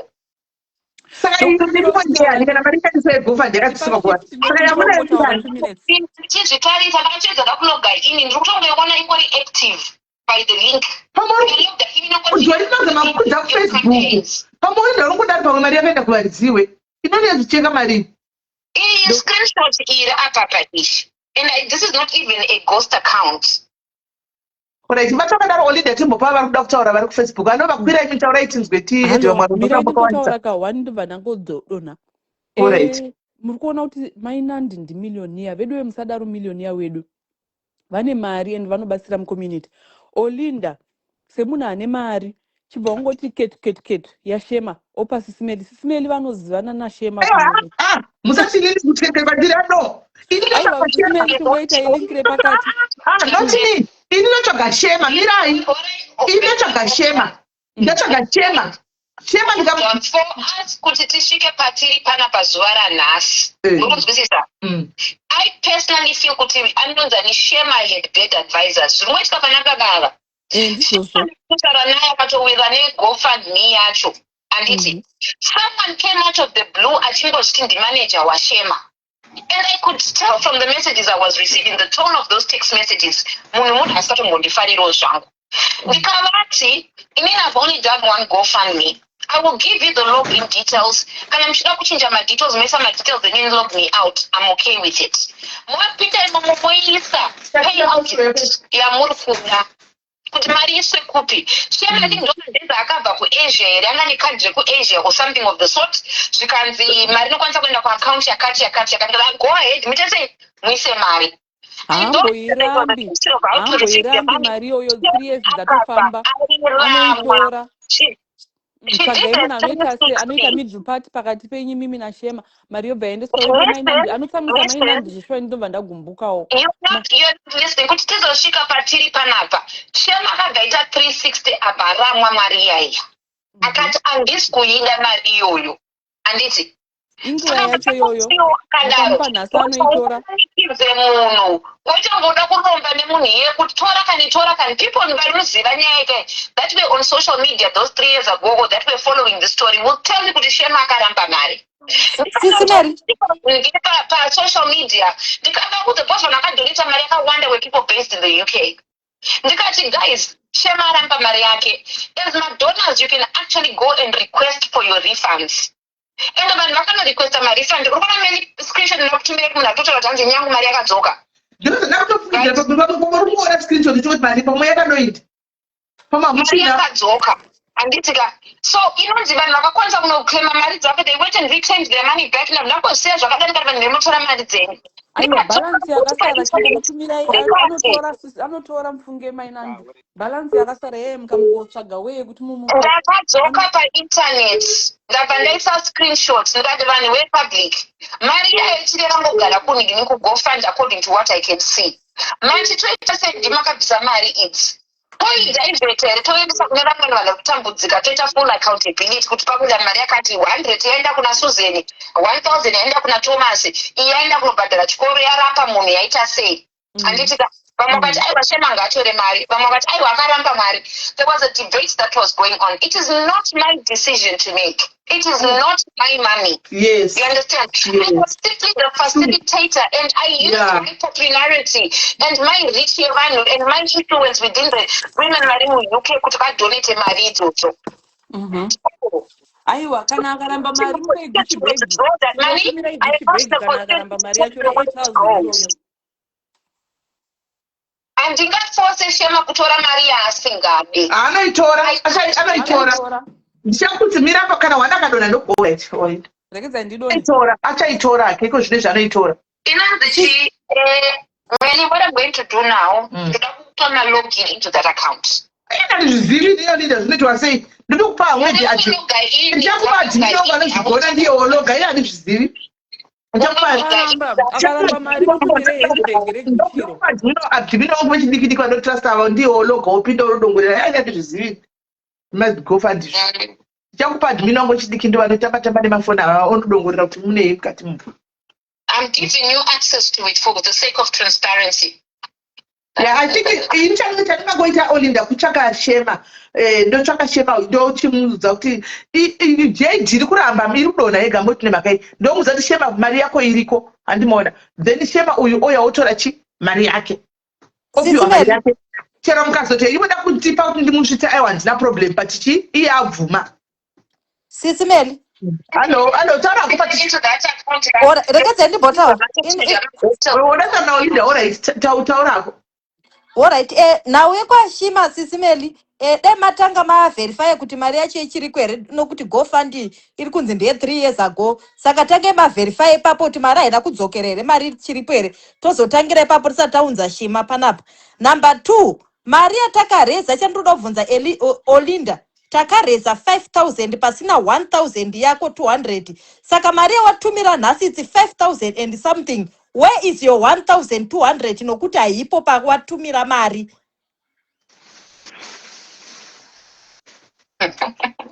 Tori mende ndikutumire ma screenshots. All right. 5,000 yakareziwa social media. 1.2 yake was not there. Ingade yaenda 6,200 and something or whatsoever, but painda 1,000 yakarezwa ne social media. Ende chimwe chinhu chandoda kuudza Olinda. Mari yako cherokoyo kati explainera zvakaita sekuti you have got millions. We don't care. Mira nditaure ndipedza ugotorongo uchitaura. Olinda vanhu vane basa nemari yako yahama dzako noti isusu vanhu vepa-social media. Chero ukataura kuti une ma-millions, people are going to still to mock you with your millions because we don't care. Mari yako usati explainera we don't care ndeyako. Tiudze zvinhu zvawakatitangisisa izvi kuti tidewo uchiti uri kuisa 1,000 muGoFund yausambobvira waisa. I never said I'm putting 1,000 in GoFundMe. I said I'm paying 1,200 cash to be picked up from the offices. Mene urikona munhu anomuchinjira mari uyu. 1,187 yakasendwa kuna Mino Felicitas Mandika Monzo bank account muno. Ndamisira mari muaccount utarisa timestamp kuti takatanga kutaura nguwai. Right after ndataura naAshford. Mari yaenda. Can you see the timestamp? Na 12. Mari yaenda kuZimbabwe. Can you not see the transaction yakanzi 1,187 pounds? That's equivalent. Yaida kumonzo muno. Wakatumira munhu ari kuno mubank muno kumonzo kuno. Nasi kuti vape US dollars kuZimbabwe ndo machinjira tota mari kuno kuUK. Am I wrong when I made it? Ndizvozvo. Saka does that answer your question? Am I in muri kundisumudzira zvenyu izwi? Mari yaenda saka toita sei manje? Inini hazvina question because hazvina proof. Haunotisira proof izvi. Hazvisi kuanza inini. Problem ndeyekuti unenge uchida kuti tibhilive zvinhu zvaunenge uchida iwewe. Isati kuzoteerera kana kubhilive. Waregere ndiwakatanga GoFund iyi. The whole week wanga uchiregere kuchinja mari yacho kuti uendese mari ipinde once. Wozotiudza kuti hanzi zvonoendesa mari separately pamwe unotomboendesa mari yacho hatina kuzvionesu. Isiri kuziva mari yedu ma100 edu ataka contribute esi ndo ataona achienda. Izvo zvokuti wazochinja mapounds ako kukaita se we don't know. Tiri kutonzwa newe. Chokwadi chako hachisi chokwadi chedu panapa Olinda. Chokwadi chako chinenge chizikanwa newe. And another thing, we know you respect your husband. Video yaiswa nemurume wako yababa ava baba ndewe umwe munhu before everything. Taura nemurume wako, it was disgusting. Musina chokwadi. Hauna chokwadi chaunga uchiziva ukataura iwe Olinda kuTikTok kumasikati. Ukati hanzi zvoni efoni yabiwa ndeyasimaza ashi. Ukapedza ukataura ukati hanzi zvoni ndeye friend. Usina right information uchinyeba. Hatina kana stana susu stana no respect wanewe. Mumba mako nokuti nezu social media usati mani za kurespecta stana. Desmond is 46 years old. He is a grown man. Hazvina inesu. Zvandiri kuzama kutaura kuti hazvina inesu. Murume wako ngaarespecte that man. Anga achiseka achizhinya kuti hanzi saka mari chaine mari yake. Marabvisa mari muri tuna standa kumba kwenyu ikoko. Ndimutonge ndizvozvo. Saka ngaasatonga baba umwe munhu pano pasocial media. Information of character ndiwoyo ukatanga kutiudza information isiriyo. Zvaunozviti uri lawyer waregere kutanga watsvaga zvinhu mubackground usati wayozotiudza nhema zvinhu zvonga usiri kuziva panapa. Uri lawyer yekupiko iwewe. Saka wanzwa kana kuburitsisa mhondi iko kuAmerica kwauri ikoko. Uri lawyer rekupi rinotadza kutanga raverifya now. You came and you lied to us. Iwewe. You clearly do not know me. You are a very big liar. Hatina basa nemari yako, hatisi mari yako izvi. Ndeyekuda kwako nemurume wako nevana vako nemhuri yako noti kwatiri isusu vanhu pasocial media. Never. Ndina kana chinhu one chandiri kunzwa chauri kutaura ina I don't care. Respect baba vamwe munhu nanotaura nemurume wako iwewe. Waunoti stana uyo have nerespect to that man. Ndo zvandiri kukuudza inini. Kana usingagoni kutonga stana ungakwanisi kutonga baba vaya kana kutonga vanhu vepafacebook. Ndozvaunofana kuziya izvozvo. Kana majaira kukontrola varume vamakadyisa angatikontroli varume vo ndiwori kutomutonga wako ikoko ndozvatiri kutoona. Ndiri kukuudza kuti nanotaura inanotenga vhidhiyo yaraitwa nemurume wako and talk to him ugotiudza kuti was that video necessary? Ngatiudza zvisina basa resewe. Ndisataura nena ndabasa ndiri kungokuudza chokwadi. I'm telling you points. Usazifonera, don't lie to yourself. Lawyer ungaita lawyer kuti ugone kuverifya zvinhu paground. Was that necessary? Chongo chituudzira kuti baba we don't care. Chatiringoda ndechekuti mari yavo isvike kwavari chete. We don't care. You are the one who ataka kuenda information yekunyepa you, not anybody else. Imari yangu unondiudza zvekuita nemari yangu.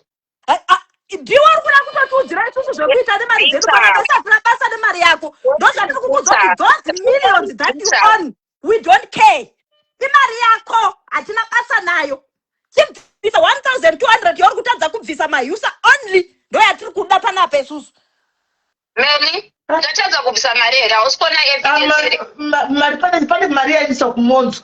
Kunemwe munhu makuseni kunokusha zvozvo matransaction achinzi anobva kuno kwachizopiwa madollars kuAfrica. Pane mari yaendesa 1,200. Nice. Mari yakasingafanhi kusanganiswa here mugofund yose zvongova transparent yoenda nemari yaOlinda. Yake iri kuendera paside yevamwe ichienda paside. Ndozvandiri kubvunza. If you don't want to listen to it, it's you. We don't care, but ndozvongochifanha kuita. Usatiudzira, not otherwise. Tikunzwa chironga magofund futi panapa paFacebook panapa chironga magofund. Tikunzwe. Mari yaenda kupi kunani Sisimeli? Kuoffice. Kuoffice ndo kuna baba vaya. Isusu yedu ndo iri kunzi endeswa kuna baba vaya. Ndo kuna baba vaya here. Chokwadi ngachitaurwe sezvachiri Sisimeli. Chamutadzisa kungochinja mari iyoyo kuti aibatanidze. She is not stupid. She claims to be educated mus. Kana akufungirwa nesu kutokundwa kufunga neni munhu anonhonga magrapes muno muCape Town muno achizviti lawyer saka ilawyer rekupi. I'm just asking. Thank you Sisimela andadona. Thank you. Ari pakera kutenda mutaura izvo munotaura izvo zvisi. Anofana kutonzwa zvatinenge tichitaura. Ungakundwa kufunga nemunhu anonhonga magrapes muno muCape Town. Noti zviti uri lawyer. Waregere kubatanidza mari yachienda once. Hello. Sisimeli. Hi Julie. Zvandoitigwa nevanava. Ndaita patience chaizi chaizo. Patience ndinodzidza unoexercise mai mwana. Ende unoexercise patience shame. Aiwa ndoda kuti titaure natete vedu vanyatsonzwisisa. Sisimeli ka as much as tete vedu vachikurumbidza kundikira kuti pese pane vanobatsirwa vanomhanya vachida kubatsira vane mwoyo ati at the same time vanokurumbidza futi kutsamwa nekuita chirama. Tete vangokumbirwa kunzi tete be transparent. Mari yashema yamuri yamatitumira link kuti iriko kuGoFundMe. Tiitai kuti mari ibude iende kuna Shema. I'm sure Shema right now ari kumachonyonyo kumusha uko ari kutonida mota. She still needs mota yekufambisa 3 years after GoFund yaitwa. Tete ngavave transparent, ngavabudise mari.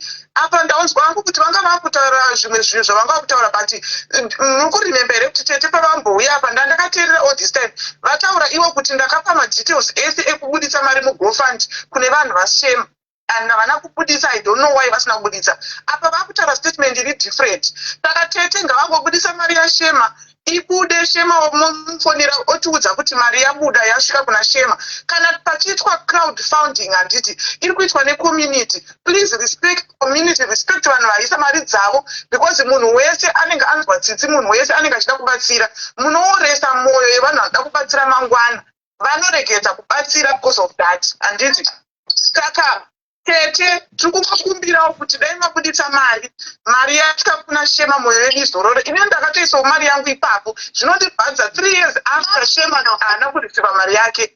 Then mari yababa ava I know kuti zvichiri muprocess but at the same time tete ingova transparent. Munoda kubatsira stereki and we love you and we know kuti mune mari yenyu but hatisi kuda kuti zvinhu zvirambe zvichiitika mucommunity medu. Every time panoitwa crowdfunding nemi kuti paite an issue ngazvistope. Nhasi tete ipai vanhu mari dzavo. Kana mari yenyu yacho iyoyo mukatenga mabhegi mukatenga chii munozvidya munozvienjoya in peace kwete kuti vanhu vachipopota vachidi kusocial media. That's not right. Olinda, do the right thing for the community, please. I beg. Thank you, Sis Mary. Hey, so much. Joy, hello. Mary, hi. Hello. Tadzoka zvekare. Ndida kungotya kuve bit very calm with this. I try to say whatever that I want to say. Chekutanga statement iri kunzi rataurwa naTete vari kunzi baba vavo vakutaka kupenga. Ndiri kupokana naro. Chekutanga ndechekuti Tete ava ngavatobviswa, ndiye muroi wekutanga. Baba vasitanga kupenga nhasi. Vakaenda kwaOla, baba vakanatsotaura kuti Simanzi is very educated. Vakataura nevanhu vakawanda mumastreets, vakaenda kwaBruno baba vakataura zvavaitaura ikoko. Vakataura nevanhu vakawanda vakaenda kwaAaron baba ava vazokutanga kupenga nhasi because vada kupiwa mari. Me personally, I still feel like there is something that we don't know. There is somebody akamira pakati pababa ava nemari yavo. Anditi saka isusu tikungotemera kuti Olinda ataura kudhara akati baba vari kupiwa mari yavo. Saka ngatiregedze kutarisa zvinhu zvese zvataurwa masaidi zvokuti Tete vazoti ndingi azoti this one tagumira Tete mari vanopiwa anditi kuti it's a setup. Because tataura kuti kana uchinge waseya foni yako point of call yekutanga vasikana ndaseya foni yangu sisime pambono foni yangu inenge yadonha vasikana kutarisire iyo ngatiifone ngatidai ukatanga kudedzera kuti mbavha patone problem. Nestatement ravaverenga rekunzi baba vari kunzi zvoni vabuda nefoni panze. I don't think papa ine need yekudetserwa kunzi mbavha anditika. Saka that woman ataura kuti baba ava imbavha naivo Tete ava it's either kuhama dzavo ndokune munhu ari kumira pakati pemai yababa ava nababa ava. Saka isusu tikungotendera kuti ngatiregedzai kutarisa zvakaiti zvevamwe vanhu vese vari kumasaidi ngatimakanina baba ava. Ende kuti kwavari kunzi baba ava vari kuenda kuZimbabwe mutemo wekuti 24 hours munhu anoiswa kukoti. Ndisingazive kuti why even did we even go to that extent yekuti baba ava vanogona zotoenda mukoti, inogona toperera kwaprosecutor mangwana because prosecutor akatongoiverify kuti yasina basa itopindi mukoti but iprocedure yekuti vapa kuenda kukoti. Exactly. Saka kuendeswa kukota zvino kuti baba ava vane mhosva ndochokwadi. Iyi tese tabvumirana kuti isetup because ndiko kuti baba ava tikataura nechokwadi munhu akakwana ane $1000 akapiwa nezuro naAaron anditika rainaro muhomwe akaramba $100 yaBruno nenyaya yekuti baba ava vatori nepride yavo yavainayo as a person yekuti yes ndinokuko dzavo. But I'm also a human being. I've got feelings. The other things that I can say yes to and no to. Anditika moto wanikwa vachinzi vapa foni less than $30-something. Kana baba vataura kuti mukadzi igirlfriend yangu igirlfriend yavo. Tete ava hanzvadzi yababa ava kutaura kuti hanzi vakupenga natodrama because vazotanga kupenga nhasi munhu. So are we in agreement? Caller, I like your way of reasoning and the way you're thinking, Anditika. Are we, according to what zvatarwa naMeli kuti zvazobuda kwavanga vari kumapolisa zvabva kune vanhu vaenda kunonzwa kuti what's going on the ground, Anditika, kwabuda nyaya yekuti baba vari kutaura kuti mukadzi uyu igirlfriend yavo here? Because now it makes sense why he felt he had the because ndatadza kunzwisisa panzi naSismeli baba ava vabvuta foni pamunhu munoti munhu anga achitaura nemumwe munhu pafoni pakazara vanhu pachita noise andika I can understand why ndikazviita ndiri pane vanhu dziva vakandidhonzera phone. He's got the authority to do that semunhu wangu anditika. So babava, I do not understand why you would have the authority to stranger waba naye parare vakutomubvutira phone. So that to me it sounds like it's credible anditika yekuti baba vabvuta phone mukubvuta phone kwavaita. Could there be a possibility yekuti as you are saying kuti this woman is working with someone else, did she not panic in that moment kuti baba vanogona kuona zvimwe zvinhu zviri mufoni make abva ashedzera kuti mbavha? Because I don't understand kuti pa 3 minutes izodzo kuti munhu akwanisa kushedzera kuti mbavha how? And if these people are in a relationship, what is the reason for her kuti ashedzere kuti mbavha? 2. Tabva ipapo, we are now agreeing kuti this is an isolated incident. Boss is inini na Ashford tikupomerwa mhosva yekuti ndista ronga zvese izvi. But munhu ari kutaura kuti i-girlfriend yangu.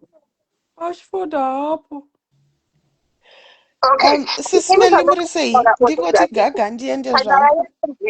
Vari kuti handiti, you know, people always be people, this is social media, but ndakukuudza kuti inini maonera ndiri kuzviita. Nyaya yangu iri kudzokera pana baba nehama dzavo dzavanga vainadzo. Ende isusu tinoda kuti tese ivi nyangwe Mary naSismeli nevamwe vese vari pano tionesane kuti iyi isetup semawirirana atakabva pekutanga. Then nyaya yandazodzokera panapa ndeye hallucination yekuti tete vakuti baba vari kuhallucinata. Linda, I think Baba I personally have never spoken with him. I chose to keep my distance, and aitotaura navo achitaura navo directly. That's how he ended up saying kuna Ashi ndoda kunobata maoko. Personally, I've never spoken to this man, so I can only go according to what has been said on social media yekuti ningrini. But again, ndakashida kufonera tete ava ndivabvunze kuti ndanzwa kuti muri kuti baba, I will come from a point of kunyatsoabvunza kuti mati muri kuti baba vari kurwara nepfungwa, vari kuita hallucinations.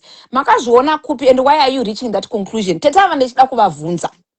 Because now I feel like people will always entrap themselves in whatever they say.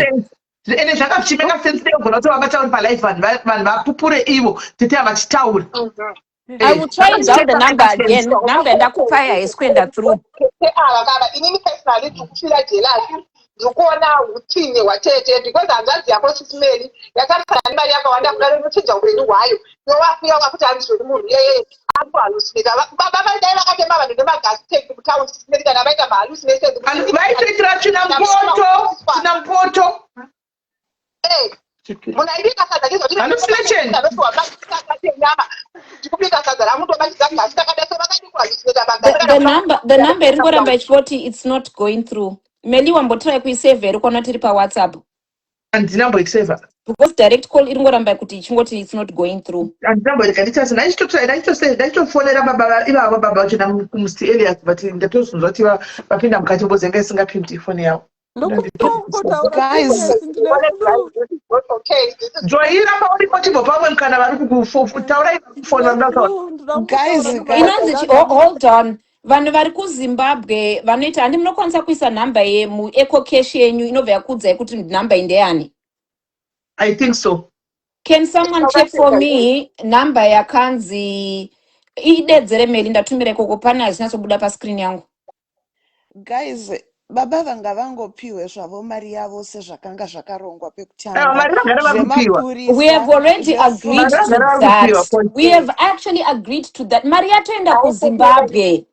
Inini I am no longer mapurisa maina nditongokutendai kuti munobatsira mongoramba mine mwoyo wekubatsira. Do you know what, Paula? We personally no longer have access to that money. I think vanhu ngavanzwisise. Mari iyoyo hatitomborisi, we no longer have access to it. Mari yatoenda kuZimbabwe yaenda paground. Anditi kuna Ashford ndaisa mascreenshots ekuti atorwa macharges $200 atumira imwe pamukuru akatumira imwe neworld remit yaenda kuna manager waTaira. Both ndakati Taira munhu wandinoziva wandirotrasta munhu ari papublic oti nhasi we're hoping ndakasikaziva baba vaenda kuChinoi. Anditika kuti vapuwe mari yavo nhasi pandazonzwa unzi vaenda kuChinoi ndikati alright tomirira vadzoka. And we also made a suggestion nekuti Taira uri brand ambassador weningini inonzi Omari bank card ririko rekuisa mari rinoisa ma-US dollars. If you can facilitate kuti vavhurirwe bank account pavanouya ikoko vadeposita mari yavo for security purposes. So this was already underway. Anonzi management yaTaira vanga vachitotaura nevanhu vekuOmari to facilitate that. Mari yavo vari kuiwana. Dai vatoiwana nhasi makuseni pataitumira. But dambudziko nderekuti vazobuda vari kupi? KuChinoi. Ndatonyora kwandi makuseni kati mari iri kupuwa nhasi. Zvisinaita daro ipapo. Next thing you know, inini ndiri busy kumhanya nevanhu vekunyaradzo. Anzani Asha ari kundifondeswa nzolinda ndikutumirwa mavideos aya. Inditori neconfusion. I don't even know what's going on. Zviri kunzi baba vari kunzi vaba phone ava. And mukatasa video iyoyo, a lot of people have got their phones out because vazorecognize kwa baba vaivaya. Vari kurekodha, vari kusumudzwa, vari kuiswa munonzichi anzani mubheki memota vachiendeswa kumapurisa. Mapurisa hana kuya. Vaendeswa kumapurisa ivo nemukadzi uyu. Anditi. So I chose to bring out the ningrini, the information before zvabuda neningrini. This is the information we're getting on the ground. But I'm not too sure about this. Ndikataka kuita my investigation, ndikafonera everyone pa live yangu, phone yangu iri pa loudspeaker. Pakapuwa 5 different accountabilities. But the only thing that was consistent in those stories was kuti baba vauya vese nemukadzi uyu. And that was it. Ngotaura ndichera ndine flu. Ndimo muti munyoro. Inini ndangone concern one chete because my GoFundMe amatatu. Kune ya Shema. kune yababa koita yaashford. I hope kuti dzese dzichabuda mari idzi because ndaworried. Ndochete pane wari yangu. Dzese dai dzikabuda hadzo. Sorry pahuro pangu pakurwadza. Iye kwashema mainandika. I think because makatanga na shema musa involve team management team kana kupa ma logging in kune management team ingotaura ina shema wacho mongomupa zvekuti ari kuramwa anofanwa kuiramwira mamupa ma details cash out zvese ikokoko ozoona iye ega kuti haasi kuida here kana kuti ari kuida but imi mune maita handover yenyu pachena sezvamakangoita pakutanga pagofund mongozvichenura mobuda munhingirikini mugofund yashema iyenyu yamatumira imati ndo yaenda kuZimbabwe. Honestly ngabude mazviri. I don't know Olinda so ndikumudzosa. Request. I strongly agree with you, Paula. Olinda ngabude mazviri zvake. I think right now she needs a break. Honestly speaking, I think you guys just try and think. Paula, what you're saying, Kwandiri. Ata uyakanzi muti munyoro. You have missed. You have. Nyaya Ashford yaitaura kudhaya it's very bad. Apana kuita kwenyaya Ashford pano zvakaipa. Vanhu vari kungotaura nyaya iyi. Vanhu vari kuramba vachitaura. Uyakanzi. Hold on. Point of correction. Munari kuti muti munyoro ataura futi. Ndiyo Linda. Muti munyoro ataura kuti kune 3 maGoFundMe. It's okay Ru. Ari yakutaura it's fine. Let it go. My best bomba. Muti munyoro Antumeli, I need to correct this. Muti munyoro ataura kuti kune 3 maGoFundMe. Akuna 3 maGoFundMe. Inini ndakangoita 1 GoFundMe yashema ya Ashford GoFundMe yakaitwa nemadiaries via Madoro Tindoro. I have no control over it.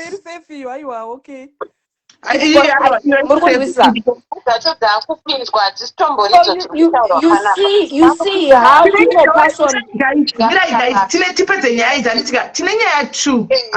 Tinenyaya baba vesadza yeGoFund dziri kutsanangurwa naOlinda kuti mari yatoenda yavepo vanga vaitumira kuti Madam Boss zvavashandisa omari card vateye kumuvhurira account murume uyu kuti rakati tambotaura pano kuti mari ngaasapiwa cash because vanhu vakatomutageta ngaaiswe maaccount ozongopiwa chika na card or whatever I don't know animaona zvavanoendo zvavanga vari kuronga ndosaka mari yakaendeswa kupi kuna Madam Boss. And then 2 yeGoFund yashema yamuri kutaura inove yatiri kuti Olinda anayo mari yandiri kuti ndichataura naShema mari iripo kana adzoniramba this time futi chibvaonekwa tiriwo Olinda anacho musati Olinda anayo itete kagara kuGoFundMe mukati ndinayo inoita ngeri bank account mangu inini. Olinda, I think men are kuti utauri because ndiona access yemari iyoyo right now. But guess what I have just done? I have actually sent Melima login details ekuti apinde momo akwanise kuzvionera ega whether him or his admins or whatever vekudiaries. Kunda iwe yautoti malogin details yaupinde motoona kuti haufa. Kana Mary sismeli mono kuti mari irimo zveshuwa mobata shema poita munhu anotaura mideta pakati pamainandi nashero because havasi kunzwanana pautu hwavo. Live yavakaita few days ago vachiadresa Bruno. I remember she mentioned kuti Bruno, the way yavaadresa baba mukadzi wako, she's not gonna respect you. So even I'm going back kune video yaitwa naStana. Olinda, if you can't tell Stana kuti video yaita, to be honest, haisi kubuda bo. You should just tell him. Well, unfortunately, let me tell you something. Let me tell you something. People's characters. Vakamutabuda ite corpus. Kana zvikazobuda zvichinzi ichokwadi, are you gonna apologize and say so? Like what you again, I will remind you. I will respond to you saying this again. People's characters and people's personalities are very different. You understand?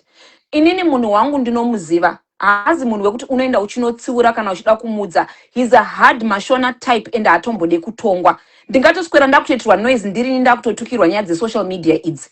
Iye as far as I am concerned, vanhu ngavangoenda papost yake vonokomenta ipapo, iye ozvionera kuti vanhu vake havasi kuzvida, whoever he posts for voresponda naipapo. Inini, for me to go and tell him what to do, I do not control that man. He controls nobody. For my actions, simply because. But you can't be putting the weight on me. Relationship na uyu azvireve kuti vanofana kuudzira dziva zvekuita stana anoita zvaanoita at the end of the day and hapana he's a grown man 46 years sure just go for him to be able to be reactive ndoda kutokubatsirai kuti sure vakabvutira munhu foni and hapana issue yekuti mbavha and so forth. Are you gonna apologize as well? Munhu anofana kuapologize not Olinda. Kana mukabvunza Olinda the question it's wrong guys. Munofana kubvunza Stana because ndiye aita that video. Because Stana anodana na Olinda doesn't mean Olinda has to be answerable for zvese zvinoitwa naStana asipo kana aripo. That's Friday. Ari kuzama kutaura kuti Bruno akatsurwa naOlinda akanzi mukadzi wako achapesera kusa kurespecta. It's the same thing kungotaurwa naKola. I think ndo zvaari kutry kubvunza but anyway kutaura kuti that day wakati mukadzi wako Bruno azokwanisa kurespecta because hausi kurespecta ma-elders. Kwati baba vachikuvaona semunhu mukuru and today's video yaaita and ari kuseka zvinhu sarcastic. It's not coming out nice. Ababa vekuba foni zvavo havana kuba tingataure zvimwe zvisi kana zvemafugosa baba vaifoni havana kuba kana isiri setup itori mhepo yevanhu vatarisira mari yababa vaisikuda unzi isvike kwavari but baba vaive foni chaiyo havana foni havana kuba. Kumbotaura naMaishon. Maishon ndandichikumbirawo kubvunza tiri panyaya yasheni. Maira ndotova edha paura pavatoona Facebook ndotova edha paWhatsApp ipapa. Ndotova edha apa because on Facebook ndinge kunetsa. Hai Meli ndikufonerwa naNigrini neuyu. Hold on. Let me see if I can add her. Because I'm sure I need to join this live. The way you're utorwa nayo it's not even okay. Alright, ndiani? Business associate wangu ane shop kana kuti office yaNigrini ya receive mari. Angakwira ake. Business associate wedu ngakwira. I think it's a good idea. Flo. Chima chafonera ndotwa chafonera. Mira mtaka anti mari kugofund kwavo. Mira Olinda kusera unakunisira inonzi password code. Inonzi pin code password amene kupinda. Ndakandista copy and paste for my passwords. I will resend it. Saka unakusenda.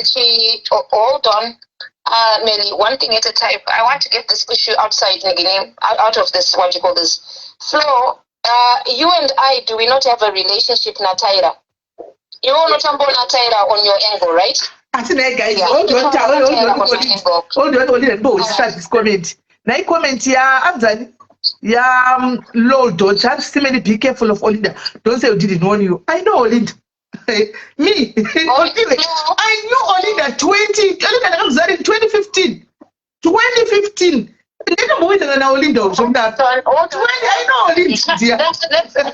about post comments. Let's address Trino. Meli, you can go ahead and ask Flo Kuti, what is my relationship with her? Apinda.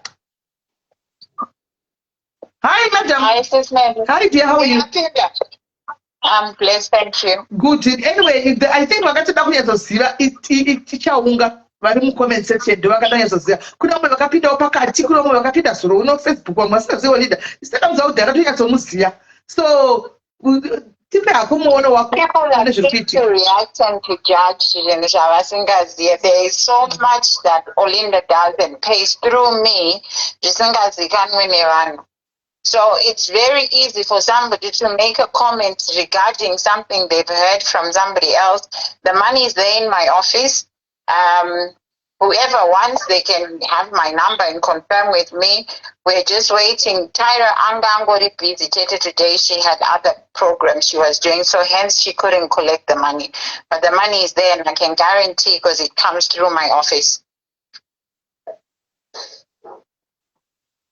Chinja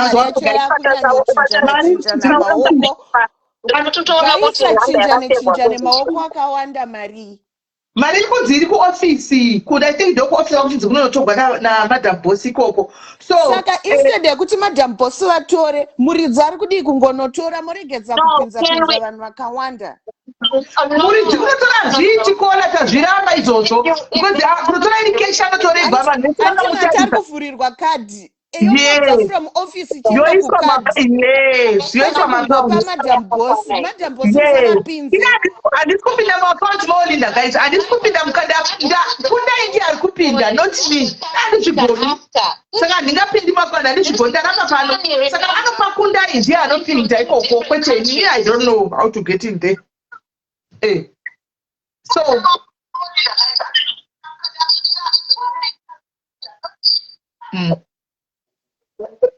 Guys, I think panyaya yemari yababa vachaditamira kuti vari kuvapiwa mari then tozocomplaina from there. Kana vapiwa 5,000 mozotaurisa kuti 1.2 iri kupi so far havasati vapiwa.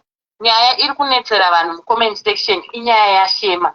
Just to cut the long story short, my son reason yekuti shema azoramba mari chii changa chaitika inini my own personal opinion pane munhu akauya achiti ndimanager washema munhu aindinyorera mazilong paragraph achingotendereka ndikati no inini what's easy for me because this is my first GoFundMe. I've never done a GoFundMe before and anditomborina kana kuti ndizive kuti mari dzacho dzinozoanzani kuwithdraw say and then how I get it to you.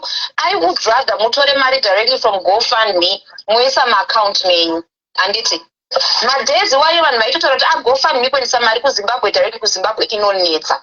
Shema abvauya nema-account details ake ekuAsia anditi I even tried entering them achibouncer achiramba anditika ndikavati guys chilogai inda kupai ma-login details because there's only one GoFundMe, you got no access to any other money. Pindai mu-GoFundMe mu-withdraw mari vakaramba. And I had to put screenshots online kuti ndatoremerwa I don't know what to do. I was there trying to support munhu zvanga achivakira vanhu dzimba kumamisha and what not.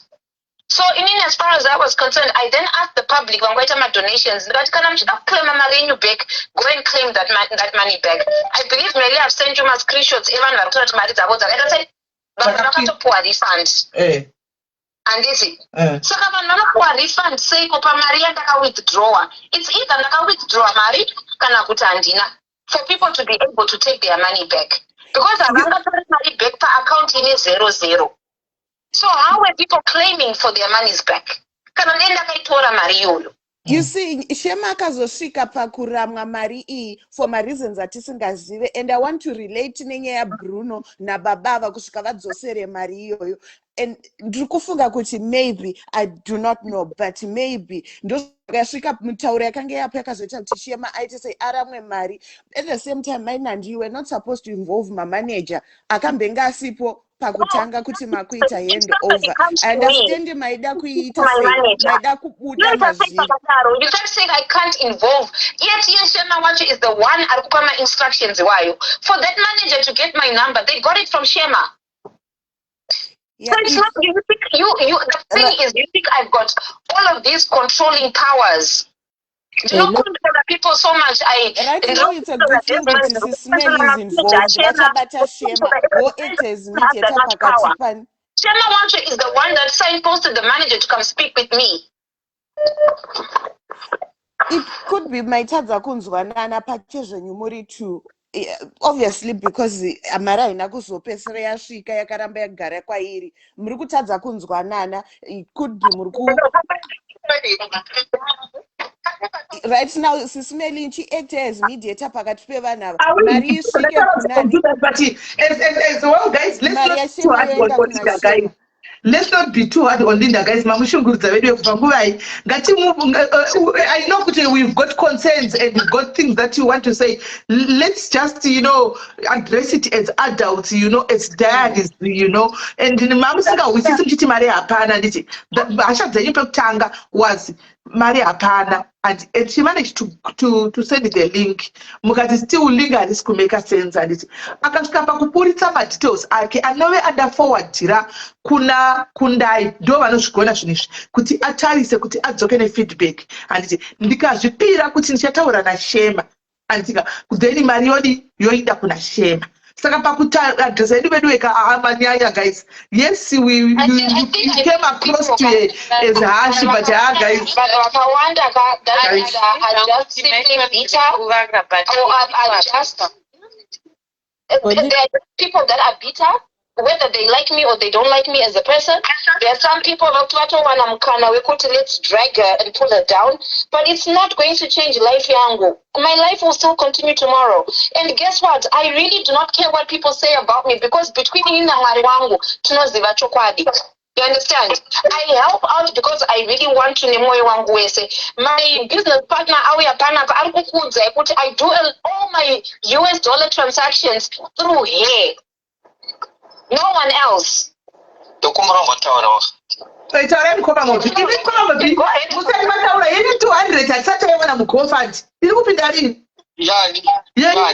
Takatumira. Oh. Kuseka zvakugova mubhoizi avatuseka. Ndinongotaura kuchinwani ndokukupurotwa nangonipo mukana wokutaura. Baba pakataka kubuda picha yavo vanhu vaiposteta vanhu vachitoita speech. Ndobva ndaona Olinda anyora kuti ndinoda kuita initiative yekuti ndivabatsire. Ndobva ndatoteka asi ndomatangira akaita nyika. Zvichaita kuti in future vanhu vatadze kubudisa mari kubatsira vanhu. Nenyaya yekuti vanhu munenge magara makangomakomo mudzimwe nguva guys. Ngataurei chokwadi guys. Mari iri transparent. Baba vachasvitswa mari maoko mavo. Ndopari imari inoratidzwa patikati pachena nekuti vanhu vanotoona kuti mari yabviswa mari yakati. And then baba havasi event yakaitika nezuro yekuti vakandopiwa 1000 ravo vakapiwa stamp yavo.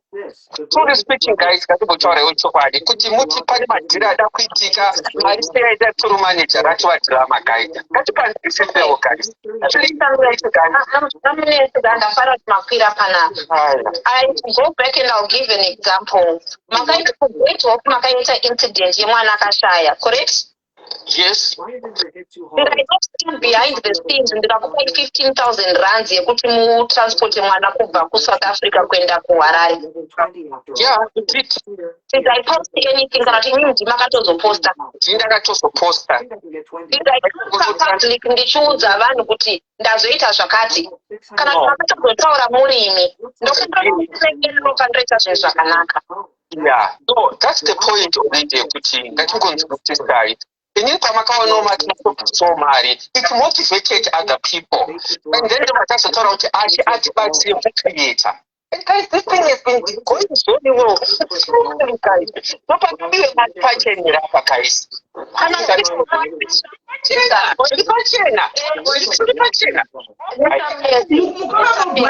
Mukoma mubhoizi.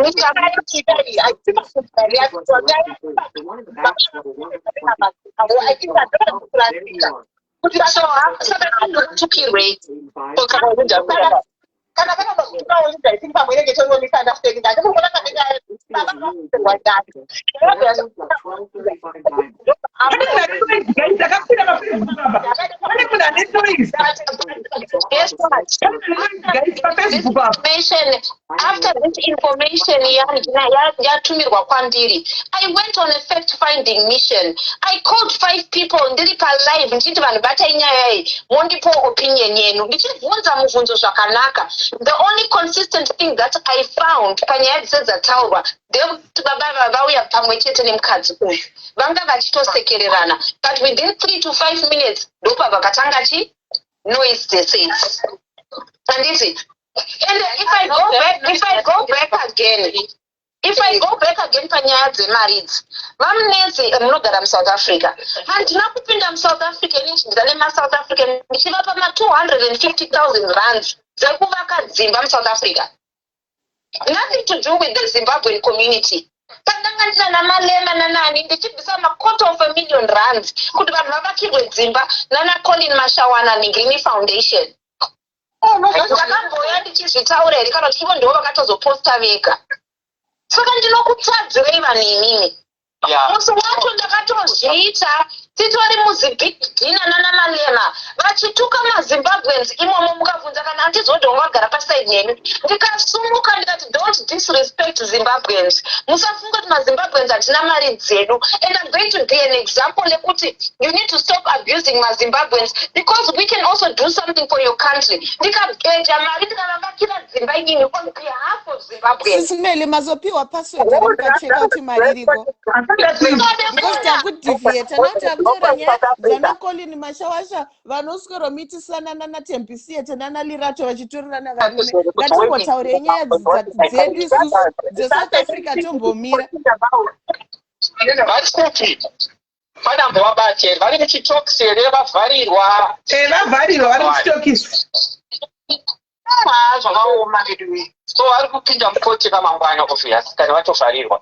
Do you know, Amnesty, you are a lawyer by profession. I want us to pick on your legal mind. Matsananguru aitwanyaya na assessment panapa vataura kuti zviri kunzi baba vati kune vanhu vari paground vaenda nomabvunzo chichaitika. Vataura kuti musikana uyu wamudzimai wavauya navo igirlfriend yavo.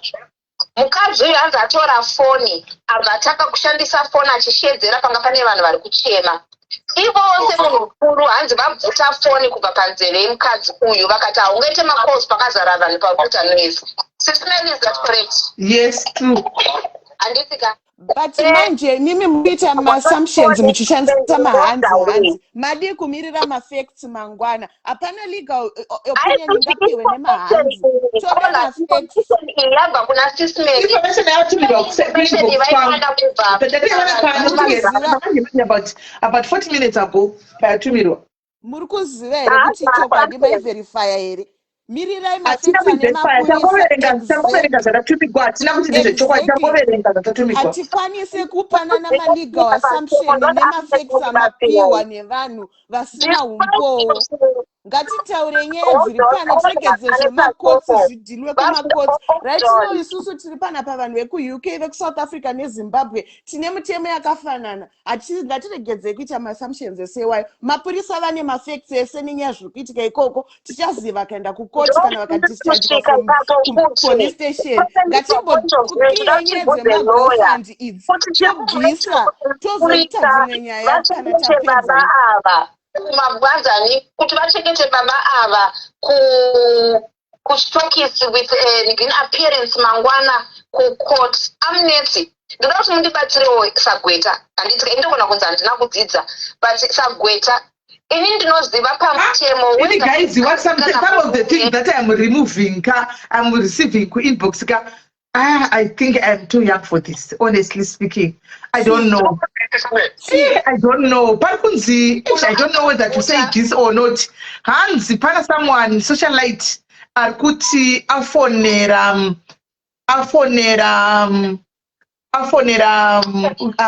5 minutes ago. Hansi ashakati Maria shika iri hafu kuHarare. Imwe yacho yazotumirwa manje patanga kuitwa noise apa. So I don't know. Munhu ari kutaura izvozvi ngaatipe transaction yemari hafu iyoyi ndosaka ndiri kuti ngatimbopedze nyaya dzemagofandi tisati tatanga kuona advice nemalegal matters enyika dzakasiyana. Munhu ari kutaura izvi ngaabva unza screenshot retransaction ye2 pieces.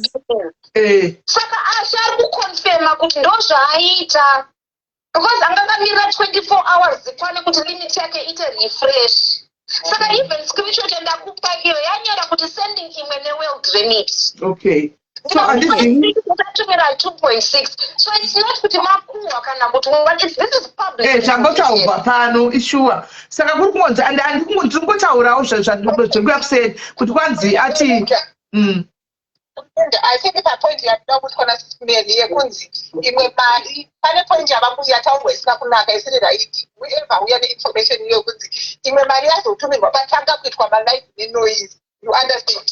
This is like that's wrong context. If you look, that is wrong context. If you look at my screenshots and anti-many kudraka, Maria were in 2 batches. I don't know even go to Milan world remit. I've had screenshots of all the transaction that he has done. And it's besides that, if you might blame when I was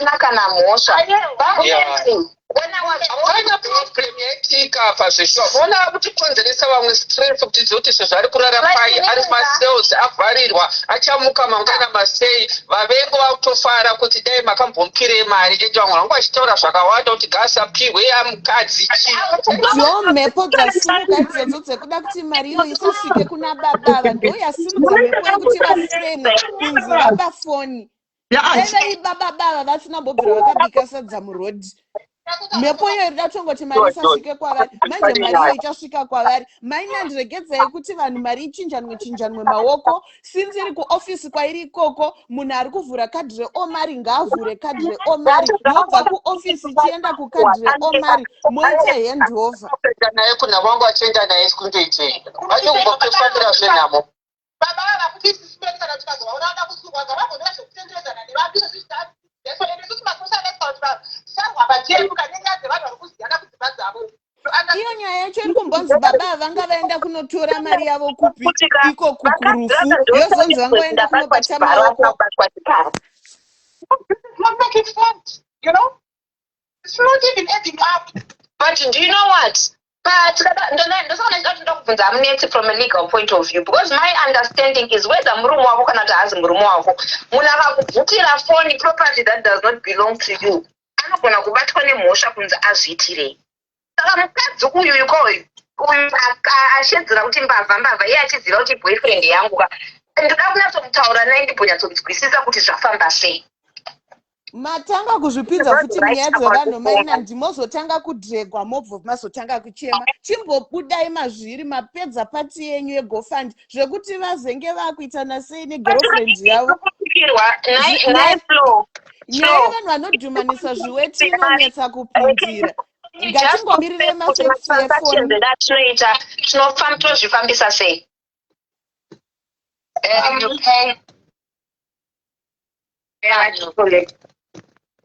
Tatangira nyaya ndepaiswa vhidhiyo yataura kuti murume ungambomira kupfiga asapiwe mari. Vanhu vakapopota vakati dziva mari iyi haina kuOlinda haana kuisa pati yemari yake ndopatangira nyaya ipapa. Maria Olinda came yesterday. That hasn't been collected, but that money I can vouch for it and I can show you proof. She paid this money yesterday. But I'm just saying ndo patangira nyaya yese because pabuda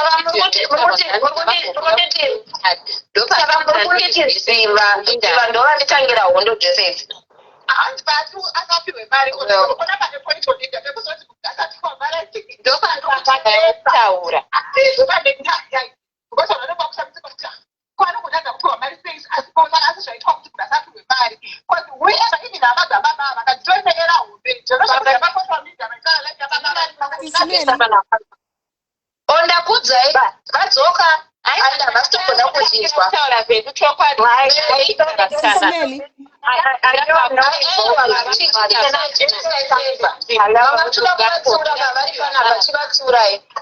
Olinda mira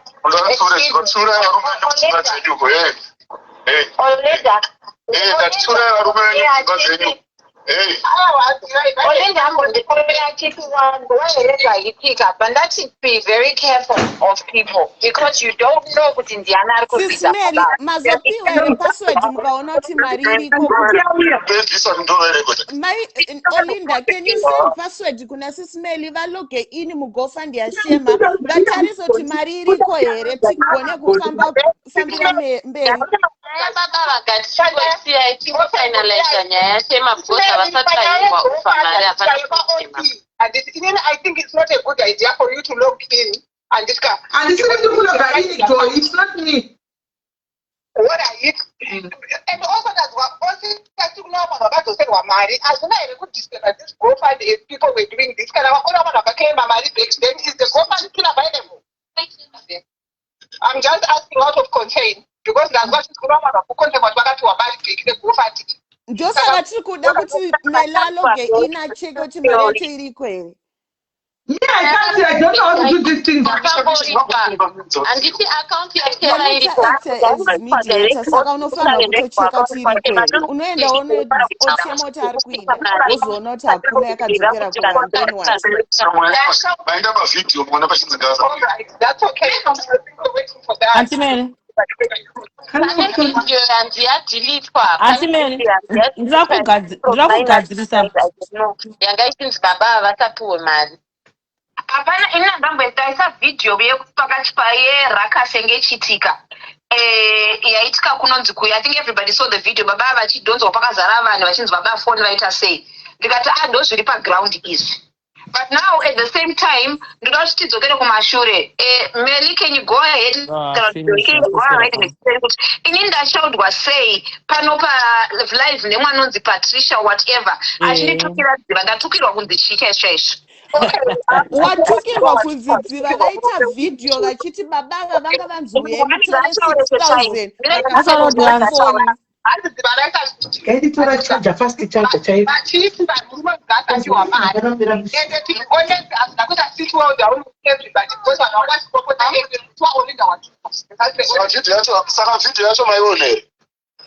Video taiona Stana achiti sure meko dzekuti munhu angedzwa kuzotora 6,000 oba foni.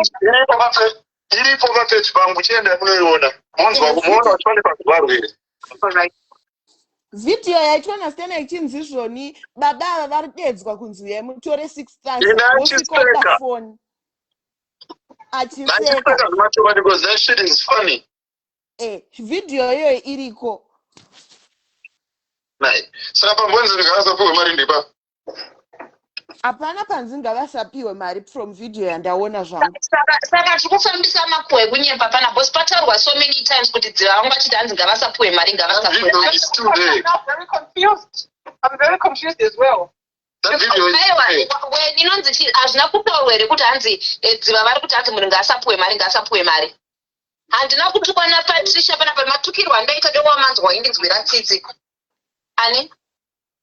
Ma? Echikumbroga time dzasvika dzatolate. Vatadaona tamane bike but I'm too sure that I think this to cut the okay. Vanhu I think manzwisisana handitika kuti baba vari kufara kuti mabvumirana ndese kuti baba ava ngavainterpretokuti mari yavo tiri kubvumirana zvekare update zviri kunzi kwaendeswa kumapurisa kwavaenda anameli vatumira vanhu on the ground.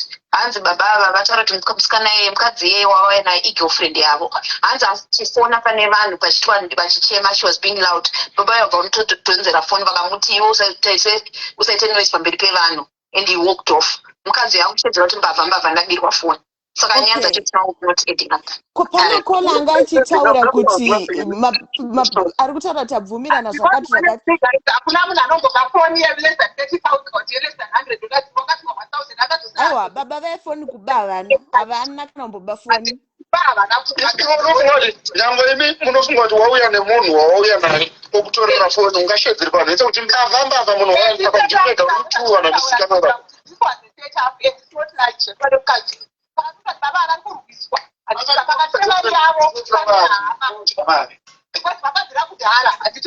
Guys, tabvumirana kuti mari ichagara kuoffice.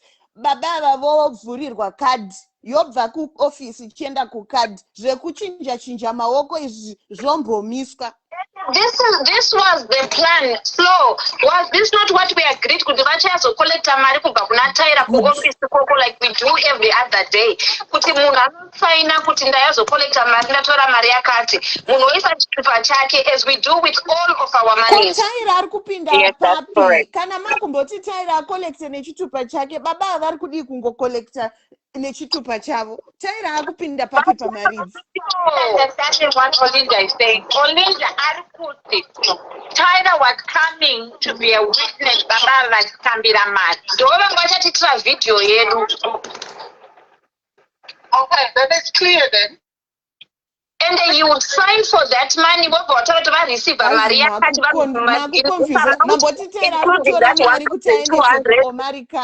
To Pachavo, go to a Mariavo. kana mati vari kupiwa iri cash moita video a day after vapiwa nekuti vanoteerwa. Kana matiri kuenda kuomari card ngaigare kwairi ikoko ichibva straight to ikoko kuenda kuomari card. Vanayo here account. I don't know kuti vanayo. Get the account details to transfer into his account with the yongotransferwa kuaccount yoregedza kuchinjwa maoko ichidedzwa vanhu vakawanda. All right, let me ask a question. Flo, what is the maximum amount that you can put for EcoCash? You can put any amount, but the danger is that with the new laws, yavanobatirwa mari yakawanda.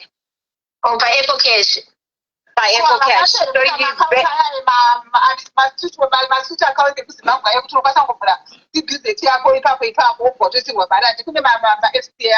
can do that. Steward Bank, he can do it. Steward Bank, he can do it. CBZ. How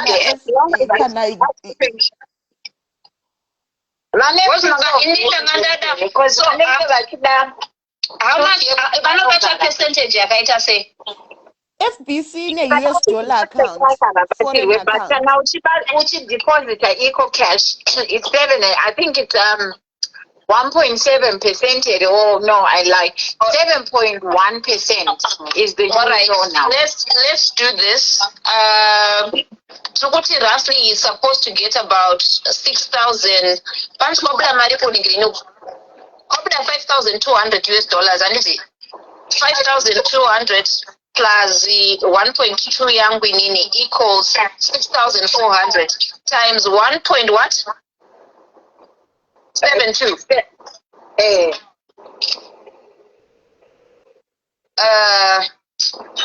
Because of calculator for now. 7.2. 7.2 going to 1.72. 7.2. Yo. That's $888. Because mandaka kuzvipira kuti chingoisa mari yacho yese paEcoCash yavo ndobhadhara the fees yavanenge vachiripira. Baba vanti vagara ndi-science teacher vane bank account ngaiiswe pakubank account kwavo baba. Account yacho ndinayo kana vasina vataiwe veticha inaikorera pai. Ngavaisirwe mari kubank account kwavo. It's also for the sake of progress. And it's mari yavanenge vangoisirwa whatever macharges avanenge vabatirwawo, it's normal because even ashabatirwa macharges ekutumira neworld remit nekutumira nendini nemukuru anditi GoFundMe yatoro percentage yayo. Hatina ngorovera here mwoyo paningini panzani kunombo tongoti whatever charges yavanenge vabhisirwa but mari yaenda paEcoCash yavo. And I think it's good. I don't just smell it because I think but I think that's good about charges. So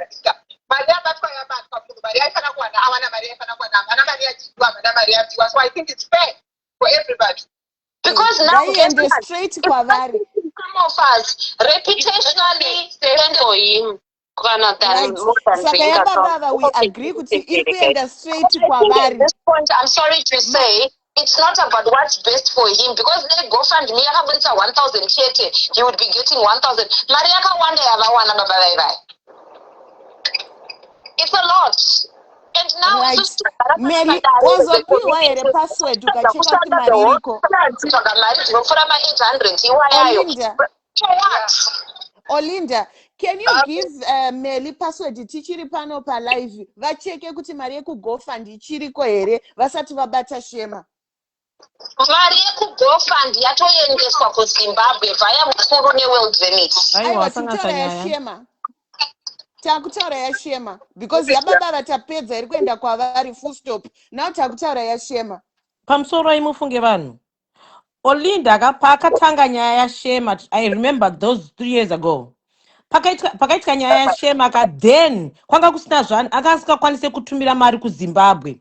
I think ndo pakasvika pakuti uyu anonzani shema azoramwa because Olinda akati nditumire mari kuZimbabwe handito zvainzi vanhu they can't monetize kuZimbabwe nekukwanisa kuita inonzi kutumirwa inonzi GoFund.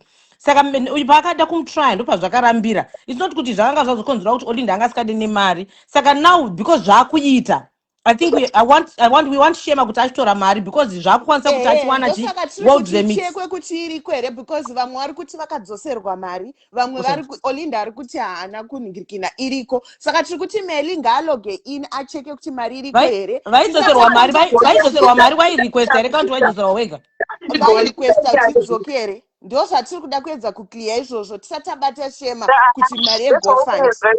The way I've been dragged left, right and center. Vanhu vasina zera nene vakutofunga kuti nhasi ndo pavawana mukana wekumisidzana neni. It's just not right.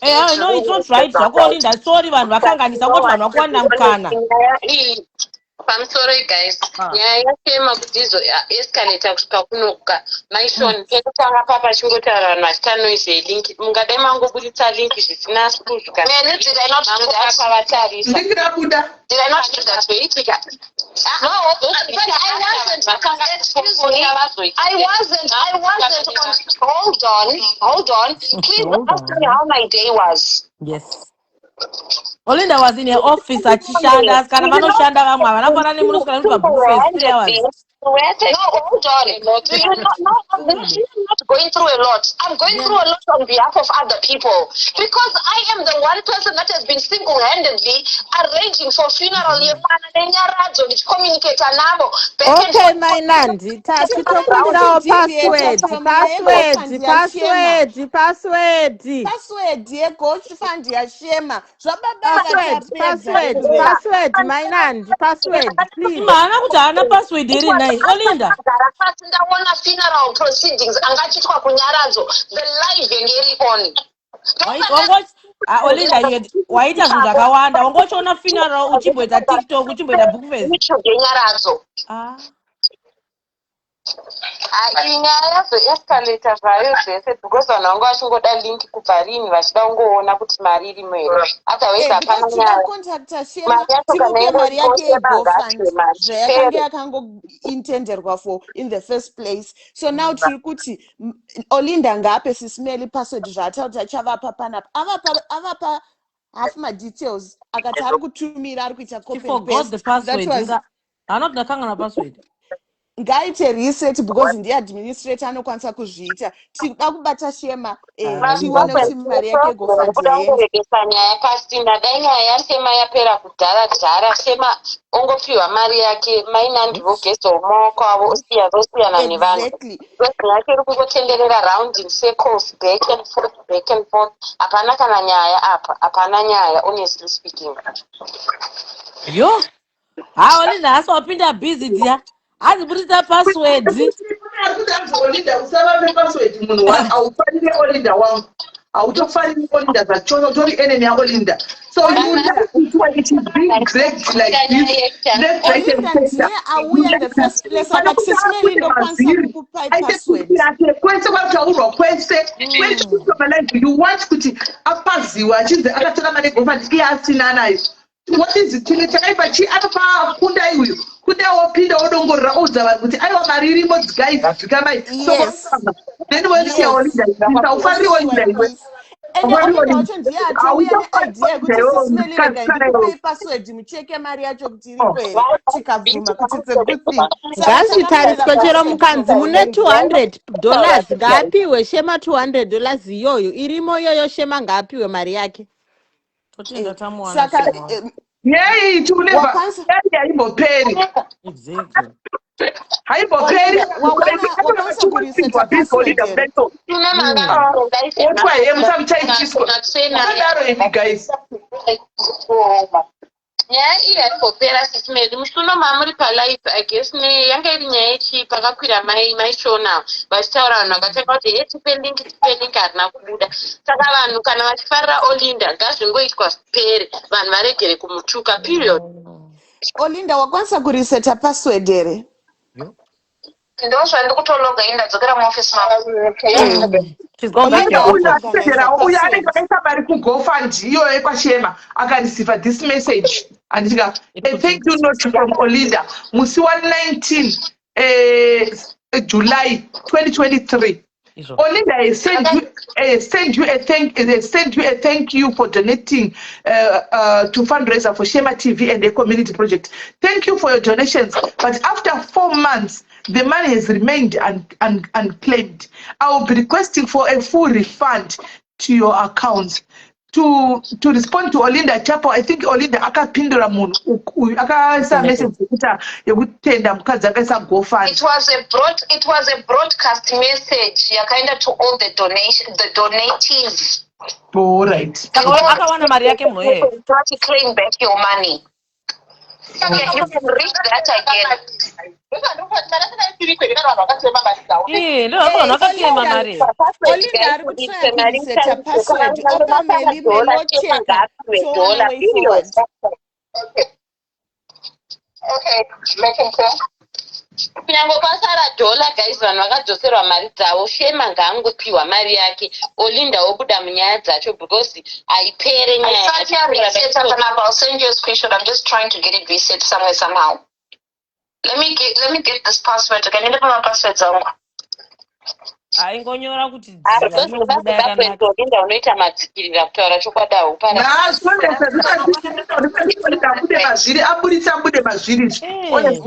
Abude mazviri aonewo drama ari kusure uko not izvi guys kubva tine 3-4 hours tinaye pano guys honestly speaking tine 4 hours tinaye pano achitry kuclear sita rake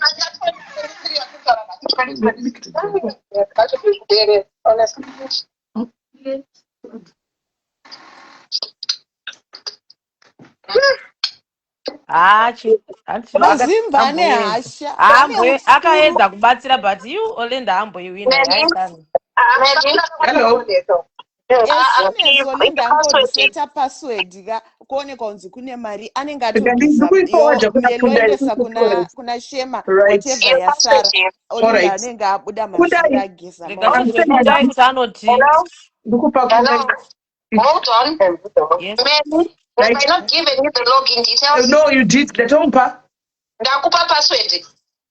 Wamupa ndamupa ndamuforwardira but achingopedza obva wachinja madikira achingocheka zvinobva wachinja madetails just to be safe. Rega yaloge. Nai guys aripo here kudai arudairira here kunokwadairi ndione ku Olinda, am I shown?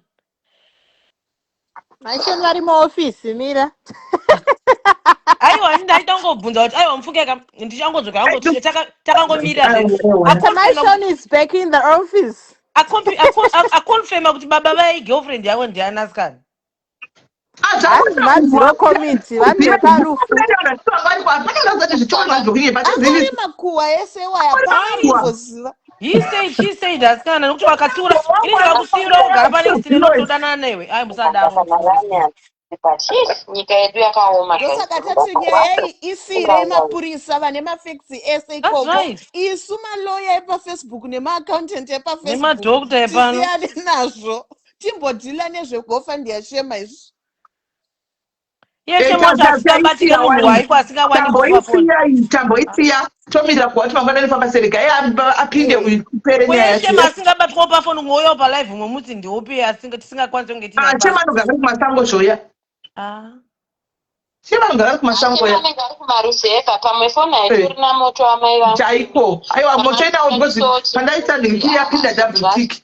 Of which munhu webusiness ngade atodzena kudhara kuti pamwe chafona back kuti ndaona missed call ndiani.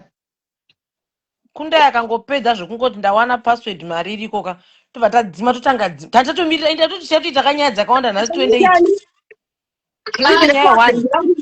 handbag pabag uyu netambo yacho mamwe ari kushanda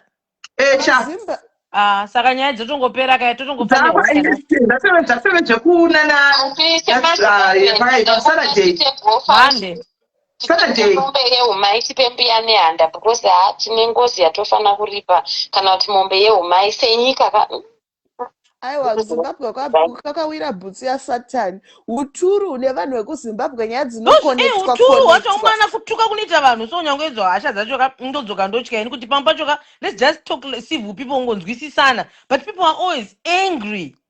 Vanhu vanezara pamusoro kune vanga vasipo tete Maishon vareceiva 45k nhasi uno.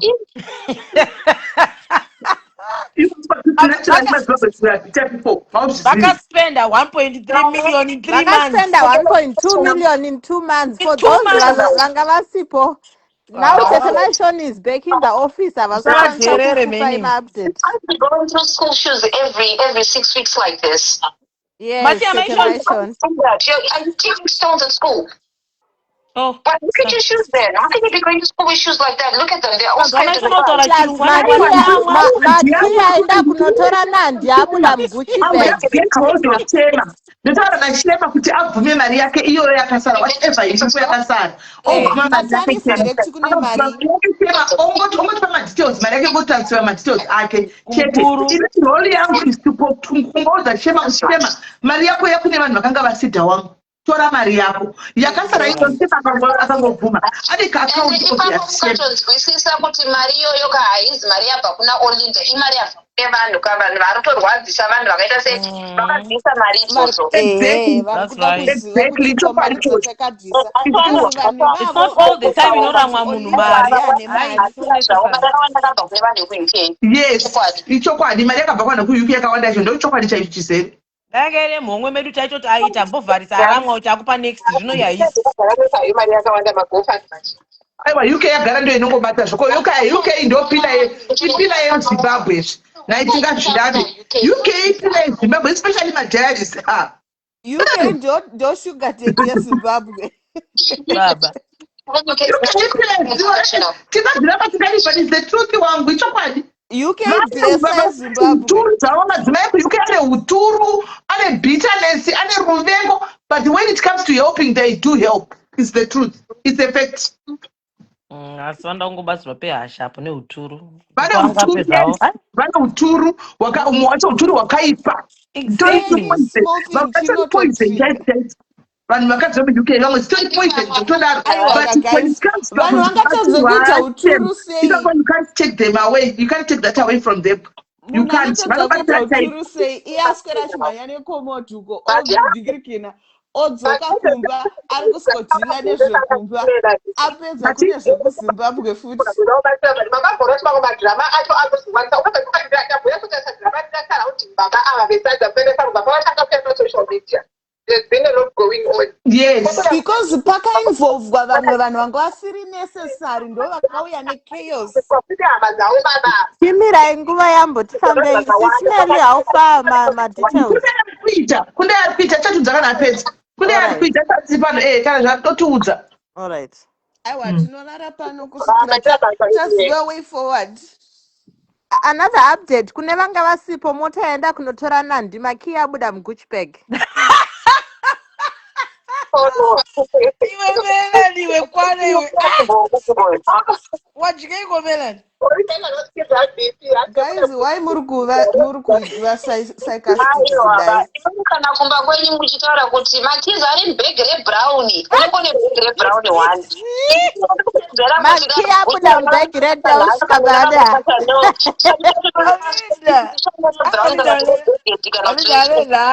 Olinda kwenyu wakasiyana ezimochi. Aichatomboyamba kwako kushopping ufunga mention. Ndituke mwari nditone ndisina ningrini. Mongo mabag amai Olinda. Can you allow me that? Just one bag. Send to your number. Olinda, you've overused one. I will come and get that. Zvinoita. Anzi ndisendera link yapa mira anenge ndombonsendera link ro link mira arikuti ndisendere link yacho actually happy kuti zvakusolveka and especially ndanga direct baba avapre kwaje girlfriend yawo tamwa baba girlfriend indatoudza ke coordinator nhasi kuti ndine family issues that I'm solving.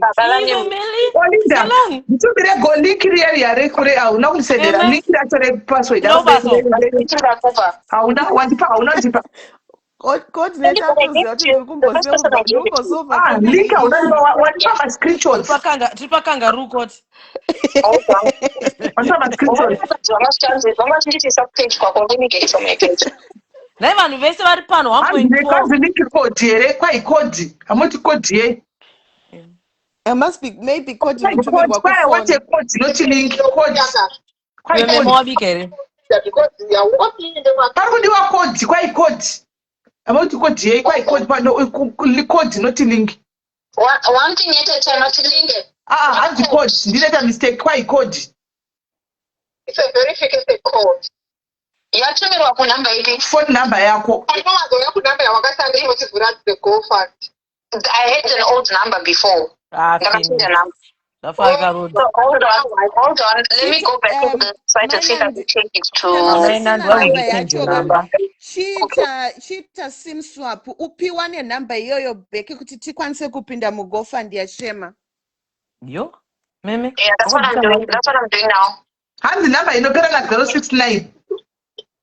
Hold on. No, Arpano mabika here majika here mageza here pano. Kana kuga unoita munogeza foni chitamura uko muchibika muchidya. Adapta izvozvi tigere pano kudai kuita kugara pano kana kutobika nhasi nevanhu vanobikwa nani. Ndatombenda kushift ndatoudza coordinator kuti ndine family matter yandikugoresolve. Meme ili delivery sungondo basa. Aiwaka, this is a Zimbabwean community. It is a family matters kana. Pagaruko kusquare. Nai Jani go de munhu akanotika kagara pana kuti teka chiba natokotika sapato bana kubika chado biki. Nasi kana kumuona pano nai. Kana kumuona Jani go nai Jani go. Atoli ndauri kutaura. Can you confirm kuti vapinda account ye GoFundMe? Vakafika pakanzi manage. Okay.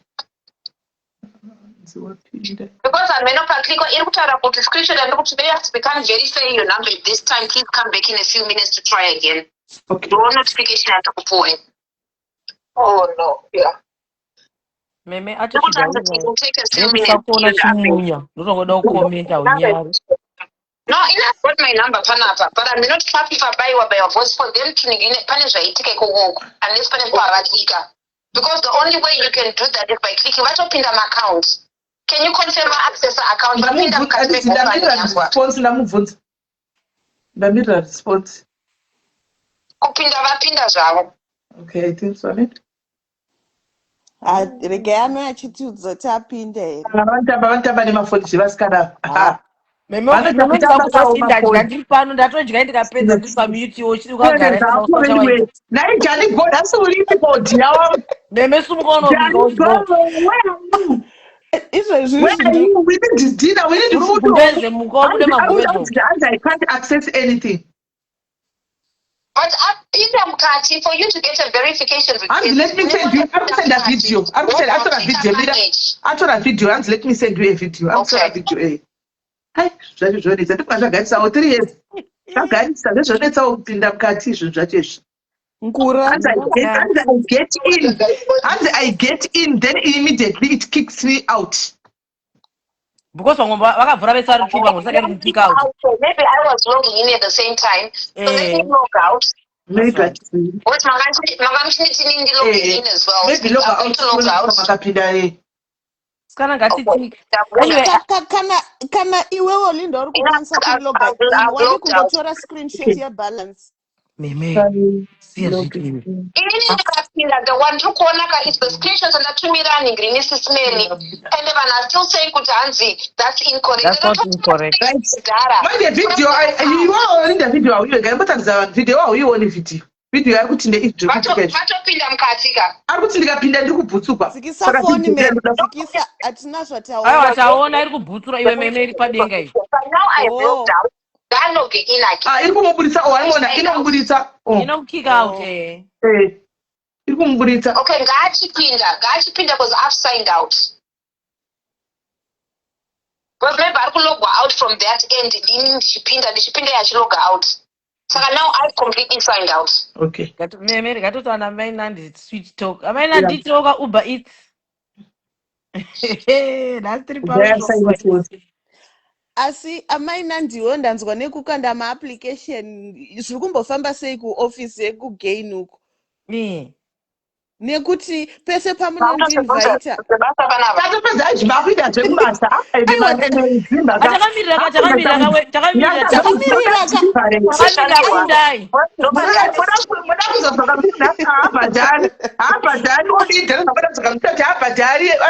Aiwa, tinotondotsvaga basa yavo because history yo yekusabhadhara hana. Milinobuda udzoke zvokuti mbuya neani kuramba kuti Vanosiye mnatenga gutse musi yatoza kubhadhara sei aiwa kubhadhara. accept tani yakupinda vamwe charamba ritaidifendi Sisimeli chimbonyararayo pandaka ndichituka munenge makanyara ndakupuwa macompliments makuita noise. Nayo hachimeri nyarara ikani Olinda munhu kwaye. Olinda anobhadhara kubasa kwake munhu. Olinda is a loving person. Chimbomirai muteerere please ndichipuwa compliment. Wati hanzi chii?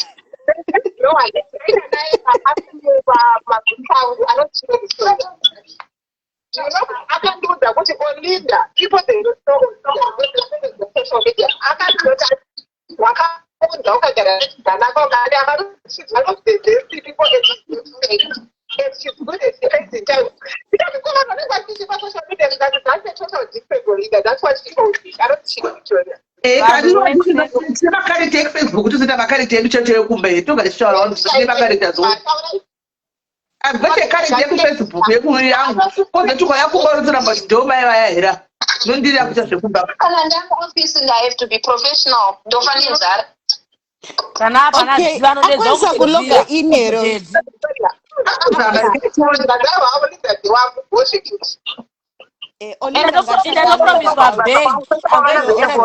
Sorry, can I talk? Okay. Can I talk, please? They are very well trained. Hi, Sisimeli. Olinda chivura website kuno tite mari cho zvebiso. Vura website tite mari cho. Sisimeli. Auntie somebody wants to talk. Sisimeli, hi. Sisimeli, hi.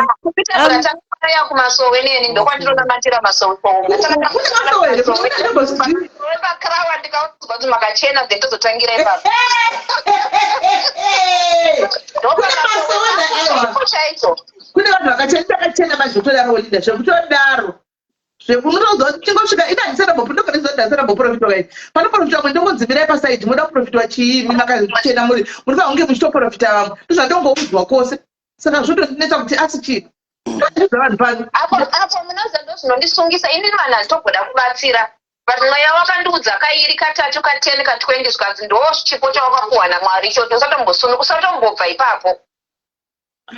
Olinda unoprofita kantu Olinda. Sisimeli ndokumbotaura 2 minutes ndidone please, otherwise andingotaura nemakolo. Can these callers please drop? Because atipana chatiri kumbonzwa vanozogona kujoina havo Sisimeli, but hapana chatiri kunzwa. Pauya ma-comments akawanda vanhu vari kuti hapana chatiri kunzwa. Just for a moment vozodzoka zvavo, if that's okay. Makola akakwira apa hapana chatiri kunzwa cause mukutaura muri 3 kufoni and then makola ari kutaura futi kuside kuno saka hapana kana chatiri kumbonzwa. Saka mesabva kudropa neshe. Aiwa muri kuita noise sharp. Muri kuita noise zvekubhora. Ndakungapinda nokuti ndikumisira message wapapa sada responda ndofunga rimo mukati mo gaitoni. Makola drop. Meli uchiri kuremember musi watakaenda kurufu rwemwana wadadi. Kwara kuJoburg. Takasangana muKempton Park tikaenda ku Boxburg ukazondipa key kuti ndinodzosera key yekuhotel hauna kuzoenda kunorarako. Ndozonorarako. Urisei hangu ndakatokarira chizivainzediyo but long time ndasingasakuoni zvekudaro avayo. Ndiri bho zviri sei ndakwara nemashift yamana. Uri wakwara nemashift? Uri kupi? Ndiri kuCambridge. Cambridge. Olinda kuOxford. Alright, apa pasera apa padhuze. Uri padhuze iwewe ndikuno. Hakusi kure. Uchauya rini kuzombondionawo? Ndichauya tichazoningirira ndichauya kuseri kana tanhangirikina tapedza. Alright. Azokwanisa loga in. Ndangomirira ndasatisa message kuti naimi anokwanisa kufonera mufonerei guys. Milime ufonera muningira wako mubvudze kuti wapa ndikusama message asikudaira negari mukati mo.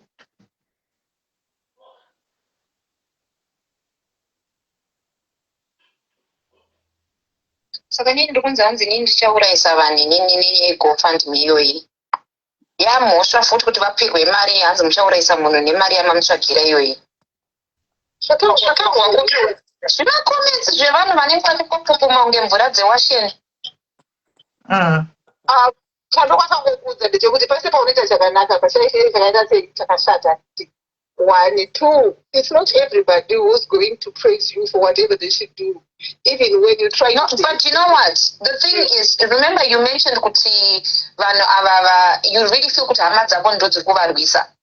Oh yes. Next thing, if anything happens to him, what stops those same people to say kuti sisi nditakwadzisa munhu inyaya mari yatakamupa? Can you see how it's a double-ended sword? Reze nocheka kwese. Yeah, it's a bit crazy world though, you know. Because unatanga kufunga tona mukataisa baba ava kwakatangira nyaya iyi vachitanga kuzopa social media kusiwa kutanga kuvabatsira pakatanga kubuda zvinhu zvisina basa tikati no, we don't want to hear it. This is the reason why people are helping. And you know what? So you go back a little bit. Pandakati ndikuvabatsira iyi. I stood on my own based on my affordability. Ndikati ndira kuvapa $1,000. Anditi vanhu vabvatanga kuti GoFund anditika ndikati aini zveGoFund handigone. Ashford andinase anozvigona, saka Ashford ndaitenda chi GoFund. I'm personally not even involved in the GoFund, but ndikoni munhu akasignposta kuti batsirwai nani naAshi. Inini yangu mari ndakasina matariro ekuti pandakachibvisa mari I had no intentions of opening a GoFundMe. Ndaingovapa mari yangu zoti musi wede vakatongoenda kuofisi vachinopuhwa mari vaitongonoicollecta that same day. Patakazonzi mirai anzani moboys abati ndikuisa $200 yangu mazwana akona basa tikatoseka nekuti hakuna zvituna inonziswa, saka mari singaiungane kamwe chete yozongoenda kachi kawani vopuwa handover. But now I regret doing that. I just knew that same day or the following day I'm going to collect mari yangu zvakabva zvadipa ndabva ndasuduruka. Guys, anokwanisa kufanira kundaika ngamufonereka because nini phone ine vasikana amubvunza kuti ave papi suppose ita atongomira panapa nemakumbo wacho anenge ari mukana tari mukati kana tari pai hatichazivi. Ndikatozowedzera anzani $200 yaBruno ndamutsudza Bruno kuti mashoko ako Bruno akatoya akatsudzwa $1.2 engeri mari yaBruno kuti yanga apromisa yaya. Ini chandokwanisa kukuudza kuti social media yagara social media and I think even magara pasocial media how it operates. Kuna vanhu vanongokuvenga just for being you. Kuna vanhu vanongokuvenga just because vakadzoa zvavakazwa. Saka chingoimwa ndechekuti as long as you are doing the correct thing, as long as you are being yourself, no exaggeration, no one, then there's nothing to worry about. Oh, as we all know, he is innocent, and Olinda, you are just a green snake in the green grass. Your time will come. Kupi? Makomenti waenda kunzi ndiri nyoka saka kubatsira vanhu ndanyoka mari yangu inini. Makomenti page kwangu ukapanja akadzoserwa pamwe video guys zvaiko zvino the same phone ndiyo phone yandinayo yaine vasikana handikwanisa handina phone nechi3 yekuvhura video ndazviona kuti mati kune video yekana naRoyal Mint tichazovhura kana nyaya yeGoFundMe yapera tichavhura kunja yakwanisa kuloga in here handizivi ndozvati kuti mufonere milimeo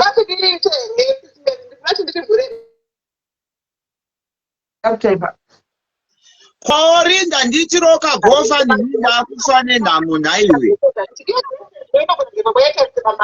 Orinda ndiwakandinyemerera ukati ukundisisa makako chiita GoFundMe. This can happen also, guys. You know what I'm talking about.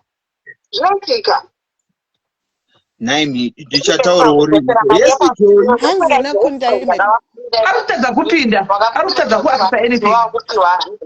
Okay, guys, back to nyaya yeGoFund. Kunde ari kutadza kuloga in. Arikutadza kupinda kunda yes. Olinda wambokwanisa kuloga in iwewe. Itaka screenshot on my balance. Kwanisa kupinda wani. Same password, same everything.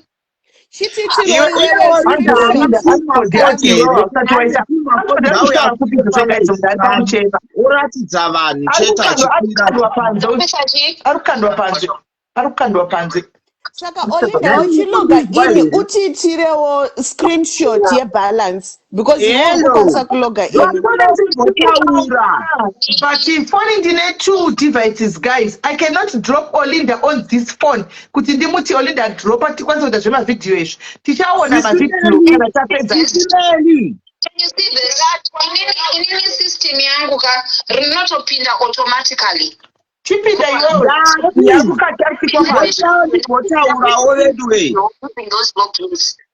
amugondipomukana ndikataura iri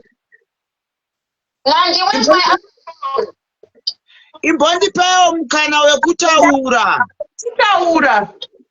ndati zvazvakadii kuti kana Olinda aine 2 mafoni ouya neimwe foni okwira pano palife sezvo iri kunetsa kuloga in ologa ini akaratidza foni neimwe foni kuseri ologa ini vanhu vachiona zvese nemari chii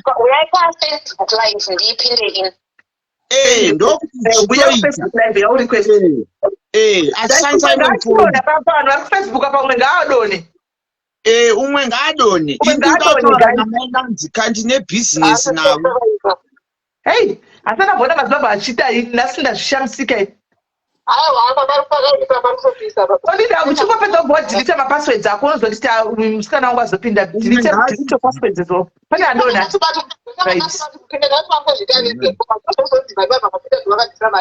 aiwa kuda ndiye apinda atodhilita achipedza saka achipedza tinoda kuti achinje mapasswords achipedza iri kukika vanhu out aisi kuchengeta vanhu iri kukika vanhu out. Right, I'm here. Let me just try and turn around my camera. Okay. So, ndiripo murikona. This is me. I'm signing in. Okay. So, my details andakupa ndiwo mamwe chete wayai. Then you go on to your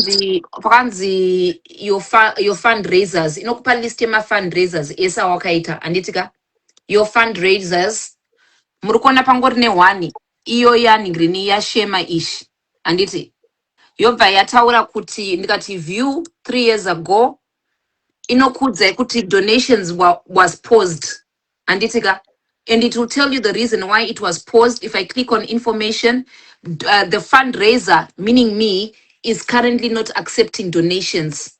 Anditika, meaning kuti ndakaipoza pakarambwa mari pai. And then yokupa list of all the donations. Yekuti pane 8,267. We were supposed to raise 10K. Pakaita 528 donations. And the amount of people that did their donations. Vanenge varipo ai. So amurukona, like I was telling to Van Vekuno ku UK ma pounds SI. £100, ma anonymous, £100, SAI. Aripai. Ma £5, £10 SAI. Murkona. Inde vanezvima ningrini zvima regular ningrinai. Ma regular donors. Vanechi GoFundMe ichecho. Murkona. Mari yese inenge iripo accountability ish. Aiwa izvi zvakanaka my Nandi. Now Meli chitaura na Shero umuudze kuti kune 8 thousand pounds youya atumirwe mari yake tivhare chapter iyi. Okay. So, but I want to find out, am I getting an apology for the 4 hours there? I don't want to sorry. Mirai nditange inokuti ndindakaunza nyaya iyi pano. Amai Nandi, ndinoda kuunza nyaya yemazamu nemagaro nasa nstombori mumudi yacho swaga please. Mira kandi apologize. Zara wakubvunza gara pano kwa 4 hours nayo dzado usiku tiambike right. Ndoda kuti kuna amai Nandi ero mari taiona ende zvesuwa tinenge tichingodawo transparent Saka ndo zvatinoita kumunhu wese, hazvirevi kuti tinokuvenga, hazvirevi kuti aiwa tichitsvaka pamuromo, tichikoshesawo kuremekedzawo hama dzedu dzinotibatsira, hona isu tinotambura. Saka tinotozamawo kuvavharidzirawo kuti vasabirwe, vasatsotswe, vasaitwa sei. Aiwa iko zvine zvawatiratidza. What people are saying, hold on guys, Mira, Olinda, hanzi unofanira kuenda pakanzi transfers. Ivo vanhu because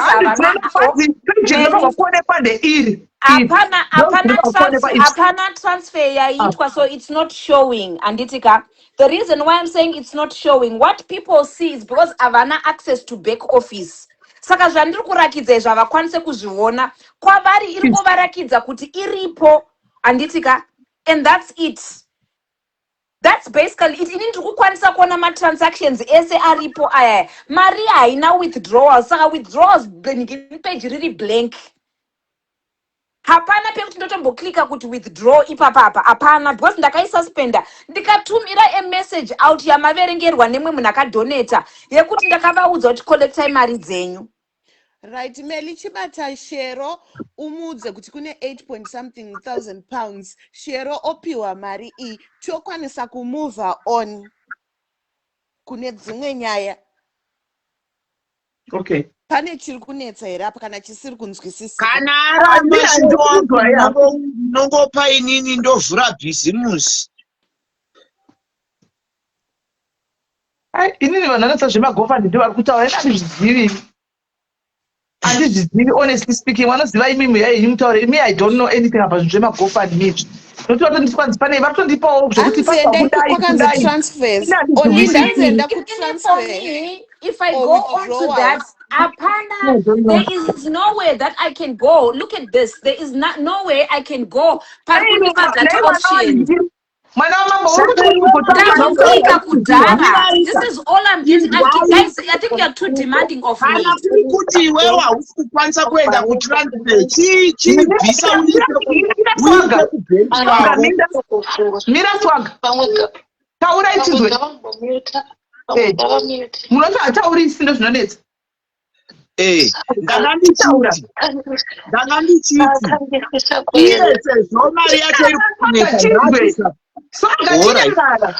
Okay.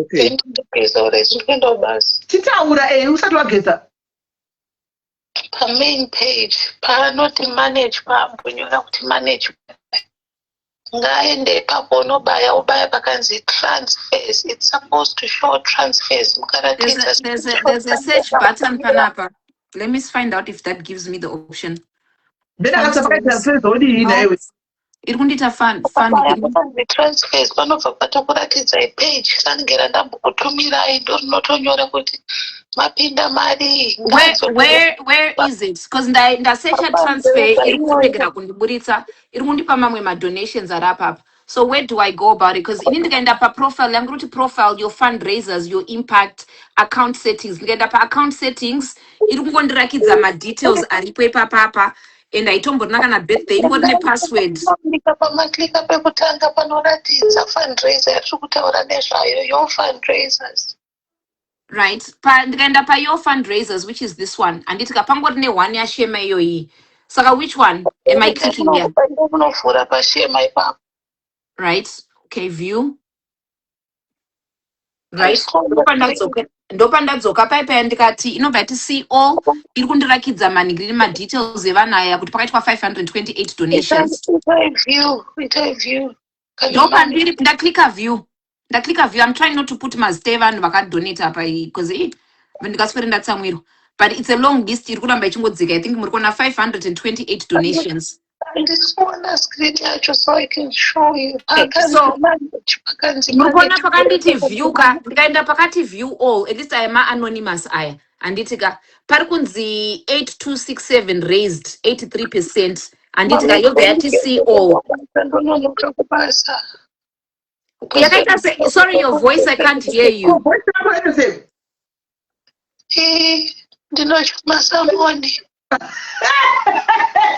There is pane iri green button rakanzi manage iri.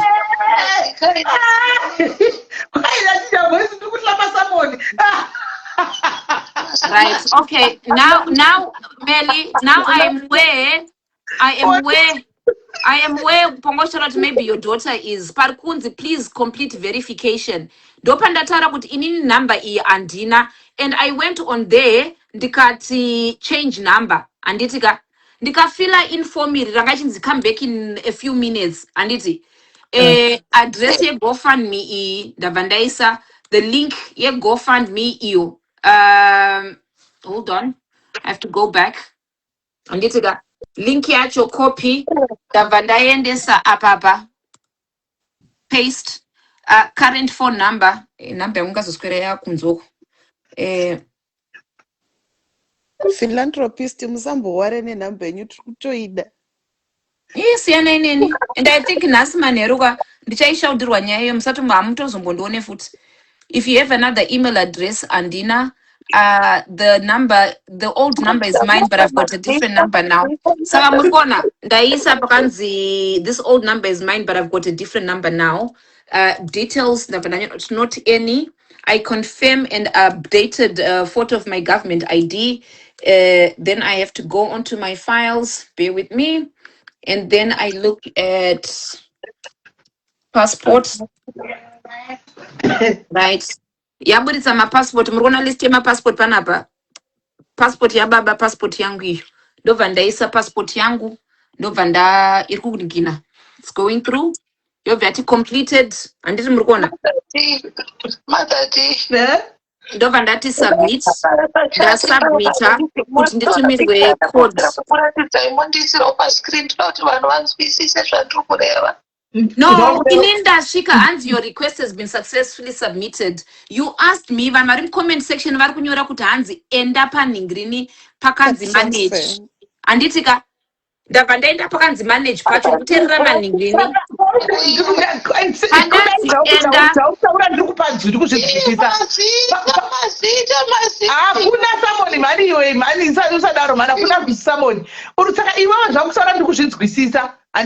Paul kuti aende ndopari kuenda ndopari kuti arikustakirawo ipapo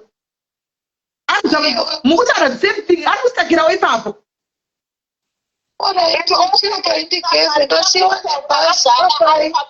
agara ari public bus tachiutaura nezvawo mugofund ukapinda mugofund unoona kuti ndakabvisa mari yakati ndakabvisa mari yakati but kodinde ari kuti akasvika apo pari kubhastaka saka handa kwafuti paari kusvika pacho ndopari kutagona kundai kuti ndopanokwanisa kuonekwa kuti mari irimo here because as it is right now Joy honestly Olinde haasi kuziva kuti mari iri kushowa 8,000 irimo here hanzi kuona haasi kuziva Olinde ari kungoona pakanyorwa inogona kuva yakadzokera kuvaridzi hanzi kuona ndopari kuzina kundai ngaende atese ipapa unoti mari iyi irimo here mukati Olinde ndopari kunostakirawo ipapo. Yes. Reactivate this number as an eSIM, but yes. Phone zacho ziri kuacta up because ndatozombobuditsa imwe phone ishi iri apa inonzi phone yangu imwacho aisitombobatidzika mhenoti yaitwa send kutosuspect kuti nandaisawo mvura saka ndikedzada kubata mafoni angu eseka ane maeSIM ekudhara. I've been going through all these phones for me to try and activate them. Mafoni esakazara muno mai I can't find even one single phone irikwanisa kuti ase kuloga in. I think it's an old number. Old number. Kana totokontakta iyo GoFund yacho kana kuti old number. Saka kundai vakutaura zvinhu zvimwe chete. Olinde ndopari kustakira ipapo. Kundai ari kuti this money might not be there. Asi chinyora kuti rimo nokuti kune mumwe ari kuti akadzoserwa mari yake. So it's possible kuti dzimwe mari dzakaenda pamwe inenge irimo but musisina 8.5. Ani muri kuona pamwe masagwa 4,000 kana 2,000 kana 1,000 ameno ndokuti imi muri kuda clarity nditi kuti after that ndo basi yasara iyoyo yoendeswa kunani kuna Shema because hold on pane comment iri apa hold on hanzi na Mary Tinarwo ini ndakaita ask for refund hold on makomenti ari kumhanya sereki hanzi ini ndaka ask for refund last year ikadzoka.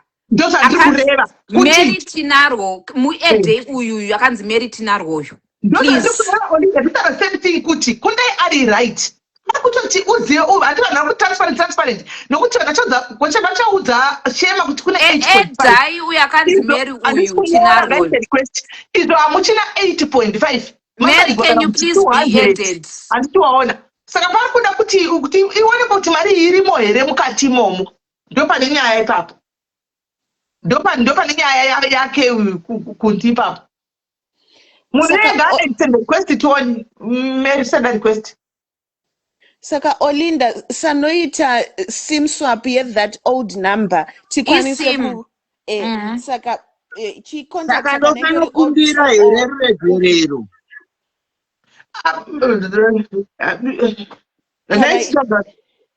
Kuruti Andi mati uyakanzi masiriri aranza. I thought you said kana wamwa Jameson ka Loveness ndokumroti ndikwaniro. Imbotanga imapedza yenyu nemopedza tozoya tokumbira ruregerero after because it's like me pamudechi disturb. Yes, because no one knows what is happening inside the GoFundMe. Hapana kuziva chimune mari here kana kuti hapana. Ndo chokwadi chiripo. Ndo saka uyu kuti ndai pakati Olinda azviita. But paanosvika ipapo because number yaishandisa 3 years ago iyoyo iri kudiwa ipapo haisisipo. So the only thing kuti anyatsokuva full access kuti anyatsokuona what is going on muGoFundMe kana awana number iyoyo. My Nandi, kana enge ri sim card re O2 kana re O3 chiva contacta ovaudza kuti ndere ii. Okay, hold on. Uvaudze kuti urikuda kureactivate your number. Tikwanise kuloga in tione kuti mune mari. Kana tiri kuti takuita I'm just sending customer service. I need to change the number on my account. Maria kasara imari yakati because the refund list inobuda ipapa. The refund list kana pane not vatoramadzavo kuda kuti refund list inofanirwa kuti ibude futi pavamo uone kuti ndinochaja imwe phone kuti ndione kuti inoningina unosora kunzi kwakadliwa imwe izvo yakaenda kuvarizi iri kunonoka kubatidzai because kana iri isimu inokwanisa kuningina hold on. I think I can try and do it on this one. eSIM. Okay. No, not on the internet. Add eSIM. Transfer from nearby iPhone. No. You should transfer this number. Why Mari akunetsa kubuda? And then ndakatoidya ndikaguta strike nayo mari ndakandafuna. Chando. Ndosaka murume wako abvaisa chivhidhiyo mama akupomera baba vaya kuti muvaparadze. Mune utini? Ende ndosatavha taita tabva tavadaidzira mapurisa. Titukisane hama dzako panapa tichinzi isusu tinodya mari dzako apa unenge uchingofamba uchitipromisa. Unonzi chii? Uchadaro iwe. The number is on this phone, but the number has been transferred, was successfully transferred to iPhone A. iPhone A ndio iyi isiri kubatidzika ishi. Anditira irunditi activate sim I number yacho ishi, right? Activate sim. Mobile data is no longer available. Would you like to update the contacts that were using this line to use your other line? Decide later. Primary will be used for calls and messages. Okay. Inenge iri kuita pafoni, hold on. Ngaitoita. Chitobva pano tichiziva. Naiwe swago kwabvisa yako mari pamari dzese dzechimbondudzo. Ndakabvisa 50 US semunhu anotambura ari kuSouth Africa. Ndakabvisa kaunobva kuti takangopatswa iri kuramba kuti unable to transfer number. Hold on. Kuti ari kushandira temberi yaMwari. Iye Shema. Ndakabvisa imusisimeri mazuva yanda ndichiri kutambira kamari paFacebook. Isati ndane nhamo. Moti dai ndichimbotsvinyirwa nanaOlinda kusorotaurwa zvegaro rimwe chete. Nditsvaga watomboisiswa wako wani garo. Watomboisiswa wani loro. Kungoti akaisisa magaro kupaka handina maitita haavhure bhizinesi kunhinga anomupinza bhizi akarivharisa kuZimbabwe. Saka hapana chano.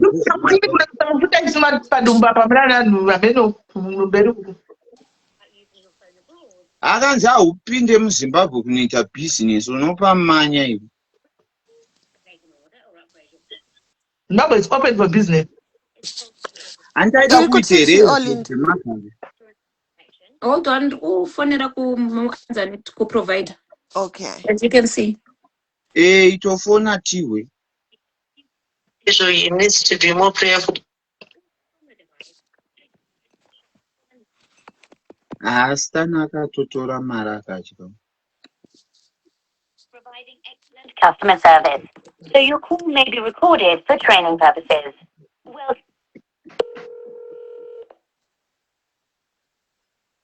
hi there, you're free to work from EE Mercer from the Mobile Tax Department here in South Wales.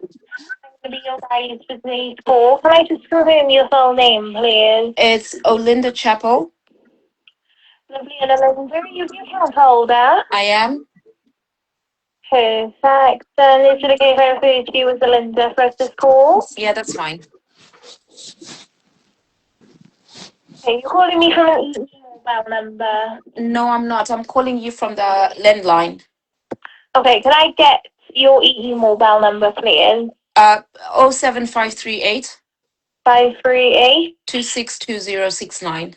262069. Yeah.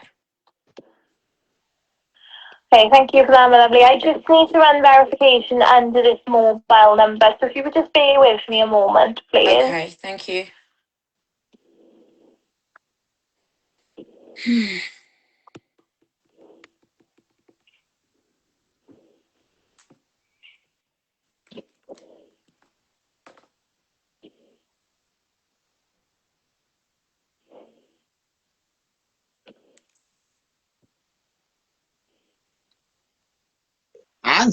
Hanzi vari kutumira kuemail price.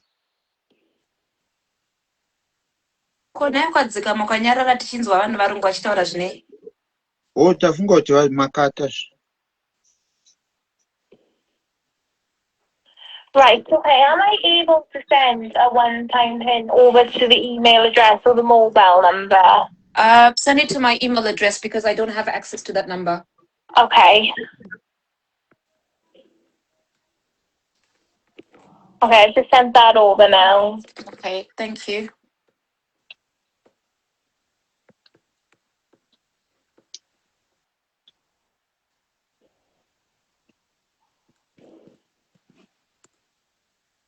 Nine 9994. 9994. Yeah.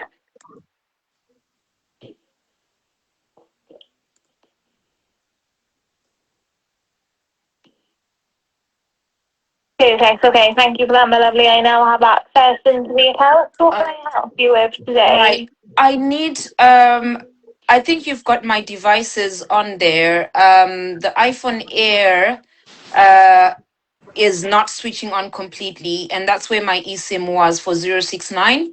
So I need to transfer that number onto the iPhone 16 instead. Right, so the 069 number is already on the iPhone 16 Pro Max. It does say here. No, it's not. It's on the iPhone 17 Air. So I've got a 17 Air and a 17 Pro Max and a 17 Pro, but I need to put that number on my 16 because that's the device that's actually working. I don't know if I can add both numbers as eSIMs onto the 17 Pro Max. Right, okay. Right, so on my end, I can see that the 069 number is registered for the iPhone 16 Pro Max. That was my old phone. I don't have that phone anymore. So what I have is the iPhone 16, and I want to edit as an eSIM, and then I'll bring in the iPhone Air back to store for you to have a look at it, because it's not coming on. Nandi, don't write on my pad. You've got a drawing book. Get a drawing book. My drawing book? Okay. Can I get it on the iPhone 16, please? There you go. Right, okay. Wait, so you do have an iPhone 16 then? I do have a 16, not the 16 Pro. The 16. Where is that number registered? Because I've looked through all your numbers on here, and the only active ones is an iPhone 16 Pro Max, an iPhone 8, an iPhone 17 Pro, and an iPhone 17 Pro Max. Okay, I've got an iPhone 16 which I bought SIM free. Right, bear with me a moment. Okay. I need to look through these lines because it's not showing on my end. The handset. This handset doesn't belong to, what do you call this? To EE. It's a SIM free. I bought it cash from Apple upon release. So it's not one that I. So you bought it outright with Apple? No, with Apple, not with yourselves. You're just the SIM card provider. Right. So I do have that handset in front of me. I need that number for urgent purposes. So I want you to send me over an eSIM either on the EE app so I can download it and connect this number straight away. Right, okay. Well, and that's for the 6069 number. That's correct. Right, okay. You need to, you can replace the SIM on there yourself. But you can't activate eSIMs and send them over to you. But I can help you with it. So how do I do it? Right, go into the app. Into the EE app? Yep. Okay, just bear with me. I just need to get the password off my phone.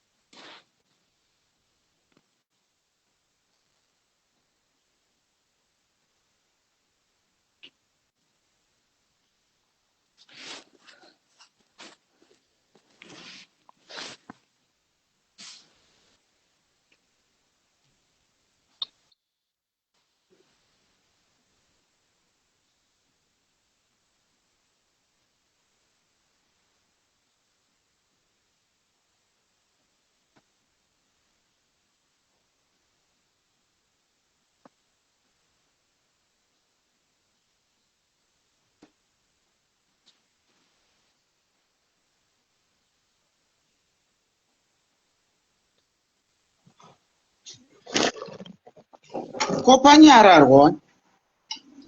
Olinda ari kumbotaura naservice provider kuti arecover phone number tiwane password yekupinda mugofund. Alright. Zvino vanhu vari kumubvawo mhanya yekuti Muyanda vanhu vakakwana vakwira pamakano 3 vari pamusoro saka vokuisa yapana. vanoda 1 tapedza. Regai titange tapedza munokwira guys.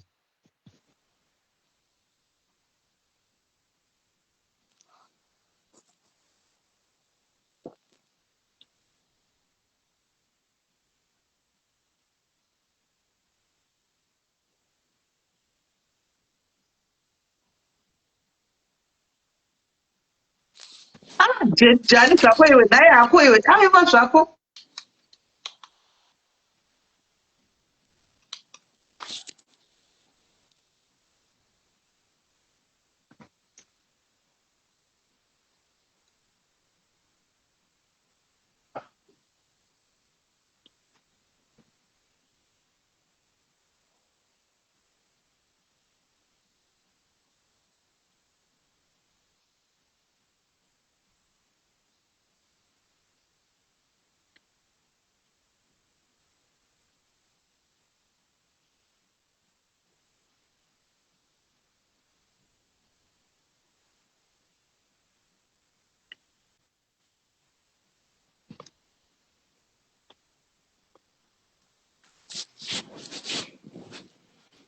Hours nenzara pano yati shura chaiko dzara pano.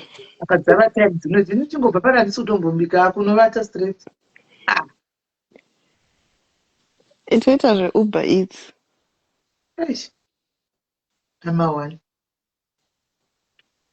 Kaona shepherd pie here kana fish pie. Handimbotevi zvinhu zvakadaro izvi. For emergency. Azviteste. Zvemune izvi zvimapaipai izvi zvinonzi cottage pie. Cottage zvemune chikafu chemune izvi zvinonge ready made.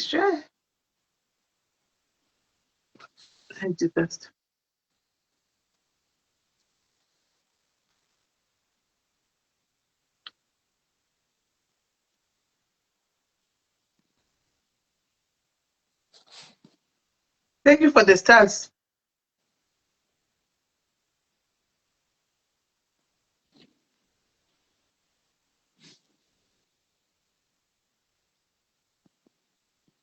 Anasi ndaona varume vandivenga chitoshata nenzara pano.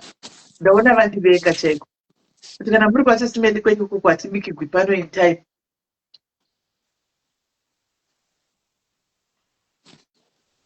Laudziye kuti ngavambomira tine nyaya yamira for 3 years yatiri kuda kupedza. Ivharwe vanhu vamove on.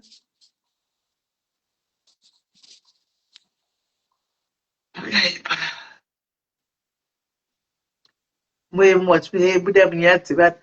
Buda munyadzi vanhu. 1.6 kulowa makagomirira nyaya dzavanhu. Kudi ndotsati akagarira pano. Dzipi? Idzi dzitakagarira pano. Ndotsati akatogarira pano. Thank you for the stars. Thank you for the stars. There is some stars. Thank you, Nyasha. Thank you, Nyasha, for the stars. Hello?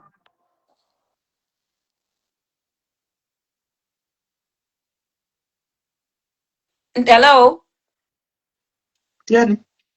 Sisimende mazonyanyo ndi mutaka vanhu vaifanira kuwanzwa kuti murungu ati chi sim card has been microphone handikwanisi kumuta ndiwatomuta iwewe handinambokumuta isi aiwa ndikukamba ndichidecline macalls ari kupinda pafoni mangu I think ndo ari kundimutisa iwayo inonzi chi murungu aningiri aisa sim card pafoni pangu anditi it will take about an hour or less for it to nigini deactivate tinomirira 1 hour ishoma kwatabva ndokure.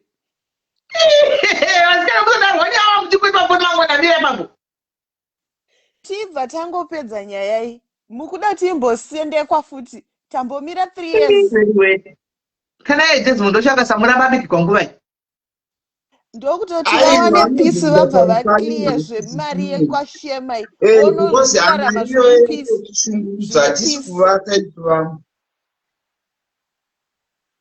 Tashungurudzika nemabhipi ipapa nemari iyo. Ene abva anguwana maapology ake okuti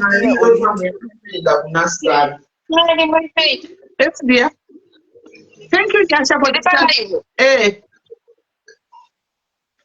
Ndaitingi uyo hanzi nambuya nehanda ndine information important information amuswerenga makomenti. Once GoFund gave me information. Ndokumbura wana aburike kakaitiya nehanda bakwire. Ndochoka sime mundidzeka. Alright, chidona ndichadzoka.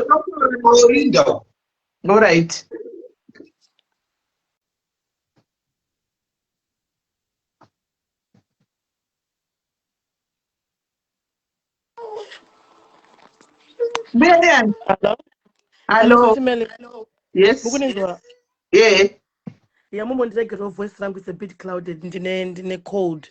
Okay. But I called GoFundMe and it right. According to GoFundMe and it every as soon as a donation account is open and it has 365 days. It has a deadline, right? And and once the money has been raised and it has a further 90 days for the money to be claimed. And my Nandi said that she paused the account.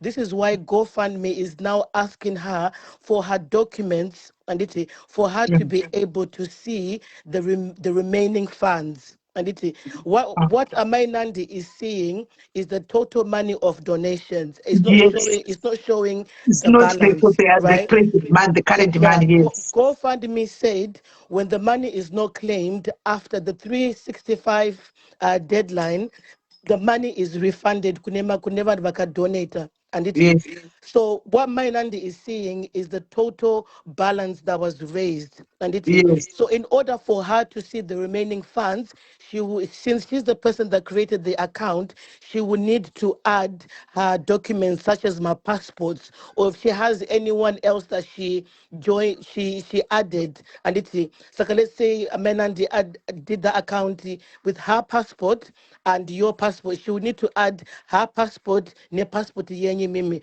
for her to be able to see the reminder. And because she paused it, right? They have a deadline. Maria GoFundMe does not sit in there for 3 years. The GoFundMe yaka 3 years ago, and but Amanandi, she will not be able to see the balance until she has uploaded her documents. Right? And she has to make a request. Once that request has been sent, she now has to wait for them to get back. Okay, so somebody even actually said it back there to say Maria GoFund cannot be in the GoFund. GoFund cannot open for 3 years. Yes, it can't. because Somebody said that.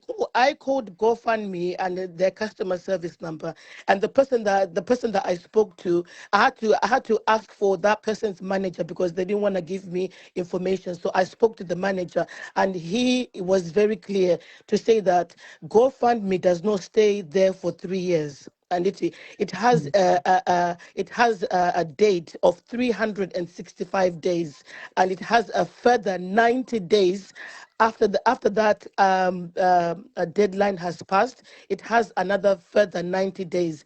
If the money is not being claimed, right, that in order for her Mainandi to see the balance, she will need to add her documents. Yeah, I can understand. This is why Amai Nandi at the moment, she's only able to see the balance of the total donations Yakaitko, but most of the people would have been refunded their money. Does that make sense?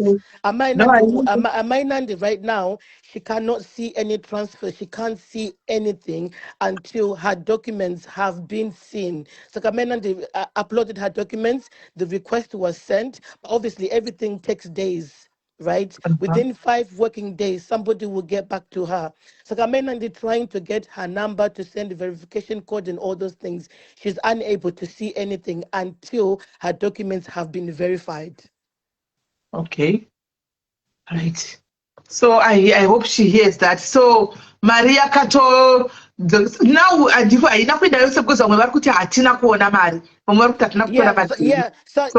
She needs to know kutotara mari. That's what I'm saying. Kuti the manager told me kuti the money people would have been donated, people would have been sent back their money, but not everyone would have been sent back their money. He was very clear to say if the person that created the account wants to see the remainder of their details, they would have to add their documents, meaning passport. And once those have been added, it takes up to 5 working days for them to be verified. Like Mainandi, what she just did, she uploaded the documents. At this moment, she can't give you enough further information until 5 working days.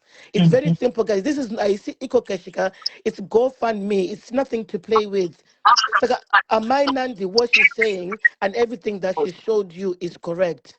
Because it's in the account. The person who Amatraya Kuti up in their account before, they cannot log into their account because Amainandi logged in with a different server. That person is in a different area, different server.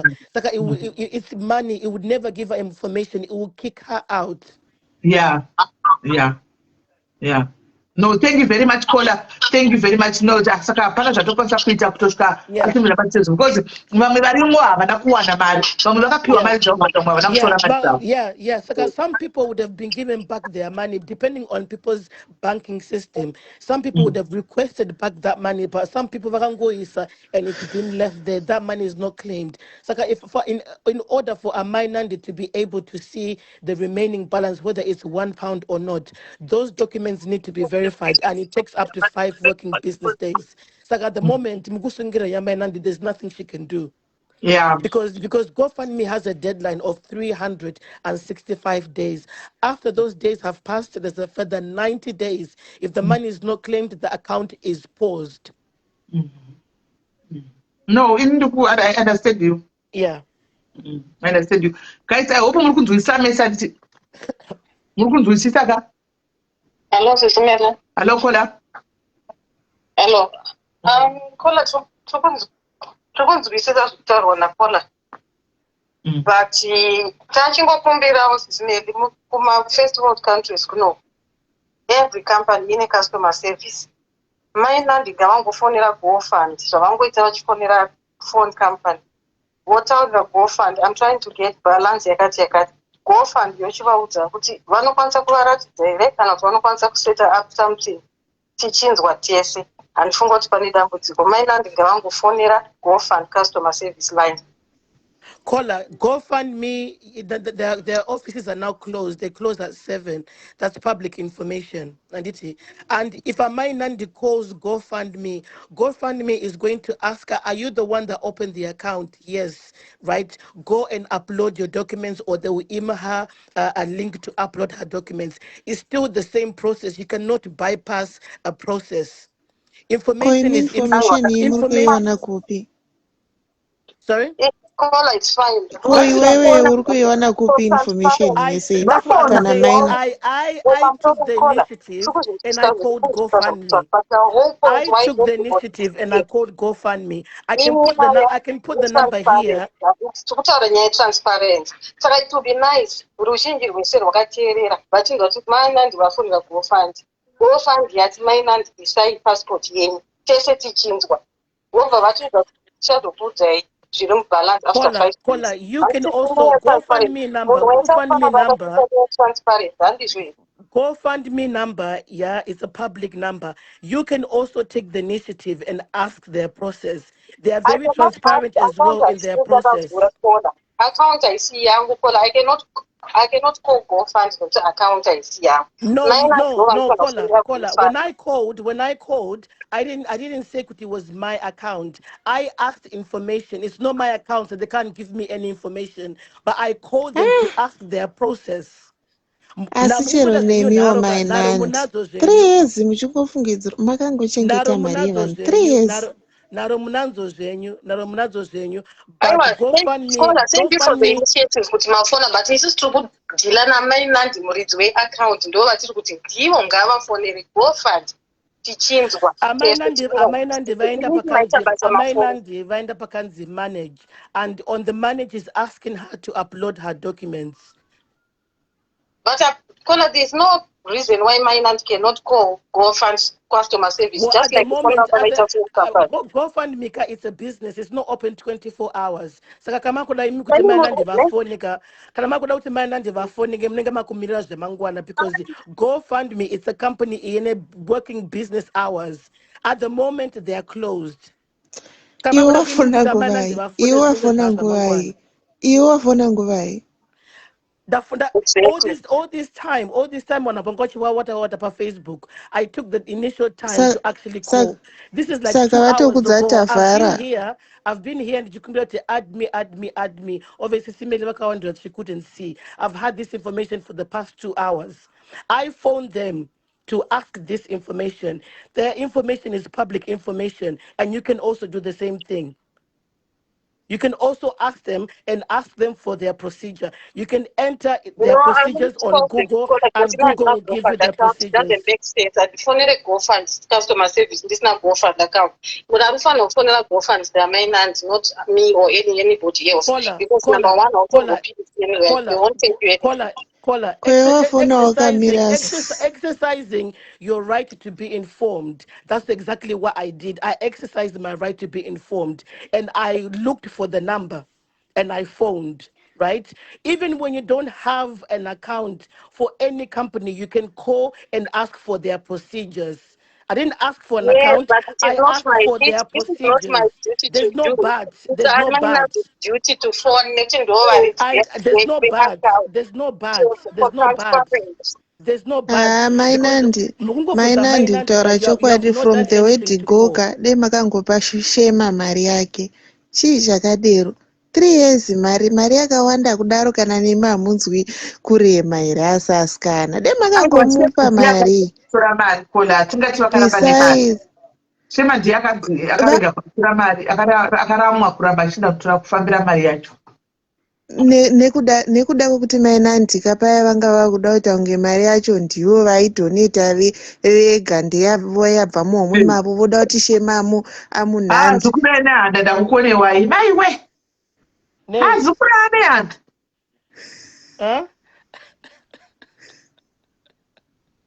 Ndinasezizimene. Shema angangozoramba mari kungoramba mari akomana hatisadaro.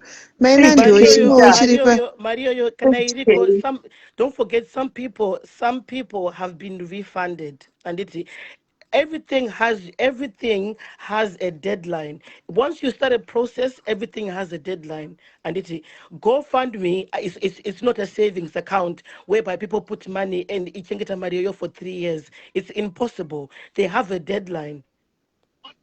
Process, everything has a deadline. GoFundMe. My phone.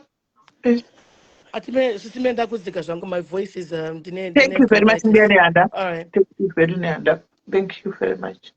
Saka, what's the way forward? Apana way forward kutongozomirira paanenge atoita iye otozokuta direct. Let's give her some time, at least give her a week to try and vadzifambire nyaya dzacho, then achazokuudzai kuti zvakamira sei. Hi, Sismeli. Varipo here? Varipo. Ngavachirega zvavo vakutozvinetsa apa kwavhako. Sismeli, mbuya nehanda nenhanda vadona nachida kuvafunza kuti iwe nhamba yeGoFund vaiwana kupi, because Google iri kuti GoFund inoshandisa live chat, inoshandisa help center neemail. Saka nachida kungoziva kuti nhamba vaiwana kupi exactly yekufonera GoFund, because according to Google it says haina any traditional way yeku contact like a phone or anything, and it also doesn't have traditional office hours because they primarily work through online channels. So nice don't go see what even number by one kupi. This is Diane and Anzi may wanna kupi number. Anzi may wanna kupi number. Shema waninga nepride iwoyo because mainandi apa vataura izvozvo apa kuti tiri kuda apology. Pamwe ndo zvakahodha zvinhu zvese ipapa patichaziva manje isusu vamwe zvemafoni izvi zvotinetsa. Vati vari kuda apology. Shema ita apology kuna andi avati mari ibude. Pamwe ndo zvakasunga. Mara ibudi zvakura kuziva kuti mune mari kana hamuna. Kola inobuda ichibhedhe kana musina mari. Saka vari kuda apology yei. Aiwa kuti aiwa tinaziva. Olinda atoziva zveGoFund kutaura chokwadi. Atoziva zveGoFund. Hamwe atakashora kuti mune 8,000. But now people are saying takapiwa mari dzedu. Vakawanda vatotora takatisirwa mari dzedu. That means hamuna 8,000 yakutaura. Understand? So if all you know, you might find mune tone 100 pounds kana 200 pounds mari yakadzokera. Understand? Iye atozivi. Saka ngatirarei. ndokwada kutoenda asi avo dziva ngavamiswe zvivhidhiyo ravo harisitombomaker kana any sense. Dziva ngavamiswe. Right, Madonna. Right, kola hello. Hello, Sifeli. Yes. Ndambozama kumirira. Anyway, pamari dzemagofandi ini ndakadzoserwa yangu ine I think 2-3 years ago. You see? Yangu yakadzoka zvaikari. So anyway, ndati ndanzwa nekumirira similini nawo yangu yanabhokufonera iye. Ndafoti yeye chakasira kupika. Ye amai vaita confess kuningirine kunanzi privilege Sharon. Ndatoda kuti nhasi katichatotedza kuiningirira enile vadona guys takuda kuenda hedu nokuti hapana chatichakwanisa kuti tiite panapa nyaya baba vaya totomirira mangwana mai Olinda mai Nandi vanoda vhiki right pane nyaya iri pano guys mai Nandi vapei nguva vanosota out zvinhu zvavo vachazotiudza nyaya iyi to be continued later kana vambofambira chi nyaya dzavo. Pane nyaya iri panapa iri kunetsa andika ndokumbirawo vanoziva peji rinonzi chii peji riya privilege Sharon. Privilege Sharon vari kupeji rakanzi Privilege Sharon guys mutibatsira privilege kukai kutogwa naSismeri Privilege Sharon kana kuti kune mukadzi ariko akaposta nyaya achiti akaba vana kudhara kuHarare akaba vana achitaitedza kuti vana achibva aba vana vanga vari 2 but iye akazoenda ne1 mwana saka aenda ne1 mwana akazoti years later now akazozvara vana akazokwanisa kuzvara vana vake iye saka azvara vana vake iye akataurawo seconfession kugroup ikoko kwanga achitaura hanimaona saka ari kutaya kuda kutsvaga ndafunga kuti ari kutsva kubuda pachena kuti ndakabuda kuti ndidzokere kuzvipatara mapurisa kuti ndinotsvataura nyaya iyi ndinosungwa saka ane mwana waanaye ikoko handika nevana vake vakazozvara later 4 right now nyaya iripo ndeyekuti tine mumwe wedu uyu ari pafoni uyu akabirwa vana because mukati the story is too coincidental nyaya yacho mukadzi uyu watinaye akabirwawo vana 2 semugore riri kutaurwa nemukadzi uyu kuti ndakaba vana akaba vana vari 2 asi ndofunga ane 1 akapa mumwe munhu iye akaenda ne1 mai ava vakabigwawo vana vari matwins 2 parenyatwa hospital andimaona saka kubva ipapo atitsvaga vana havana kudzofera wakavawana havazoti vana vavo vari kupi so yaita coincidence kuti mukadzi yakaba vana 2 gore zvese zvikafanana paita coincidence tikuda kuti kana mukadzi wakanditarisa ndiya hapasina mapurisa anoinvolvwa zvapo handika makore awandisa chingoripo chekuti mai vemwana vanoda kungovherifya kuti mwana ndewavo kana ari wavo vatore mwana wavo because zvinozikamwa kuti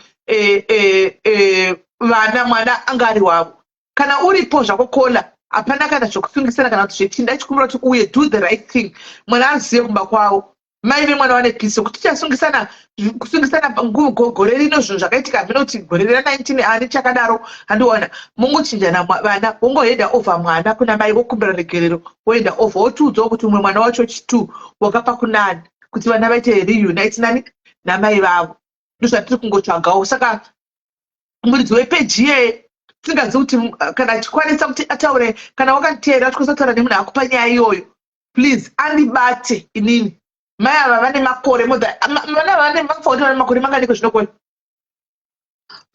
vana ava by now today vafanguri vane makore manganiko zvaizvo zvigore rino 28 so vana ava should be 28 vatove vanhu vakuru vamwe vakatoroora kana kuroorwa animaona saka ndati achingokumbira kuti at least do the right thing vana vaitwe reunite nani nevabereki vavo hapana nombokusungisa zvako because vanhu ava vatori kunze kwenyika vabereki vemwana possible parents vemwana vatori kunze kwenyika saka anotombokusungisa chako zvake kana utyako hapana anozombodzifambira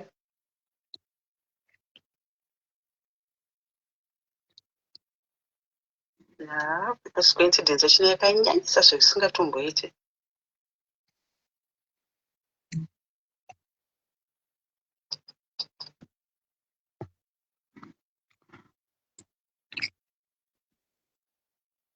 Right. So ndozvatiri kuda hedu izvozvo izvo guys.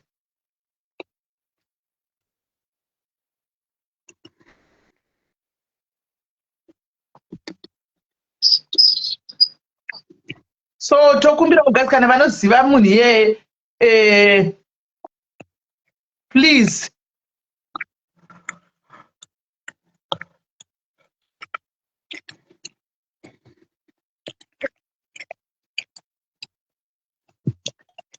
right. So guys, if anybody knows,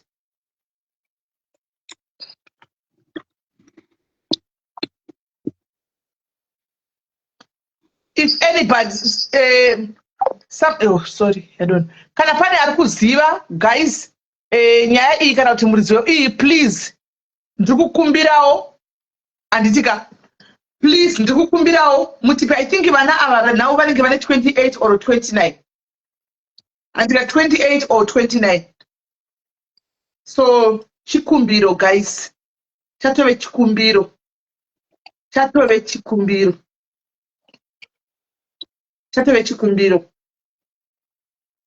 ndo nyaya iripo. So guys, mondibata dzimwe nyaya dzangu ndakuinda nadzo guys, ndakuinda nadzo vanhu vangatorora nenzara pano. Ndakuinda nenyaya dzangu. Just a quick one. Uyukola anga shikuna mbiyane anda go fund aina contact number anonyeba iripo. Andizoti ari kunyika ipi? Iri kwe UK iripo. Ne island iripo futhi saka I don't know where kola kuti anga achitry ku Google say maybe asi mu UK, I don't know. Yeah. And then the last thing saka osizva ati zvanzi zvatora about 5 days kuti ma documents aite. Are you scheduling a live? No just to clear the air or no once problem. No problem. Osi tongo mudeza anongoya osi. Tongo mudeza anongoya. Maybe nongo daro murumude azipani awe yake pana ingenja pana kwenda kukutenga chituba sana kwanza kuingenja. Maybe auye pana pashua mama ngopedza zvomatanga, that would be great. Tinga appreciate at least nyaya yangu ita put to bed to rest. Dana kunya kwira kuti vari kuti hanzi izvo ngirikini contact number iripo. All right. Right. Okay, thank you so much. Bye bye. All right. Good night. All right, thanks. Kola upetsira taura ichi nzvo ndakuda kuvhara ndindi. 6 hours sure ndipa 3000 stars. Andidzoki pana next time ndikuzvitira ku TikTok. Ku TikTok ndikutonopiwa magifts angu nditozvitira ku TikTok next time andidzoki pano. Kola taura. Ndanditi kuti ndandira kusitemele munhu kana akauya saida muri group yera mukwanise here kuti mucommunicate naadmin. Inini handisiziva group racho handiko. Ndosa ndakumbira kuti variko vanoziva admin vamuudze andibate. Ini handitorizivi group racho iroro. I'm to the Sharon group, you know, follow. In fact, you know the admin. Mokumodza tinokusimela kumrotara name. Man, this is one vandongoro ni ma account akono kusambu. Maninga ituta na page maubionge. Amuna namba zake. Aiwa, tina namba zake. Suswana haiti zvenda kuinbox. Kwake rwachenda nenyaya osema haiti. Ando mwana kulanda WhatsApp ande handisi ndichatry kutarisa. Privilege ngiri. Privilege Sharon ndo group racho. Chatarisa. All right, thanks. All right, sharp. So guys, ndakwenda ini. Saka nyaya dzedu takapoza futi. Tapoza nyaya dzedu. Tobatsana nemusi Saturday. Saturday. Tobatsana boza tatotadza kuti tiendere mberi. Time yatisiya. Ngaitise zvokubika guys. Morarapo guys, tatine nyaya dzakawanda dzekutaura but time yacho kana tichina time. So morarapo guys, tobatsana next time.